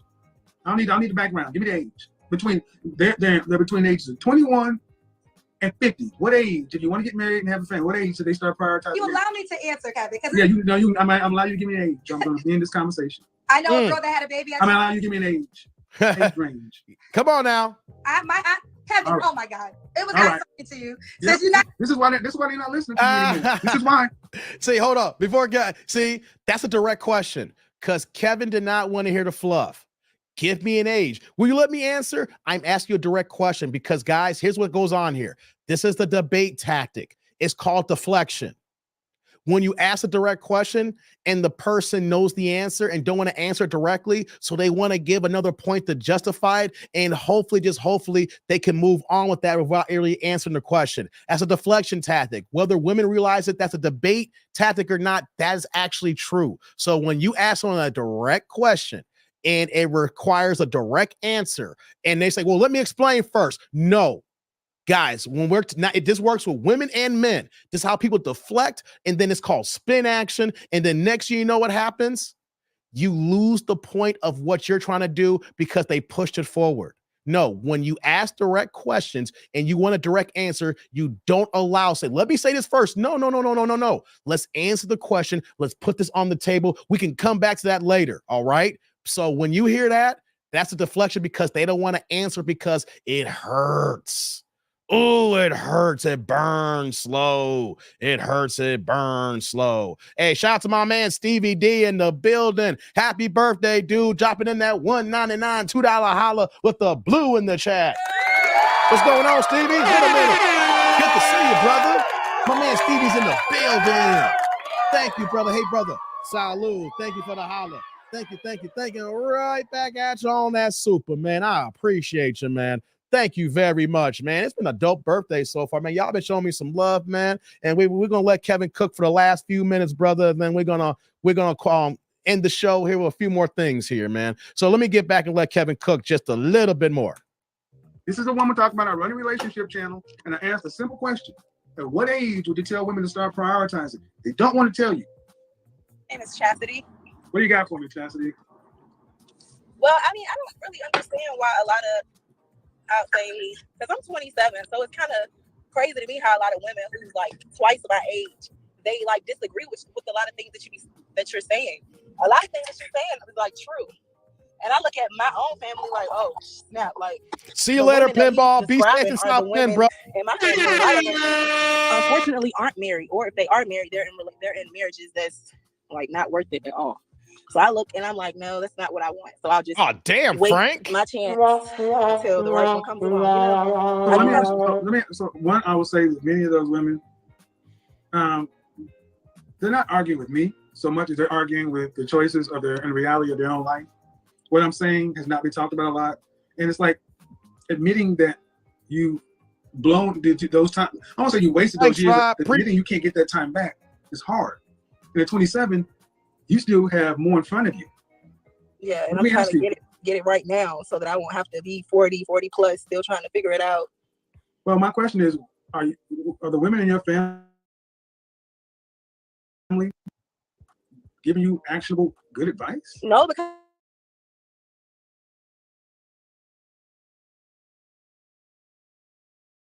like young, you do what you want to do, blah blah blah. But now, like, I'm not gonna lie, you've been my therapist. somebody sent me they sent me your link and they were like, go watch him. Like the things that he's saying is things that you should listen to. So then I started watching you, and now it's like I'm addicted to it. I watch you every day pretty much.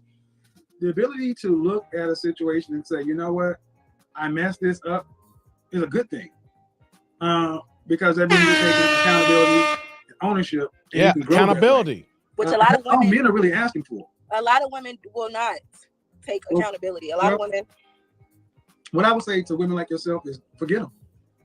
Let them not take accountability and ownership. And that means the kind of women you are, you'll have an overabundance of male attention, because men are not, the kind of men they want are not going to accept women who don't take accountability. Mm-hmm. So it may sound good to tell you, forget this, forget that, forget this, forget that, but you're looking at outcomes. Stop trying to get them to change. I mean, there's a lot. Here's another thing. I'll be compassionate with my generation. We were given a lot of bad information, my generation. We were given a lot of bad information. The internet came along a little too late, but the reality is, in the Black community, I think everybody needs therapy, men and women. But unfortunately, the men can make changes and still go on to the second or third part of our life to do something. If you're a woman who's reached a certain age, you can't undo and go back and have kids, and that has an effect. My only problem is they don't tell you young women the truth. Yeah. But it's almost like they want you, they're almost dooming you to the same things, and they should be doing something. Because sometimes I think that they're like slick jealous, like they don't want you to surpass the state that they're exactly, or that they don't want you to reach where they never reach. Put it like that. Because did you watch the broadcast I had last night? I watched some of it. There's a woman who came on my show last night. She was about 46 years old, and that was the woman asking me, "Who are you to be telling these young women all this stuff?" A lot of people say, like, when I send your videos to people, like, even when you discuss the weight, I totally agree with you. Like, I mean, come on now. Like, if nobody else tell you the truth, who else is gonna be honest and tell you? I have nothing. People don't know. I don't know why you think that. That woman right there. I don't know you. That woman came on last night with straight smoking. Who are you? Who are you? Who are you to be telling these young women? And I said, all right, if you don't think I should tell me a thing, what do you tell them? And you know what she had to tell them? Young women, don't listen to old men. That's all she had to say. She didn't have anything positive to say. And then she watched me sit there and talk to 3 young women and give them good advice. You know what? She still didn't change her mind. They be jealous. They're jealous. That's what they can't go back and redo their whole life. So they want to knock you and make it so that you won't reach.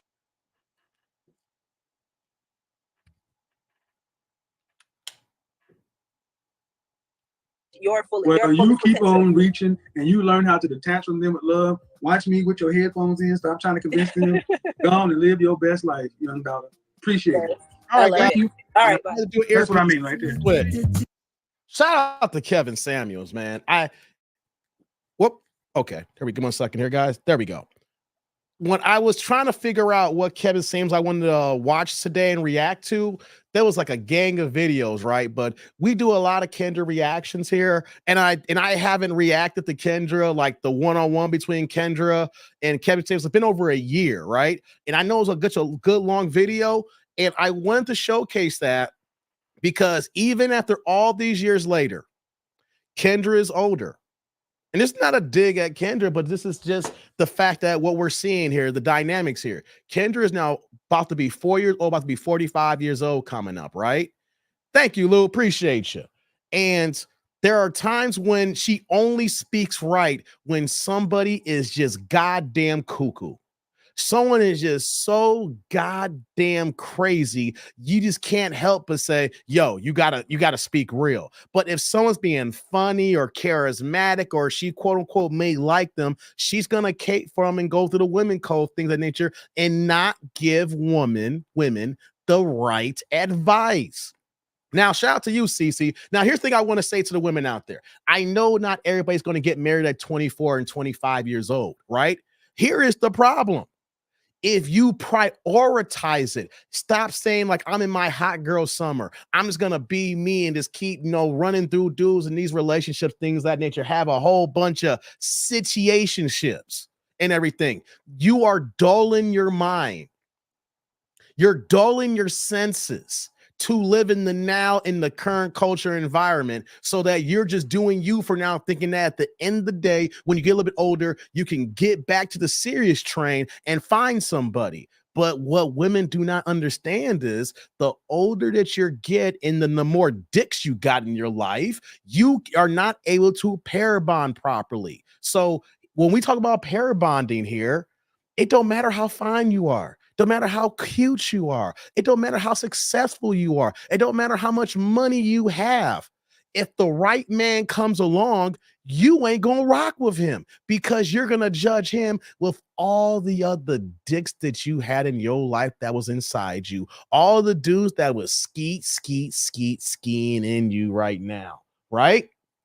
Hold on. Rod says, Kendra sound way different now. These chicks have gotten on the nerves. But here's the thing, though, Rod. That's what I'm talking about. Like, I do the reviews here, and there are times when she does that. But on every live stream, she reverts back to normal. She reverts back to, you know how on devices and you can click a button that says reset to factory mode when it came fresh out the box, FOB, fresh out the box. Every live stream, Rod, she will go back to factory settings. The woman will come on and start talking crazy. Yes, you got to make 150,000. Yes, you got to do this and get that there, trying to champion that there. That is the complete opposite, right? So there are times when you see that there, but know that tells me, Rod? It tells me that she is disingenuous here. That's right. Disingenuous. Because she's a YouTuber and hosting the show, and we see the real her when she celebrated, like yesterday. She celebrated a woman winning $1 million. This woman was over. She's smart, has a business, but at 35 years old and she can't have kids. And no, I don't know, no knocking her if he can't have kids, but you can't expect to get a millionaire when how many millionaires are already out here? Possibility and probability, right? So, Rod, at times when she was, you think remember we like, I rock with you, be like, yo, Kendra's changing. Oh my God, she's turned a whole new leaf. And then the very next video in the same live stream that I don't react to, and I'm watching, it's like, you see this bullshit here? You see this fuckery here? This is why I don't believe in female dating coaches. I don't. Because they will revert back to factory mode, factory settings. They're chameleons. They're shapeshifters. They're just like Transformers, more than meets the eye. Shout out to my man Eric Jordan building with the $2 holla saying, Dick Nanigans, Dick Nanigans, Dick Nanigans with that blue in the chat. My man EJ in the building, man. EJ. Hey, brother EJ. Salud. Thank you for the holla. Thank you. Right back at you on that super, man. Hey, and here's the thing here. Like, when we're talking about, not every single woman, when you make your intentions known, we'll get married at 24 and 25 years old. What we're talking about is setting your mind state, setting the character within you to have a goal, follow that goal, and succeed to that goal. It's ironic that women can go ahead and prioritize their career. They'll figure out what field of work they want to go into. They'll go to college. They'll study the classes. They'll pass all the tests. They'll take out as many student loans to make sure that they're going to be in school for the whole time. They'll get their degree. After they get their degree, they'll come back home, and then whatever, if they stay where they went to school, if they went out of state, things of that nature, they'll find a job, and then they'll go ahead and get their first place. They'll go everything like Kendra and be the career woman. They have the mental mind state to go ahead and choose a career path and follow it through every step of the way from the age of 18 years old out of high school and to the point where they're at right now. But you can't tell me that the most important tool in life is the dynamics of a family. And of course, there's the working arrangements that come in nuclear here. And they can't do it. They can't chew gum and walk at the same time because women have been led astray. Women have been told the wrong items of business. Feminism has destroyed the culture. Ain't it ironic that I'm high level on the feminism content here because I don't got time to talk on feminism and the origins of it. I always speak high level because if I want to do just a conversation on feminism, I need to go start from the beginning and make that the whole live stream. But it's kind of ironic that feminism started with white women. Feminism started with white women, and the feminist movement in the late 60s does not survive when these white women recruited our black women to the cause here. And when I say it's ironic now, because when Kevin's saying something about only a quarter of you guys are getting married, because we know 26% of black women are getting married, the next highest group of women to get married is white women at 53%. So even though those numbers are low, at least white women are getting married. 1 out of every 2 white women is getting married. It's funny how black women, you allow the white woman establishment to go ahead and destroy your own goddamn homes. You let white women say you don't need a man. You let white women tell y'all it's the patriarchy. When the hell have black men been in charge of the patriarchy? During that time in the civil rights era, we were fighting for freedom. We were fighting to stop getting our asses whooped. But you somehow allow white women to let you think that black men had the same power and had the same movement as white men who are running the country, who run countries, and who run the establishment. When has black men ever been in power? Even when Barack Obama was president, was he really in power? Congress stopped his ass every single time he wanted to do something. Once the Democrats lost control in 2010, the House of Reps said, no, you black man, we ain't doing shit. So it's ironic that black women now, 50 years later, is speaking the dogma of white women. That's what the true essence in the beginning genesis of feminism, white women. White women, black women. You are speaking the points of the women who are getting married double you. They're getting married double the rate as you. And you let them put the poison in your brains to say the black man ain't shit. You let them put the poison in your brains that you can do it all by yourself. And then when you get to 40, 50 years old, you say to yourself, man, I wish I had me a man. And you know what? When you get to that age, I don't know how many times I see a woman say, I don't care what kind of man it is. He can be fat. He can be short. I just want me a warm-blooded man who can just be next to me because I'm lonely, damn it. Divine says, funny thing, white women brainwash black women, both those saying white women are taking their, and thank you, Divine. I was about to get to that. Not only are they getting married at double the rate, you see more white women, of course, because of what we got going on, because white women, at least some of them understand the program, the black women, white women will smile. White women, when they find a man, they gonna cater to their man. White women gonna understand, not all of them, but they understand it better than black women, that they gonna be a wife. That's the crazy thing. You guys are not, you can go to school, do all this homework, get your goddamn degrees, but you can't do just a little bit of history to say, man, these white women and in our older generation, black women and feminism has fucked me over. Why am I doing this shit here? I know I don't want a Pookie and Ray Ray. I want me a real man so I can have a real family and do things together. Not just going through situationships, going through heartbreak, getting some good dick action on Friday night, then on Saturday Saturday. You think you're doing all these big things here because you got some side piece action. Then you see that guy, another woman, and you're like, you're feeling, oh, what the hell? Yeah, you can't play the game. You play stupid games, you get stupid prizes. Vince says, don't need a man but begging us to buy some damn cookie. Who you telling, Vince? Exactly, man.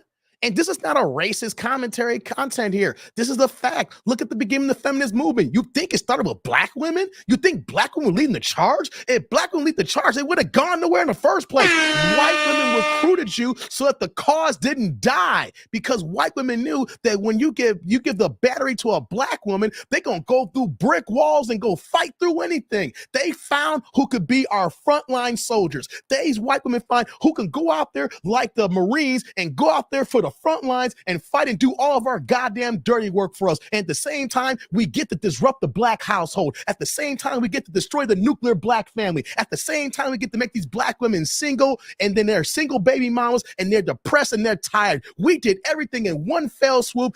Thank you, black women. You just helped us destroy the black community. And then now we're in 2024 right now.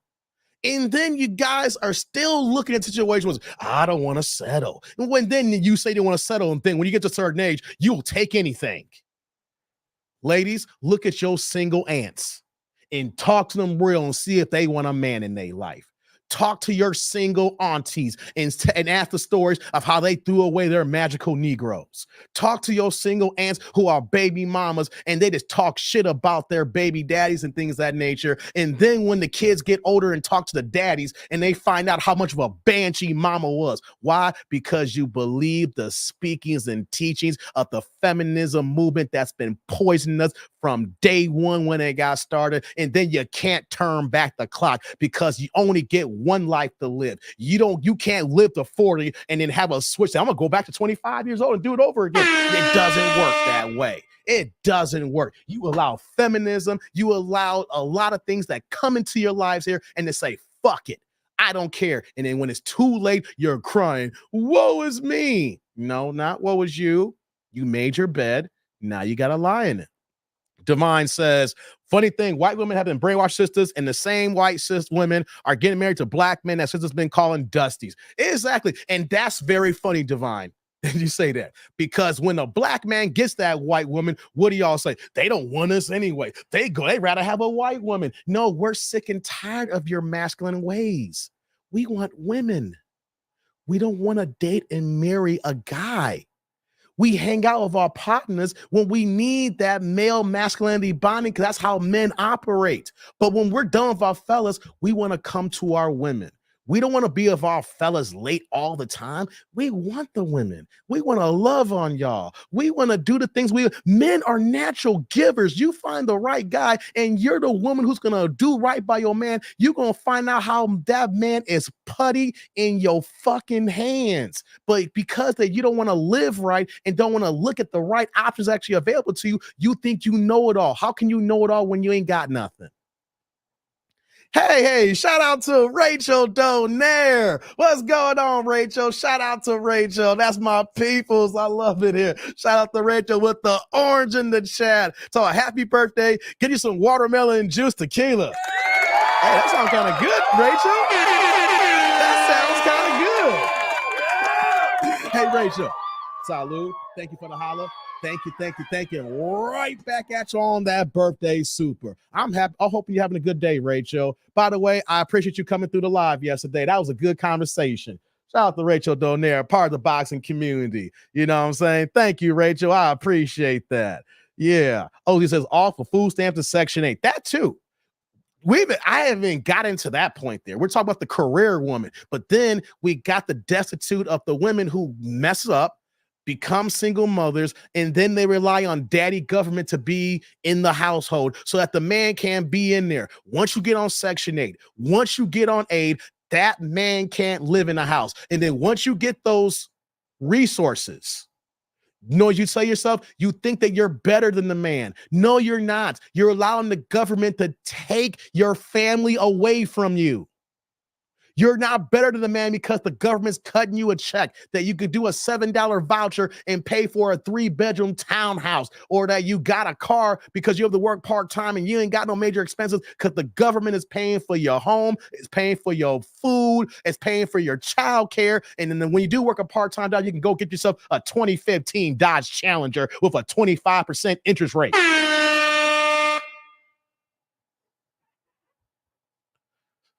I am so sick and tired of being sick and tired, people. Have y'all heard that before? I am sick and tired of being sick and tired. And here's the thing. I could walk away in the sunset here if I wanted to here, right? I don't have a problem like that. Here's the thing. I'm not unfortunate. I'm a man. And me, as a man, a little bit of insight. And I have the ability to have a family. And if I wanted to be out here in the streets, I could be out in the streets. I know every man can't be that way. I choose to be home. I'm working on my birthday, guys. You see this here? I could be out here in the streets. I could be out here in the streets. I could be wilding out.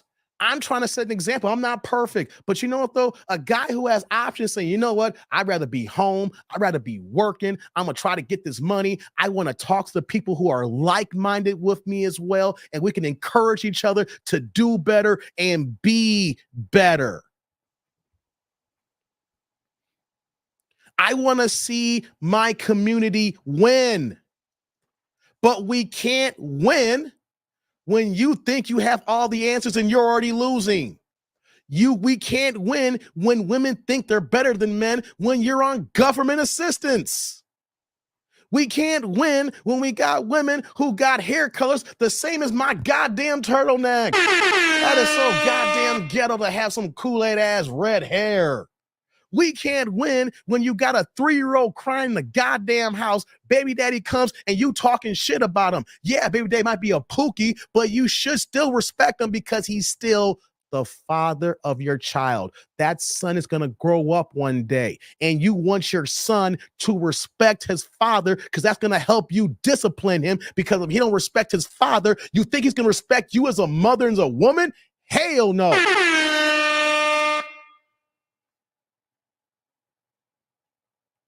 OZ says he got to be Russell Wilson, a.k.a. Rich. Russell Wilson money. How many people got $39 million a year? Even though, like, he's not with the Broncos right now, they still got to cut that check this year for $39 million. That's why he signed for $1 million with the Steelers. He's getting his full check with the Denver Broncos. That means that he's getting paid $39 million to walk the fuck away. And notice he was paying him $1 million to come on in. He's making $40 million a year. How many black men are making $40 million? Thank you, Rachel. Yes, exactly, Kelvin. We are paying it. That's why I'm hot as well. Taxpayers are. I'm a taxpayer. I pay my fair share. I pay my taxes. And you know what, though? Here's one thing I will say. I didn't pay for that goddamn war. And I didn't co-sign for that. And I don't co-sign for y'all janky ass baby mamas who I got to pay for so we can cover all the goddamn expenses because y'all fucked up. Because y'all chose wrong. Because you don't know what you're doing here. Right, Cece? But they independent. You ain't telling no lies, girl. I'm independent. That's right. Vince says I can go fishing. When you get in benefits, being responsible isn't cool. Man, dog, that's a bar. Responsibility? Accountability? Nah, I'm good, man. Let's go to the club. It's ladies' night on Thursday night. Free before 11. Let's do this pregame and get our drink on, and then we get there before 11 so we can get the free drinks too as well, and let's get it in, girl. Yeah, that's Kevin Samuels was ahead of his time. He was so ahead of his time. You know what I mean? And the fact that he's passed away, it's sad, the premature, because he was a skyrocket. He was ascending. And we can only imagine if he still was at least around for at least another year, you know? But you know what, though? He has a channel full of content we can go back to, we can look at it, and no matter how old it is, it applies today. The words that he speak of, it's not even stuff that he's made up, but it's stuff that he's learned and is able to apply it and able to speak it in the way Kevin does. And when we see these examples here, it's good to listen and say, damn, that's some good ass shit. Now, people may say, well, Kevin Samuels was divorced 2 times. I want to tell y'all something here. I will listen to someone who's been divorced over someone who's never been married any day. I will listen to the one who's failed at it, who at least they got experience, and I can look at it from that standpoint to the person who's never done it. It's like talking to someone about saying, yeah, I know how the NBA is. Woody woo. Did you play in the NBA? Nah, but I have an idea. You don't know shit. Talk to me about, give me the journeyman player who's been on 22 NBA teams. He may not have been a great player, but he was good enough to get in the league. I'd rather talk to him than some guy who plays in Europe overseas. You a baller, but you didn't make it to the league. I'd rather listen to someone who's done it and failed. At least you can see that standpoint because at least they can talk about the experience than someone who's never done it. When you never done it, that is ignorance at best. Rachel says, you got fresh and idiots jacking his content and not delivering, fresh and idiot jacking his content and not delivering correctly. You saying some bars there, Rachel. That is a fact. That is such a fact.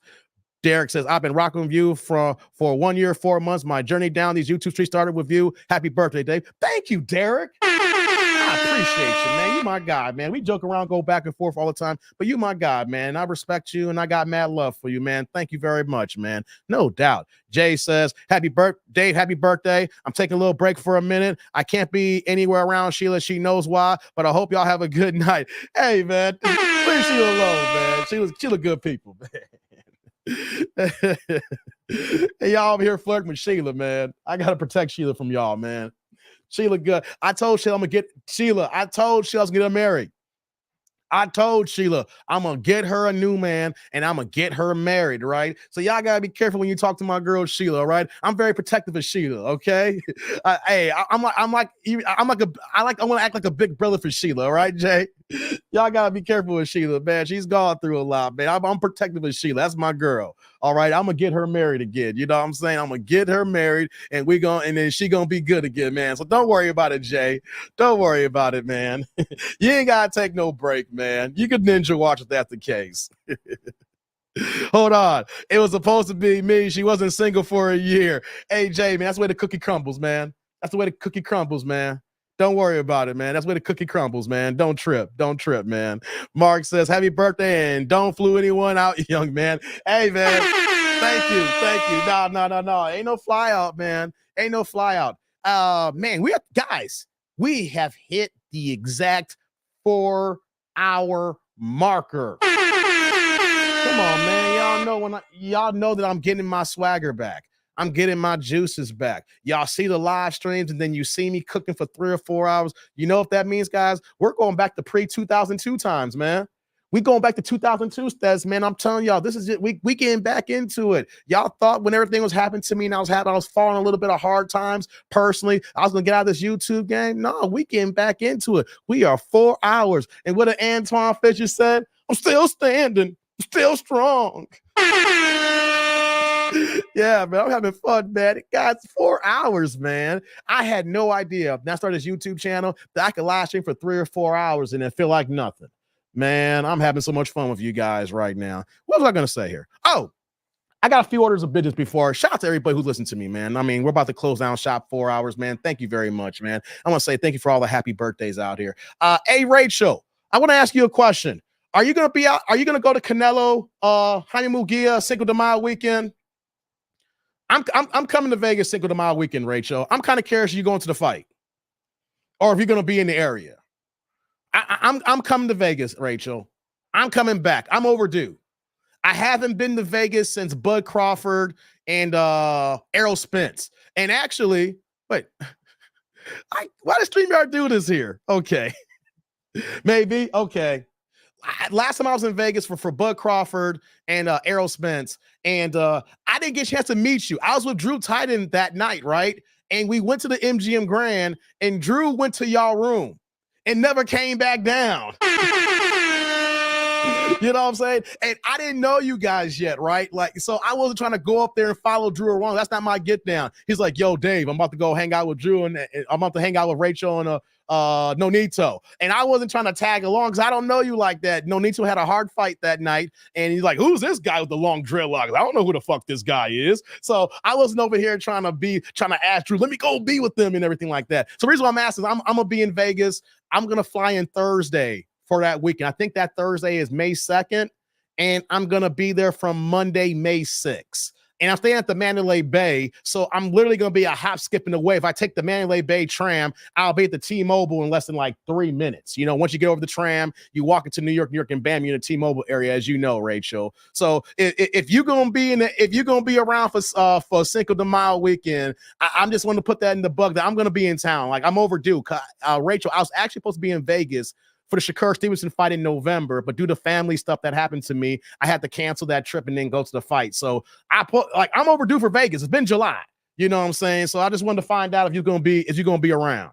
Said we can kick it before or after the fight. That's what's up, Rachel. That's what I wanted to find out. Drew told me you can drink your ass off. You know what I'm saying? Drew's like, man, Dave. Hey, Rachel, Drew had me rolling. He's like, man, D, you see how big I am. And Rachel, you get an idea how tall she is. You seen her. And she out drinking me. Dave, I'm a lightweight, Dave. I'm a lightweight. I can't hang with Rachel. If you cool Drew, I'm sure Nito wouldn't have mine. Yeah, I know, but that's not my space to crash something. Me and Drew's my guy. You know what I'm saying? Yo, when I fly to New York, Rachel, Drew took me to the Hip Hop Cafe. He picked me up from my hotel. You know what I'm saying? We've hung out. You know what I'm saying? Because I work in New York as well, Rachel. So there's been several times when I fly to New York, Drew's about like 25, 30 minutes away, and Drew's came by to swing by. We hung out. Matter of fact, I went out there for the Deontay Wilder fight when he fought against, what was that fight a year and a half ago in the Barclays? Hellenius. We hung out at the Barclays that night and everything. So when I go to New York, you know, Drew's a good guy. Drew's a good guy. He's picked me up. We broken bread and everything like that. I just didn't want to be like, hey, how you doing? I'm Dave. I know you all know me. And you had a hard fight. I'm a boxing fan. You know what I'm saying? And like, who the hell is this guy here? Who is here? I didn't want to do that. I didn't want to do that. Have you gone to the Jabberwockies? Rachel, I saw the Jabberwockies when they first popped off in 2008 when they came to Chicago.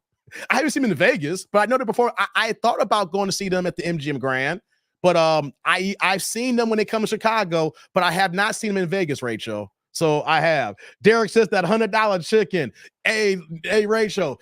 Resorts World has a restaurant that has $100 chicken, and I was talking about it. That was the best chicken ever. Oh, it had truffles and everything. I was wilding out. Yeah, Robert Hernandez. Rod. Yeah, Rod was there too. Shout out to Rod. I met Rod for the first time. It was me, Rod, Drew Titan, a whole bunch of. I think David Scott was in the building too. Yeah, shout out to Rod, man. Rod's good peoples, man. I got to meet him for the first time that weekend, man. It was a good time. Hit me up and tell me what night you coming in. I'll get you tickets for the birthday. Oh shit! Hey, Rachel, I'm flying in town Thursday, May 2nd. I know it's a month and a half away, but we'll talk then, though. I already booked my hotel.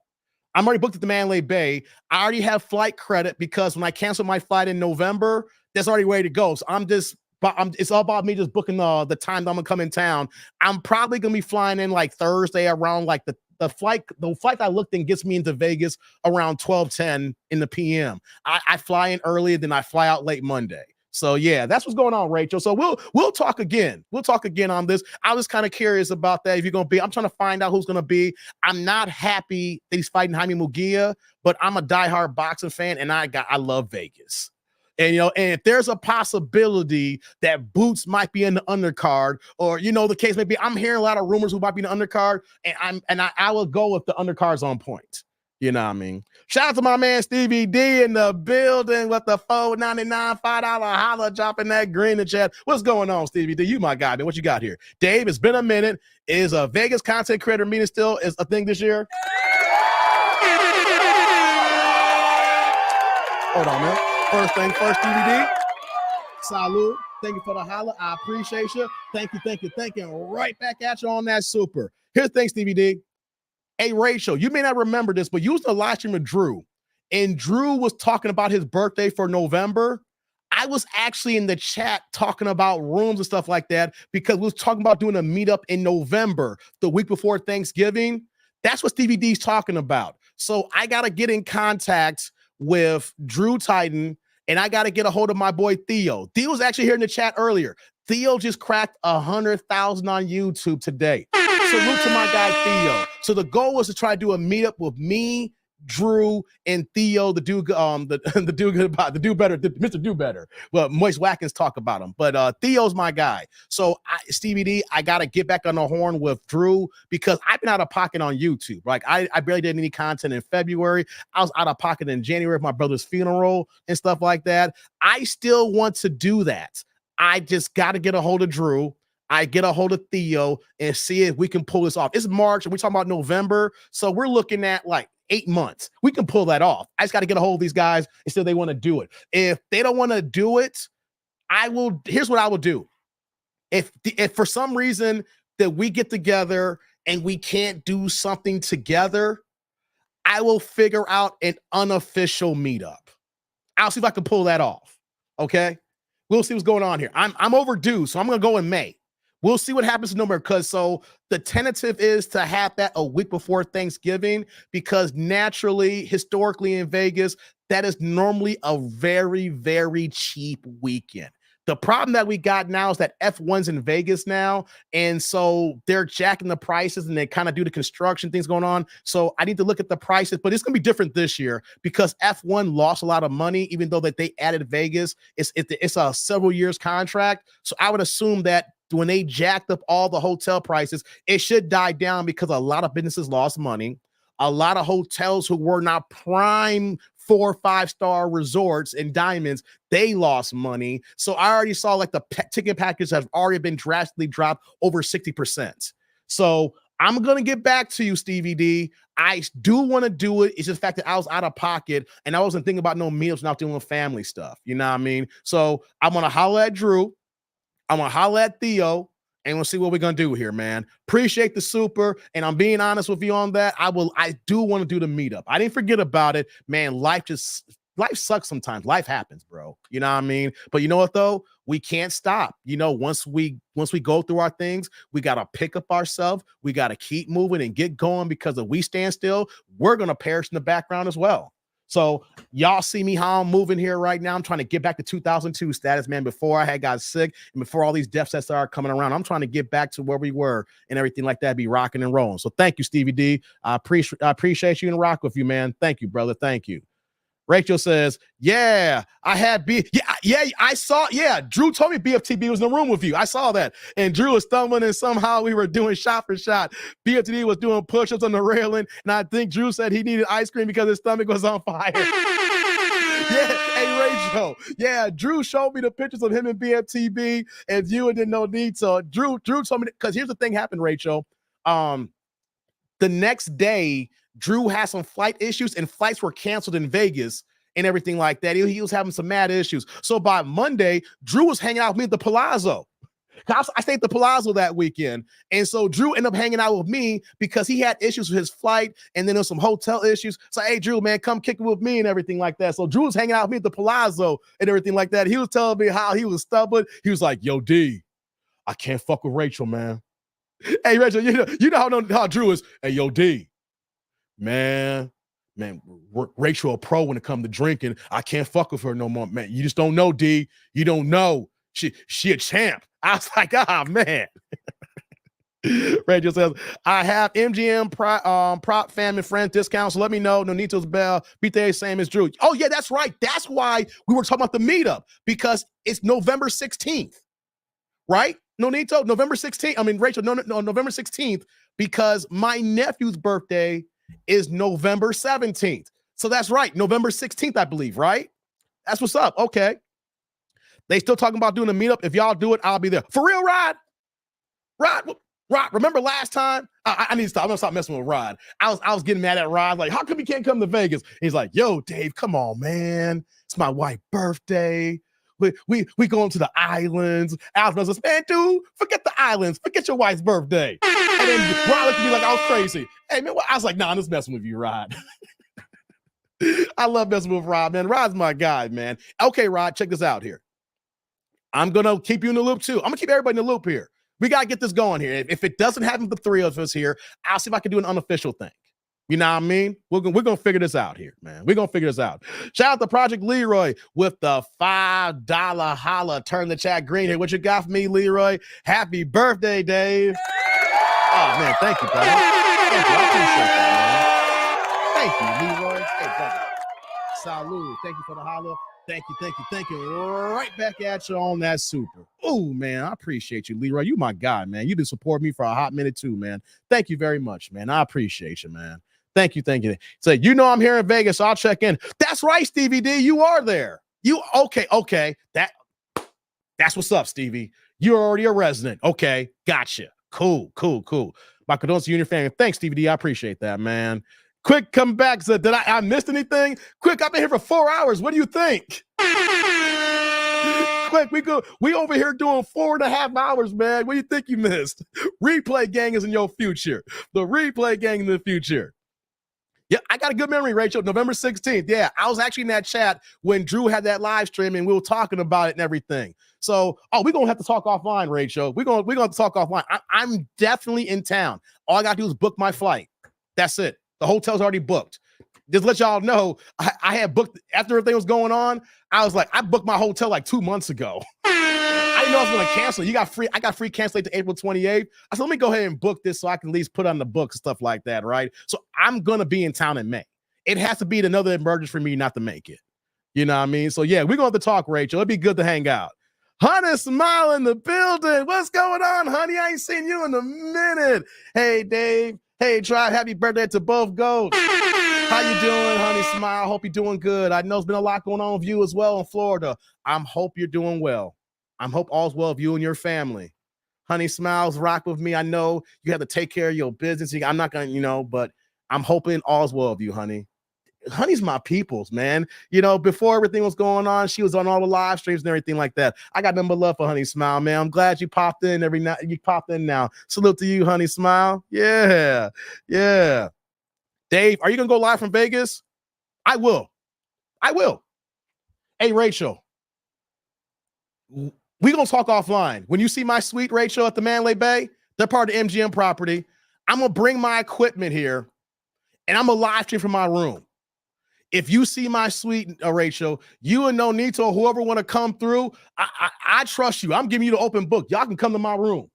I got more than enough space for all y'all. It's got 50 chairs in there. Like, Dave, there's only one person of you. Why do you need a room with 50 chairs? It's just got a lot of goddamn space. It's 1,700 square feet, Rachel. I'm going to bring my equipment, and we can do a live stream in there, and we can kick it. I'm going to bring my Rodecaster. I'm going to bring my equipment. I'm going to bring my camera. I got multiple mics here. We can kick back. I'm telling y'all, we might do a couple of live streams while we're in Vegas, depending on time in here. You know what I mean?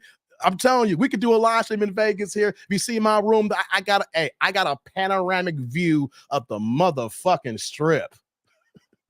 I mean, literally, it's a complete 180 panoramic view, right? From to the Las Vegas Raiders. I mean, not the Las Vegas Raiders stadium. All the way around to the end of the strip. You see it all. I see the airport, the whole nine. Yeah. Quick sec, we doing Vegas? I'm going in May. Can y'all do that in a month and a half? Can anybody do Vegas in a month and a half? Can y'all do Cinco de Mayo weekend? Can y'all do it? Sweet. I'll bring the fresh tequila. Hey, there we go. See that? Rachel's bringing the tequila. I got the sweet. I got the room and the equipment and the cameras. We're going to go ahead and live stream. We're going to kick it live. We don't got to talk about boxing. We could talk about anything, Rachel. We can just kick back and talk shit. It's my vacation. It'll be vacation. I need a getaway anyway. It'll be my vacation weekend. We can just kick back and talk shit. we can just literally pour some drinks and talk shit. What's going on, Day Dad? What's up? Try happy heavenly birthday to our Godfather. Salute. That's what's up, brother. Salute. Rest in peace to Kevin Samuels, man. Yeah, I'm telling you, when I go to Vegas, Rachel, I do it big. Ask Drew. Hey, Rachel, next time you talk to Drew, ask him my room at the Palazzo last year. And that wasn't even my biggest room. I don't have many vices, guys. I don't have many vices. So what I do is when I go to Vegas, that's my chance to spend a few dollars. You know, so when I talk the way I talk like this, guys, I don't do nothing when I'm at home. When you see me rocking and rolling like this, where am I at? I'm in the basement on YouTube kicking with y'all. When I'm not doing this here, I'm working Monday through Friday at my career. Not a job, I got a career. You know what I'm saying? Working for the government. You know what I mean? So when I'm not working, I'm here. And then I'm in the basement, you know? So when I go to Vegas, I ain't gonna front on pop my car. So I'm gonna spend a few dollars and get me a big ass room. You know what I'm saying? I ain't trying to go to Vegas for no 300 square foot hotel room. That's the size I see in New York City. And I go ahead, and when I get to New York, I gotta pay out of pocket because what my job pays for. It's like, we cover this. I get to the front desk, be like, hey man, y'all got any upgrades? And it's like, well, I don't care. I'm coming out of pocket for it. That's my business, okay? I'm upgrading. I ain't trying to be in no goddamn closet. They said, I'll bring that drawing. Oh yeah, that's right, that drawing, Stevie. That's what's up, man. Yeah, that's what's up, brother. That's what's up. Yeah, no doubt, man. Vegas ain't ready for you, Dave. Man, Vegas always ready for me, man. They know me. I've been to Vegas like 7 times since the pandemic. Since we reopened in 2001, we went to Vegas in July of 2021 once it was still shut down. Everything's opening up. Man, I've been in Vegas like 7 times since then, man. Vegas knows me. We good, Derek. Vegas knows me. Look at Rachel. Effing Drew, man. He was scared to hit me up a day after the fight. We had a cabana. For real, Rachel? Really? Well, here's the thing, Rachel. I might have a cabana at the Mandalay Bay. Oh, Rachel, we're going to have to talk. We're going to have to talk. You know, Mandalay Bay, you know, got one of the best pools in Vegas, right? People don't realize that because the Mandalay Bay is at the end of the strip, people don't like the fact that in the strip, but they got a lot of amenities if you plan it right. And they got Daylight Beach Club. They got a dope ass pool with the whole beach setup and everything. I might have a cabana on Friday, like the day of the weigh-in. I'm not a big fan of weigh-ins no more, Rachel. And let me tell you why. Ever since I went to the weigh-in for Floyd Mayweather Canelo Alvarez in 2013 at the MGM Grand, there has never been a weigh-in since then that can compete with that. It was like a whole nother fucking event.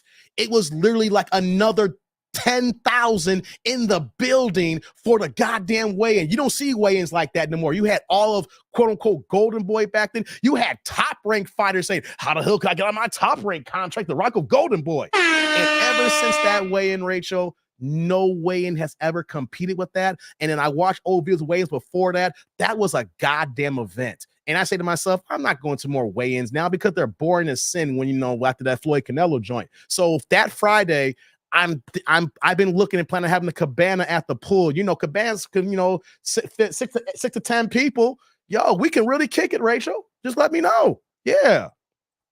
Hey, Dave, you canceled on me when you had a $50 credit for you at the. I didn't cancel on you, Vince. What you talking about? You got jokes, man. Derek, come with us. Come through, Derek. Let's talk. Hey, you didn't got here. I get it. You ain't got to have the room that I get, but you can come through, Derek. You invited, man. Make it work. Your girlfriend speaks at Maria. Hey, stop. I know that's what I'm talking about. Getting the cabana at Maria. Oh shit. Yo, we gotta talk, Rachel. We gotta talk. I've been scoping out the prices. It's kind of expensive that weekend. I'm like, I'm gonna do a cabana, or I was gonna do one of the, you know, the big boy joints. I think about at one point, Rachel, I think about doing some Friday and Sunday because I'm in town till Monday. I was like, I'm gonna do 2 pool days. I'll go to Maria on Friday, and I might do Daylight on Sunday. You know, oh, we gotta talk to them. If your people's is the DJ, I was already planning on doing something. And I like talking to people who I'm just now we're catching up here. Like Rod said, I need to go to the beach club. Hey, Rod, if you coming through, man, let's do it. We can plan. Hey, how about this here? I'm gonna put this out here right now, guys. I know we're planning the meetup for November. I got to talk to the guys, see if that can happen. But here's a guaranteed fact, and this is short notice.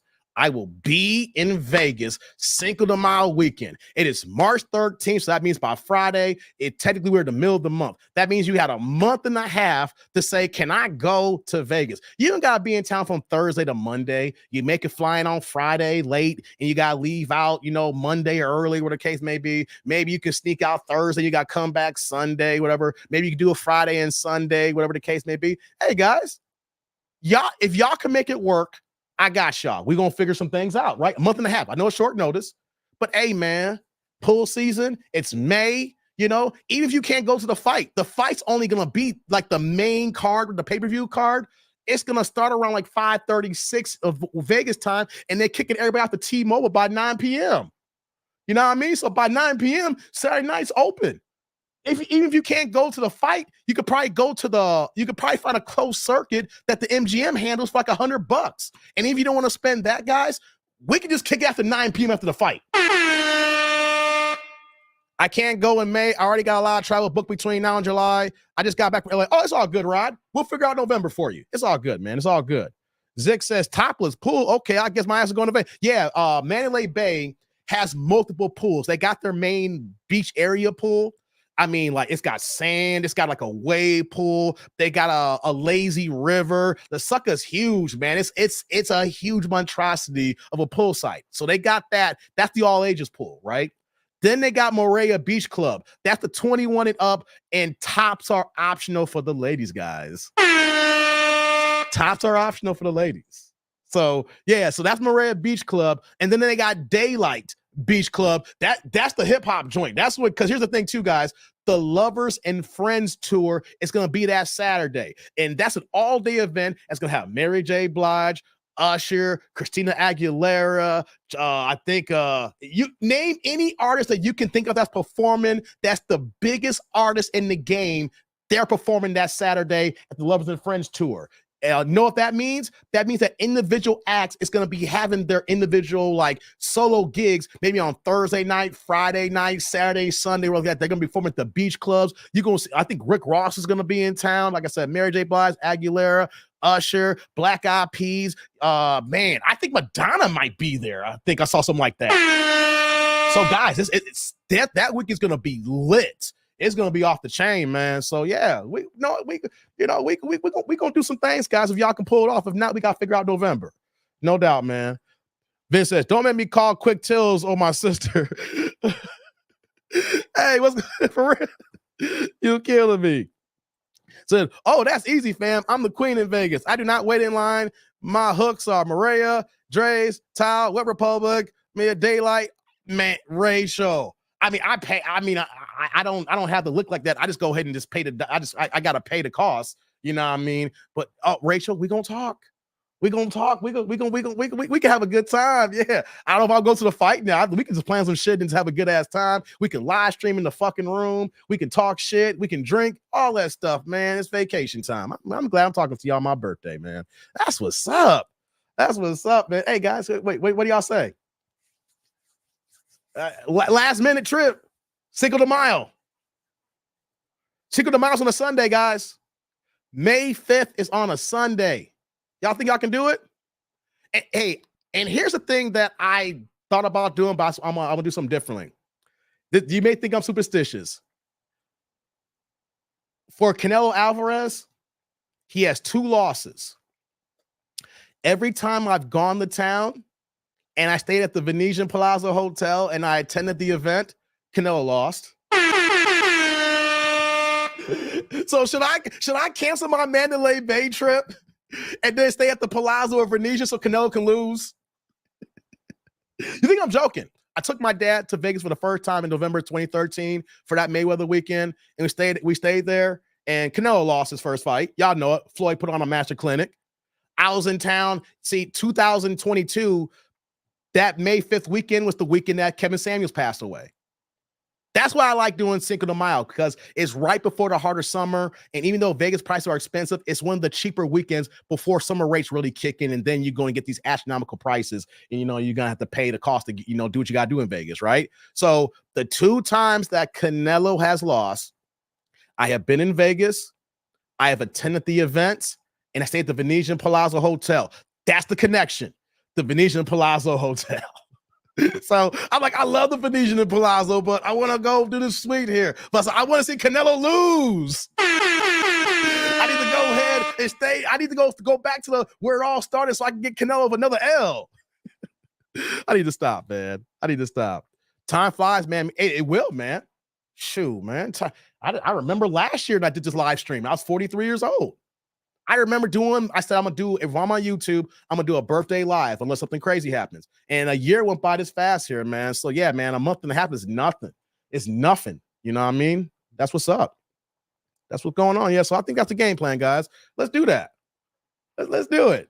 I'll bring the equipment. Everything's portable and travelable here. You know what I'm saying? I got a Rodecaster 2 mixer. You know what I'm saying? I bought a new MacBook Pro. I still got my old MacBook Pro here. I got my good ass camera here. I still got this camera that's not in use here. I got 3 other cameras here. I got ring lights. I got multiple mics. I got the Shure mic here. I got other wireless mics here, man. All I got to do is use one bag to check in and put all my equipment in there. I'll set up shop. Hey, man, I can go ahead and we can live stream in my room, baby. That's what I did the first time. If you guys go back to like May of 2022 that weekend, you guys can see my Palazzo suite. Matter of fact, I was on Melanie King's live stream when he had died, and I was in the suite talking to her when I was doing my live stream shit that too. So I bring my equipment. When I do trips like this, guys, I do bring my equipment and I do live stream like that, you know? So since we're talking about it, I might as well pack it, baby. We're going to do what we're going to do. Okay, guys, I think I'm going to get out of here now. It's been 4.5 hours. A little bit 4.5 hours. I still got to work in the morning. You see how dedicated I am? It's my birthday. Be here for 4.5 hours, and I still got to be at work at 8 a.m. I still got to be at work at 8 a.m., man. So here's how we're going to do. So let's start setting this up here so I can get out of here. So we're going to put the ticker out here, and then we're going to do this here. You know? So I appreciate everybody that's been here tonight. You know what I mean? I just want to say a shout out to all the birthday wishes. Thank you very much. Wait, let me make sure this is going on here. Give me 1 second. Oh, yeah. Oh, we good. So I just want to say shout out to everybody sending me the birthday wishes, even people who were not in the live stream chat today, but I got a lot of emails. I got comments in the comment section prior to this live stream here. So if you guys are ninja watching, shout out to you guys. Thank you for the birthday wishes. Shout out to everybody. Oh, I just got to make sure I can get no more new Cash Apps before I start shutting down shop too. Let's make sure there's no Cash Apps here.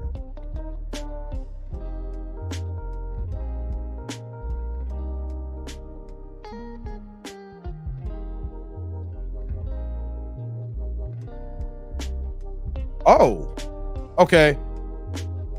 Oh, man, I just got an email. I got to read that later. Oh, shit. Oh, shit.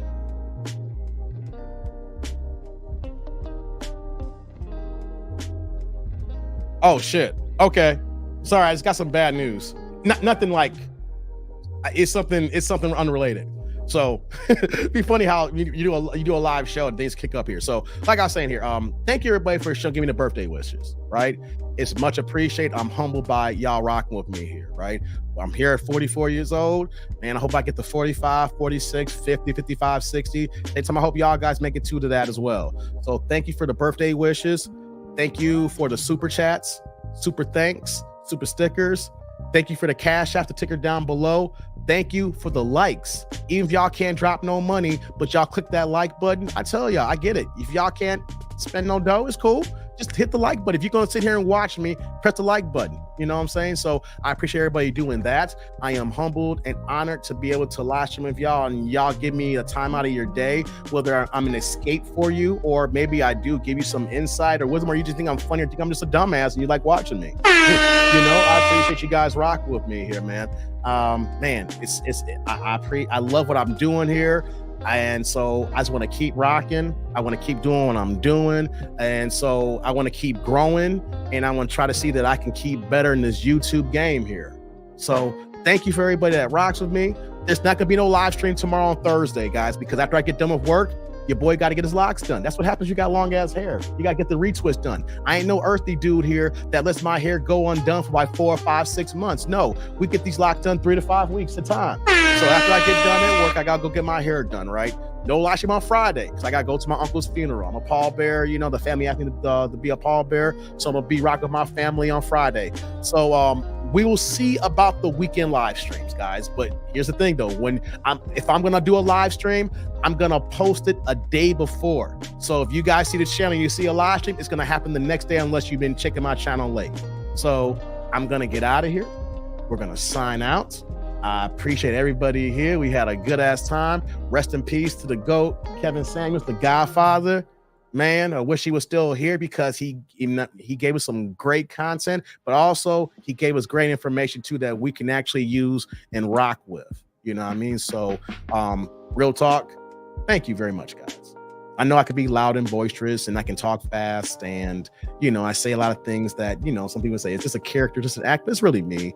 But as we close it out shop down, you know, I didn't know that starting a YouTube channel, it'll be like this, but I'm glad I did it here. So salute to everybody in the chat. Everybody that's ninja watching. I get it. Y'all ninja watchers. Salute to you guys. Shout out to the replay gang. I get it. You guys gonna be here live. Salute to you guys as well. You know, I'm gonna get to a few of y'all emails here. And on that note, I am out of here. Deuces. Peace out, love and happiness and all that other good stuff. And on that note, guys, I'm out of here. Peace out. Thank you for the happy birthday.